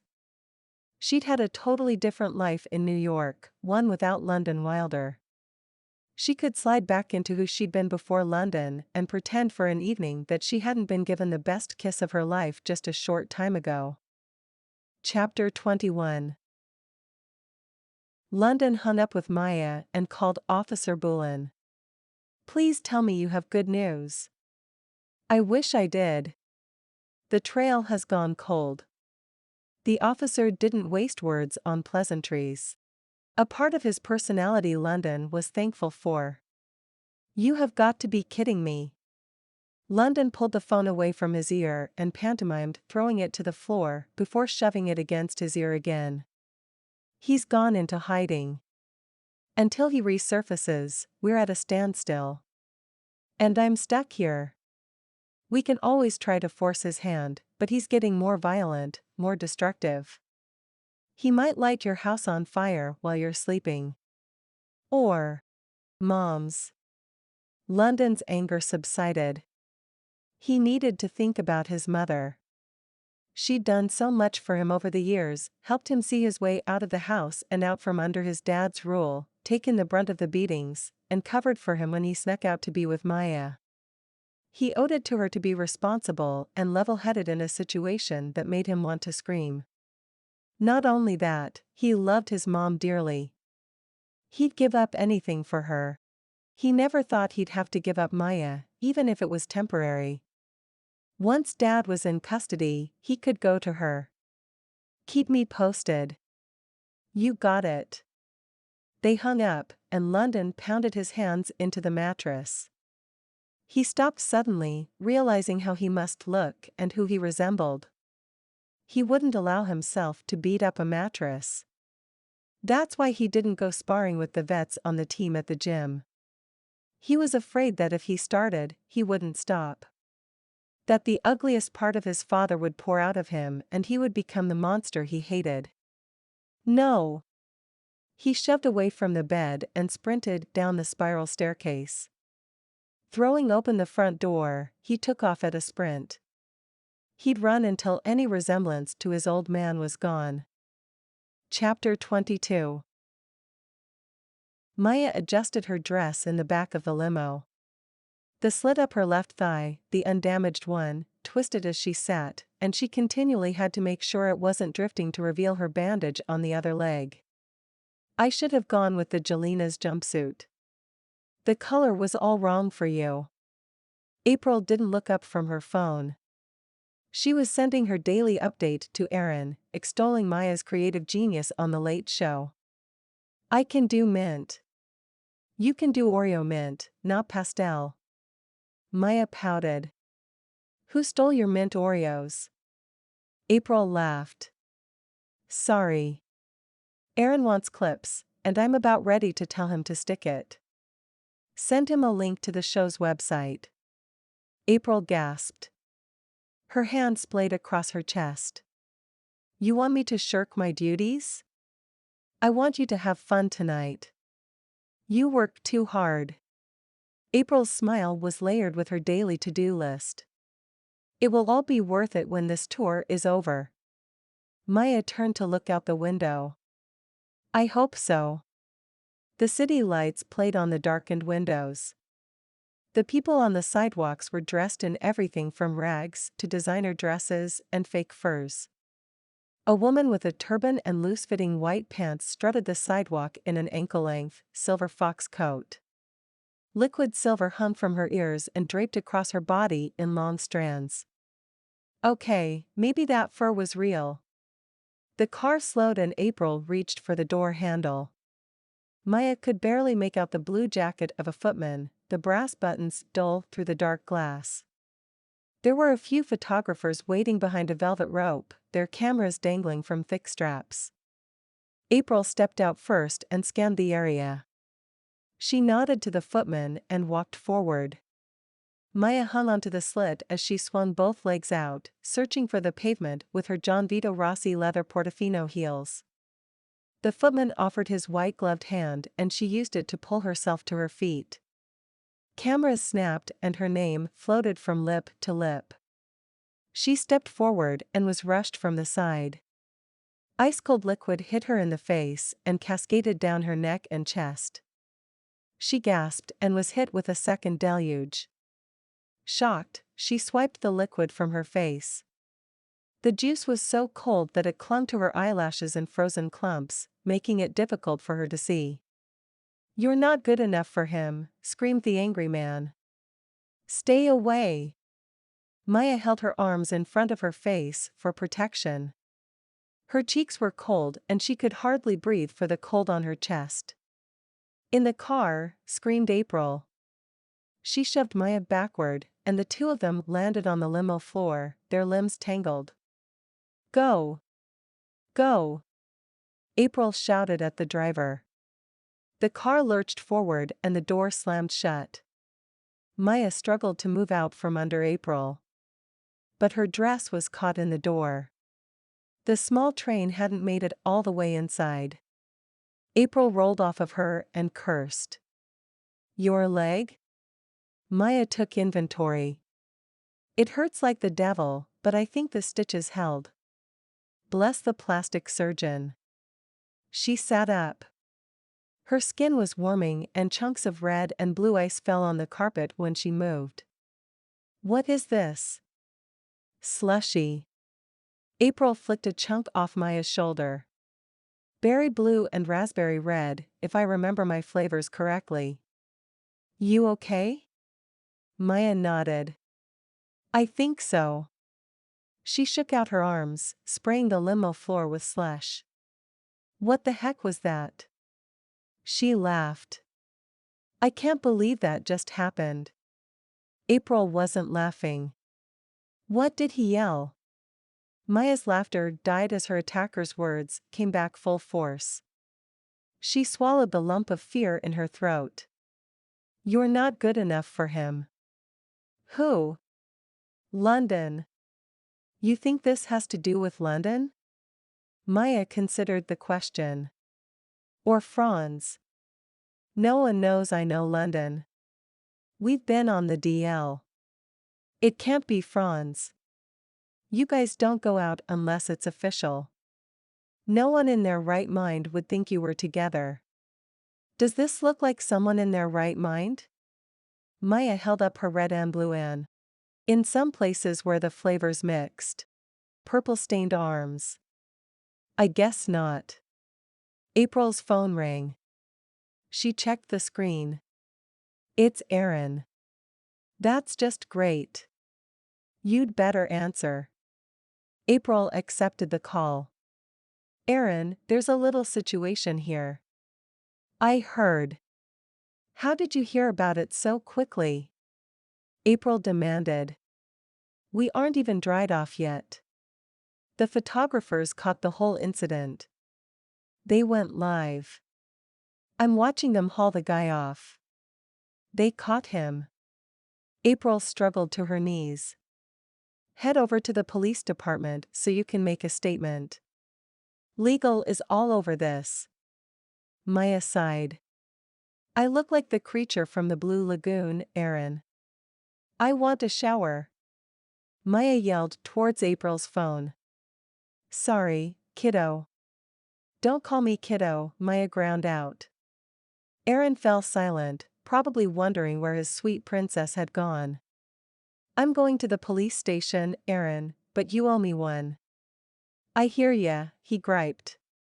Maia blinked once. "All right then." April took care of saying goodbye, and Maia leaned forward to tell the driver their new destination. Her night of fun and slipping back into her old life became a giant headache with a side of sticky underwear. Chapter 23. London had just finished a tasteless dinner at the Sanchez family restaurant. The food wasn't the issue. The issue was him. He was unable to taste anything. Not even Mrs. Sanchez's Baja bowl with extra spice. He rubbed his hand over his stomach, briefly wondering if his stomach would wake him in the middle of the night to tell him the sauce was full of fire. The restaurant had bright yellow walls with sombreros and blankets as decoration. The red booths and black tables provided an attractive contrast and an easy place to talk. Teo Parada and his family were there, all crowded around a table with Teo's son in a high chair. The toddler could pound rice. London watched Cedar, Teo's new wife, lift several of Akani's chins to clean out food.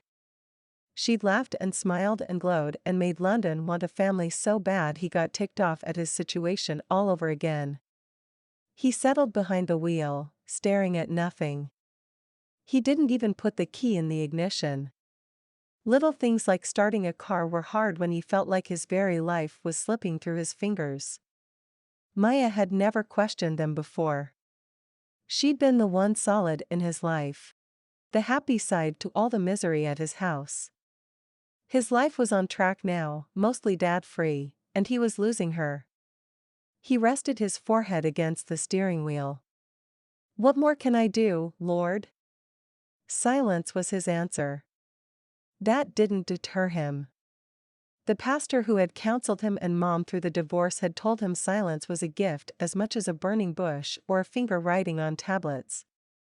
It is in the silence we can learn to feel God's peace.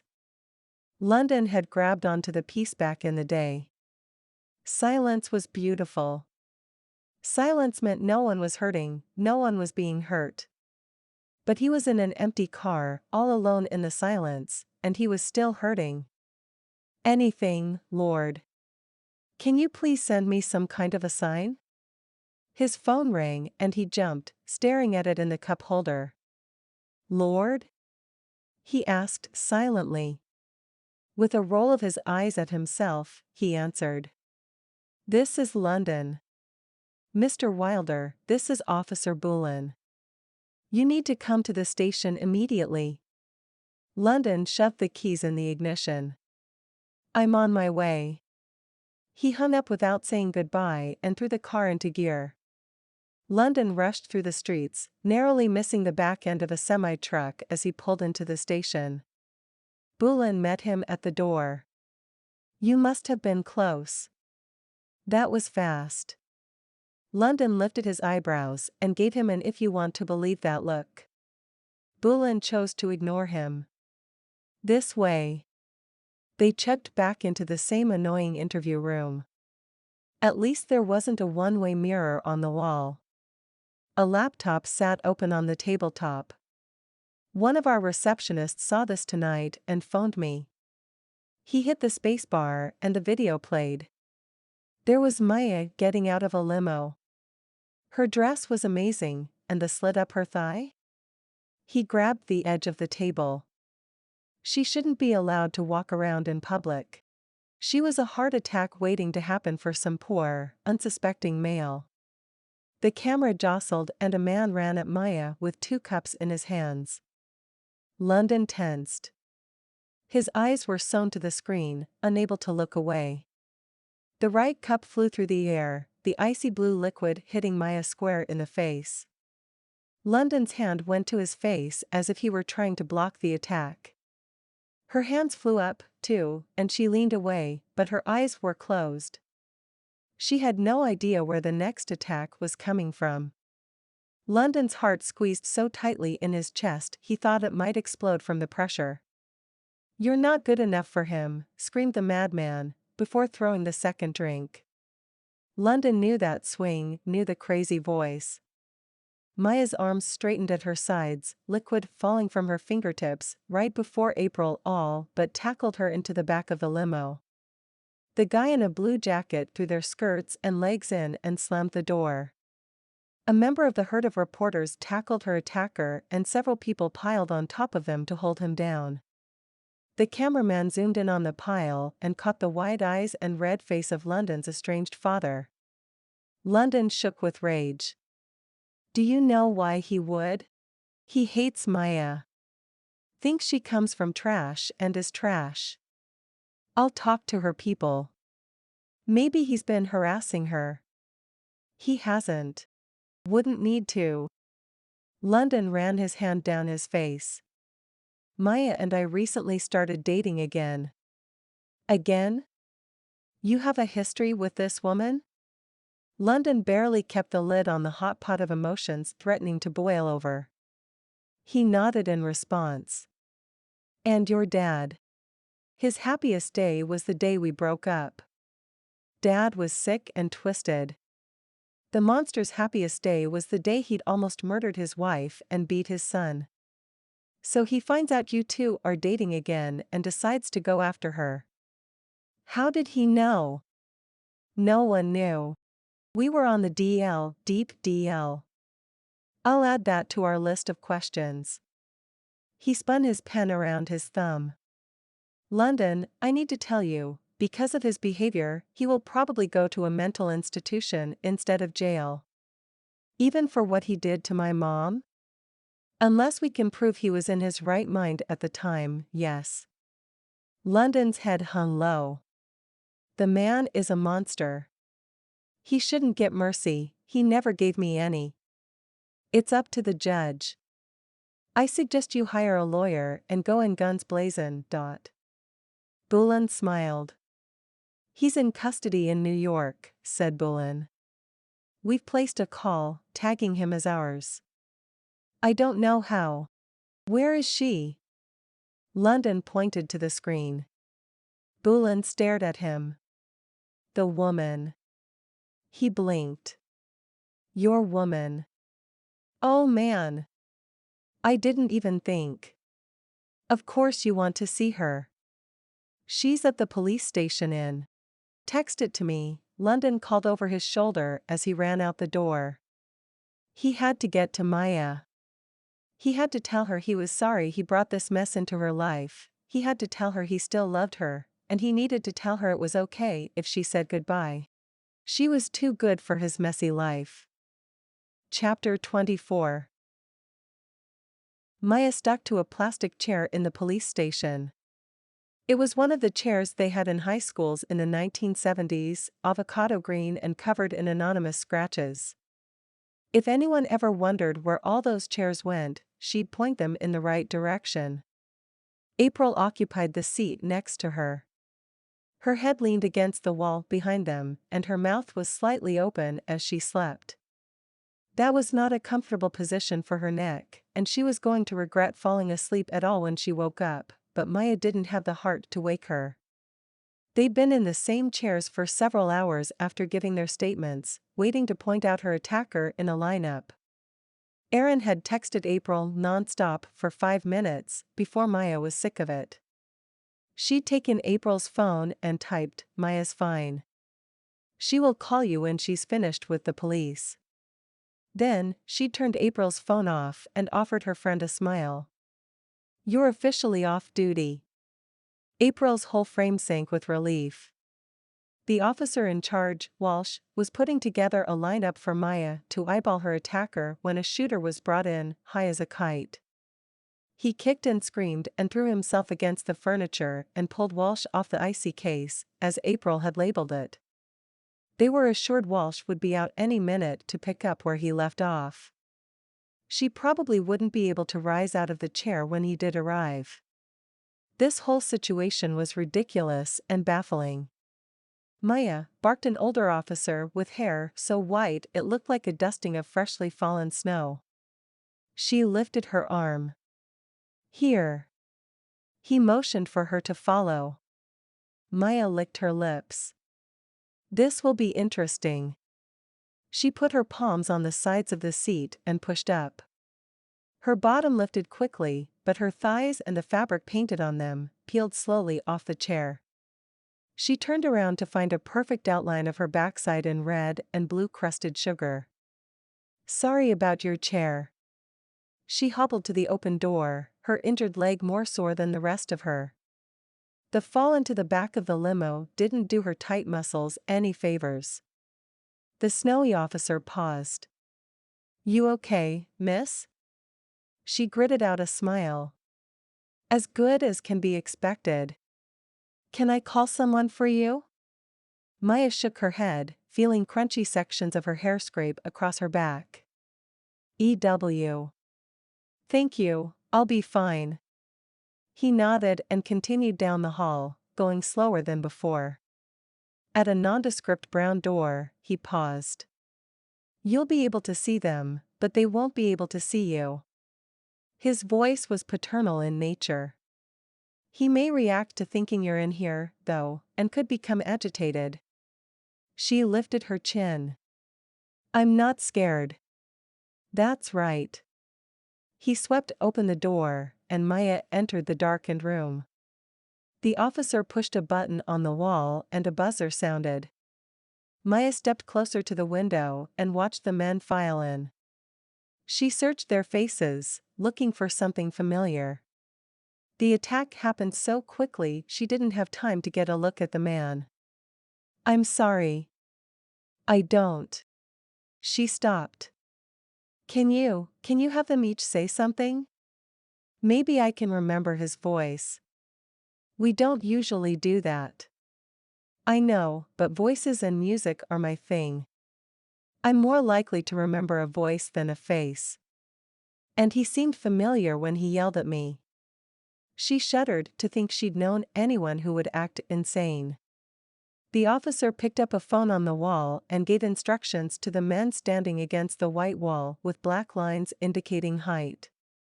The first man stepped forward and said, "You're not good enough for him." He stepped back in his place, an uninterested expression on his pale face. Maia shook her head. The second man stepped forward. He was tall but not large and wore several layers of clothing. His whole being was wrinkled and stained as if he'd slept outside in them for several nights. He glared at the window. Go ahead, the officer said into the phone. He continued to glare. Maia searched his face. Her eyes carved over his square, whisker-covered jaw, and the lines framing his mouth. She finally stared into his eyes and gasped. Molasses black. Like London's. Her stomach turned to acid and ran into her legs, making them turn to jelly. She stumbled back, raising her hands over her face. No, Reed's cruel stare came at her full force, backed by all the horrible things he'd said to her face, and as she walked away from the few times she'd run into him at the stadium. As if he could feel her recognition, he charged the window and slammed both hands flat against the glass. Officers barreled in, ready to restrain him. You're not good enough for him, he screamed. Of all the whispers, the name-calling, the people who looked down their nose at her, Reed was the worst. She hated him above all others because he didn't have the small shred of decency it took to talk behind her back. He said all the things she never wanted to hear right to her face. Maia had thought he was trying to intimidate her into breaking things off with London, but London was the best thing that happened to her up to that point in her life. And maybe up to this one too. She still wasn't sure about things between them. Staring at Reed as he foamed at the mouth in anger, a new light fell on high school London. Like a spotlight on a stage, she saw their whole relationship through different eyes. Saw him through different eyes. Her hand pressed against her forehead, the force of the new information shooting like electricity through her memories. Growing up under this man's thumb was unthinkable. She moved her hand to her throat as her mind opened up to look at the past again. That's him, she rasped out. I'd know his voice anywhere. Yeah. He's pretty agitated thinking you are in here. He picked up the phone again. Take him out. Maia gathered herself and got to her feet. Sorry about the chair. The officer waved off her concern. Don't be. It's seen worse. Maia wrinkled her nose. Great. She brushed off her backside and then wrinkled her nose at her hand, wondering if she'd ever get to wash again. The officer lifted a shoulder and showed her back out to the waiting room. April was awake, chewing her fingernail. Maia wanted to scream at her to keep her fingers away from her mouth. This place was worse than a hospital when it came to germs. She was still shocked Reed had attacked her. In such a weird way. The man was clearly missing a few tacos in his food truck. Lights of understanding began to flip on. Karen divorced Reed because he was violent, and London was reluctant to discuss his relationship with his dad. He should have told her, though. Especially if he knew this was a possibility. He had mentioned she should get a security guard, but he'd never explained why. Well, he was going to do a lot of explaining as soon as she washed the sugar out of her hair. "You are free to go. We'll call you if we need you to come back in." The hours of waiting pulled on Maia's eyelids. All she wanted was a shower and a bed. She'd take a warm bath she could fall asleep in if it would speed up the process. April turned her phone back on, and it began to ding over and over again like a possessed slot machine. "Throw it in the bushes." "I'll buy you a new one," Maia offered. April smiled sadly. If only it were that simple. They continued through the maze of hallways, following the signs that promised an exit.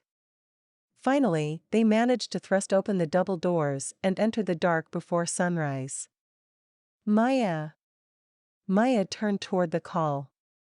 Her mouth fell open. "London?" He rushed her, which was kind of his job on the field, but she'd never been lifted off the ground with such power and tenderness all at once. He cocooned her in his arms and held her tight to his chest. Maia couldn't relax into his embrace. He had withheld information that put her in harm's way. Sure, it was just a few slushies, but it could have been worse. He set her down and ran his hands over almost every inch of her. "Are you okay? I can't tell you how worried I've been." His hands traced her cheekbones, light as a kiss, and then down her neck as he inspected her. "I'm fine, too," called April. London smiled over Maia's head. "Thank you, April. Your quick action was amazing. I'm going to use your video for training purposes." April blushed. "I'm going to call an Uber and go back to the hotel." "You good?" she asked Maia. Maia took a deep breath, knowing her shower was postponed. "I'll be fine." London may have withheld information, but he would always be her protector. "There's a diner on the corner. Do you want something warm to drink?" London offered. His eyes, a copy of his father's, were rimmed with worry, and there were dark circles under his lower lashes. Maia glanced down at her dress. The night was shot. Her dress was ruined. And her hair wasn't going to move. At all. Why not? They made their way down the street. Maia's heel caught in a crack on the sidewalk and she stumbled forward. London caught her, saving her from face-planting on the concrete. He righted her faster than she fell and offered his arm. She eyed him warily. "I don't know if we should."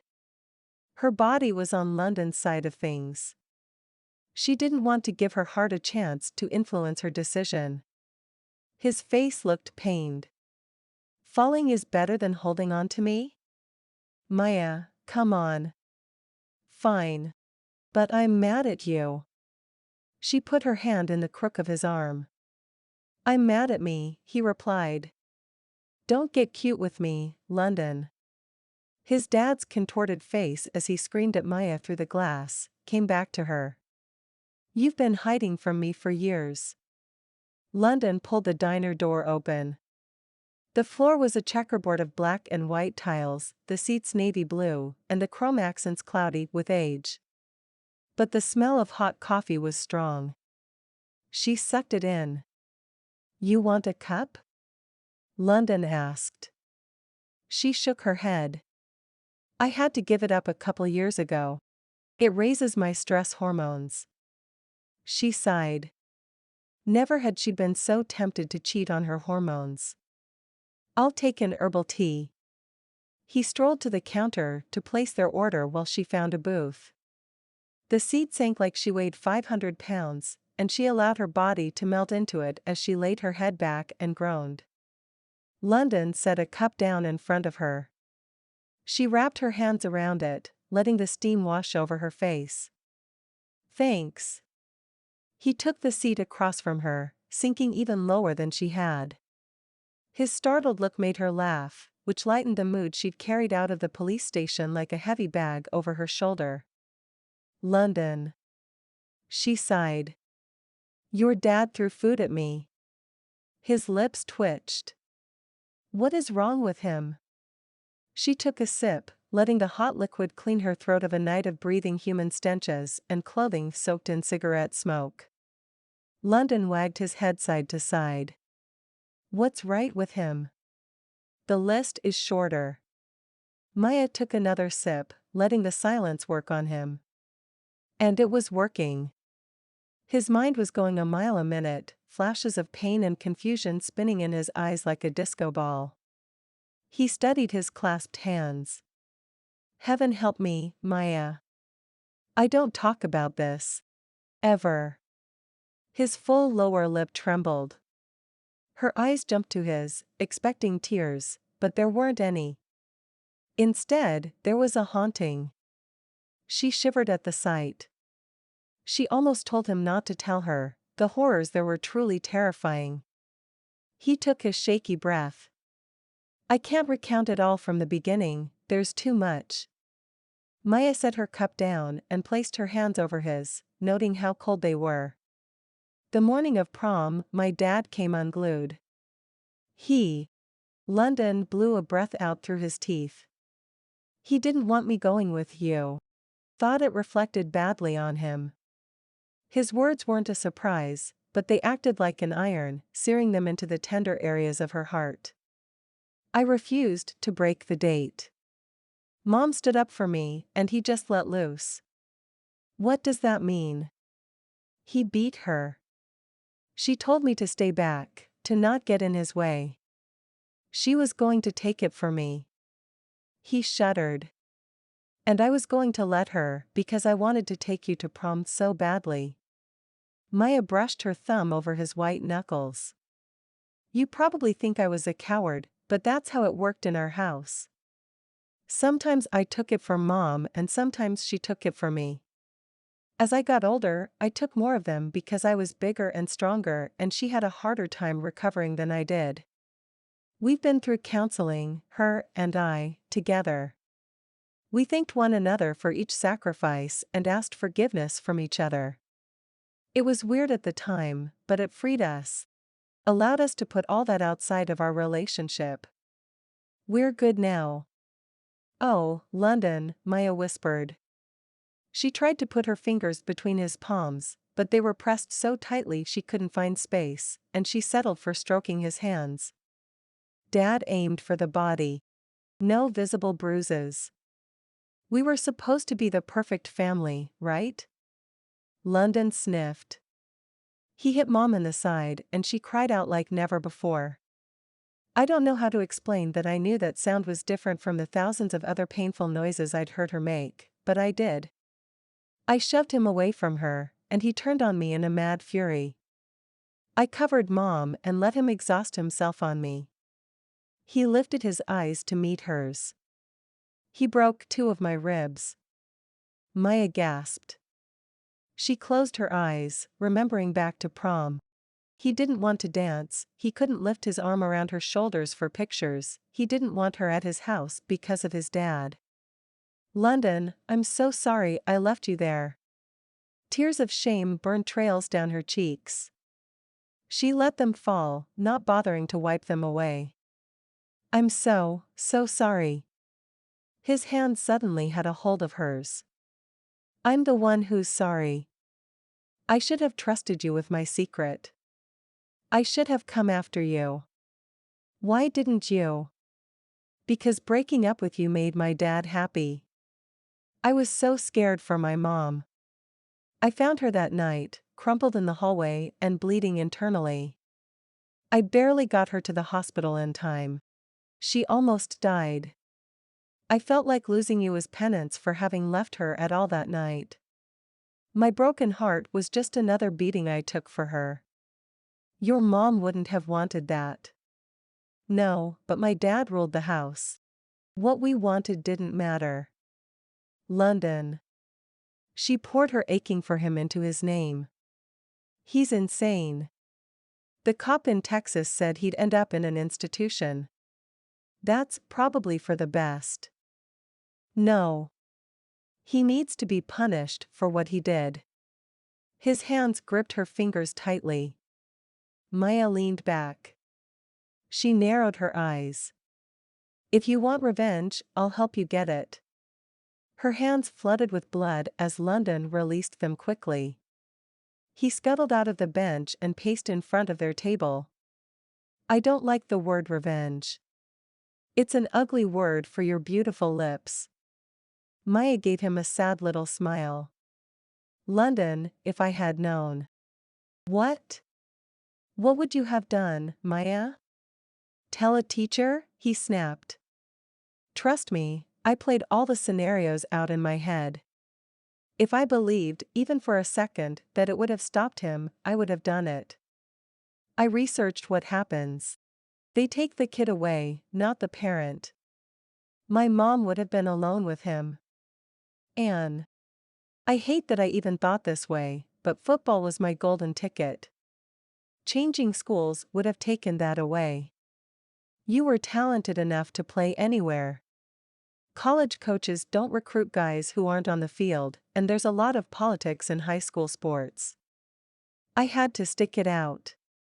He sat back down. I've thought this over 100 times in the past 10 years, Maia. The one regret I have isn't the broken ribs, the bruises, or the constant fear. My regret was letting you walk away that night. I wish I'd been braver. Maia hiccuped a sob. She reached for a napkin in the dispenser on the table. I know you've had your doubts about us. I don't blame you. I mean, I come with this basket of crazy. It's not your crazy to carry around. She hiccuped. If anyone understands that you can't pick your parents, it's me. He put both hands on the edge of the table. Maia, tell me the truth. Is there any hope for us? The tears came fast now, rivers of relief and sorrow and hope. I think there is. He was on his feet in a flash, pulling her out of the booth and to his chest. Do you mean it? Don't play with me, princess. She poked his chest. Don't call me princess. How about honey?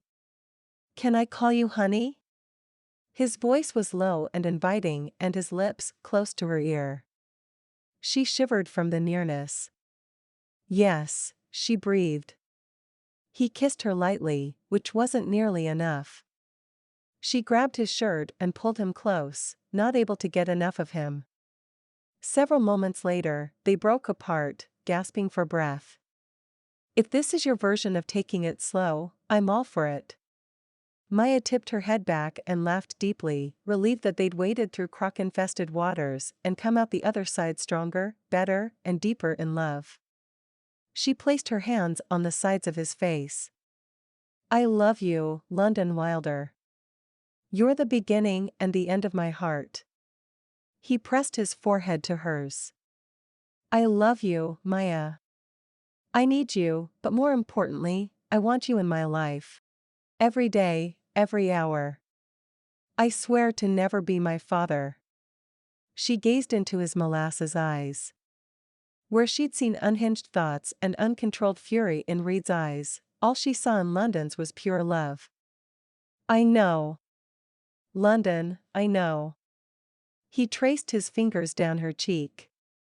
Did you know you taste like cherry? She lifted her arms off of his. EW. Gross, I am so sticky. She pulled, but his hands went to her hips and he brought their bodies flush. I don't care. He brushed his thumb over her top lip. You're perfect, honey. He kissed her, earning a whistle from the waitress behind the counter. Maia lost herself in his embrace. She was covered in a sugary, sticky, crusty mess, her dress was a disaster, and her hair was crunchy, and she felt like a real princess when London whispered her name and kissed her slow. Chapter 25. Maia stood on the Texas Titans' 50-yard line. She glanced down at the platform that had been positioned for her and smiled, remembering that this is where it had all started with London. Both times. First in high school and then at their picnic. And what a beginning it was for the two of them. The Slessy incident ended up splattered across newsstands and the internet, each version of the tale becoming more outrageous than the last. When it came out that her attacker was London's father, they received another round of unwanted publicity. Aaron hated the negative press. He was in a constant state of upset stomach over Maia's dating life. He'd never had a princess act so unprincess-like and run off to date a football player.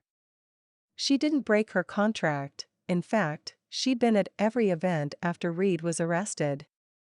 So was London, right up until he started preseason workouts. Then, they were together as often as possible. There were these things with wings called airplanes that made being together fairly easy. Erin was the only one upset by her relationship with London. With London in her life, she was happy. Truly happy. She didn't have to run from her past. He knew where she came from, knew that Maia's mom was a deadbeat who preferred gambling to seeing her daughter perform at a football game. And he didn't care. All he wanted was Maia, and she was happy with that. London had hired a shark of a lawyer, and his dad was convicted of attempted murder without London having to take the stand to testify. Since he was declared mentally incompetent, he was in an institution and not allowed visitors. Not that any of them wanted to visit, but at least they could blame the facility for that and not feel an obligation they had to ignore. Maia and London had decided to treat the new season like a new start and put all the ugliness Reed clouded into their lives behind them once and for all. From now on, they were looking toward the future. Maia held the mic loosely in her hand, waiting for the first note to come over the loudspeaker. The sun was high in the sky, and the stands were full of excited Titans fans. Her face appeared on the big screen, and people cheered and screamed her name. She lifted an arm and waved. "Where is the music?" she muttered through her smile. The screen switched to another view, and she saw London coming out of the tunnel in his uniform without his helmet. Dang, he looked scrumptious. She always did like him in football pants. Her heart spun in happy circles as she turned to watch him approach in real life. "What are you doing?" she asked. Her mic wasn't on and she wasn't worried about anyone hearing her. London grinned, hooked his arm around her back, and pulled her in for a kiss. The fans went nuts. Maia laughed and pulled back. "You couldn't wait until after the game for that?" He smirked and slipped the mic out of her hand. Turning it on, he got down on one knee. The noise level streaked to winning a spot in the Super Bowl. Maia's mouth fell open. "Are you kidding me right now, London Wilder?" He put the mic to his lips. "Maia, my love. Will you marry me?" He held out a small white box with a giant ring inside. "Yes." Maia jumped at him at the same time he stood to catch her. He kissed her once, and then again, and then again. "I love you," she said between kisses. "I love you, too." She framed his happy face with her hands, drinking in the sight of so much joy and knowing she was the reason for it. He kissed her cheek. "For luck." "I don't need it." She ran her fingers up the back of his head and tugged him down. "I have you." And then she kissed him like she wanted to kiss him for the rest of her life. You've been listening to The Warrior Groom, a Texas Titans romance novel. Written by Lucy McConnell. Read by Christina Dimmick. Hi, and welcome back to my channel. I am Lucy McConnell, and today we're going to listen to The Warrior Groom. This is a football romance in the Texas Titan romance series. There are some fun things going on in this story. The first thing is that it's a second chance romance. which means that the couple has had a romance before or a chance at a romance before and missed it. Anytime you have a second chance romance, there is the element of the couple having grown individually in between. So years have passed, they've each had maybe other romances, maybe other life experiences that have helped them to grow up a little bit or see the world through new eyes. And so that's what's happened here is each one of them has had a chance to not only live a little bit and gain some experience, but become incredibly successful at what they want to do, what they wanted to do with their lives. So that's really fun because they get to meet each other at their best. He's dressed in a suit and she's dressed in a designer dress. And they both have a whole lot of success behind them. But in that instant, they're taken right back to that place where their hearts beat for one another. What I love about this is that it approaches the idea that there is a special person for you out there, that there is somebody who you can connect with on a level that you can't connect with anybody else. And when you lose that somebody, it can be devastating for the rest of your life. You can wander this earth feeling as though you're completely alone. But if you get a second chance with them, you might be able to make it all right. So without any further blah blah from me, I'm going to turn you over to the audiobook and the Warrior Groom. And I hope you enjoy this football romance. I'll see you on the other side.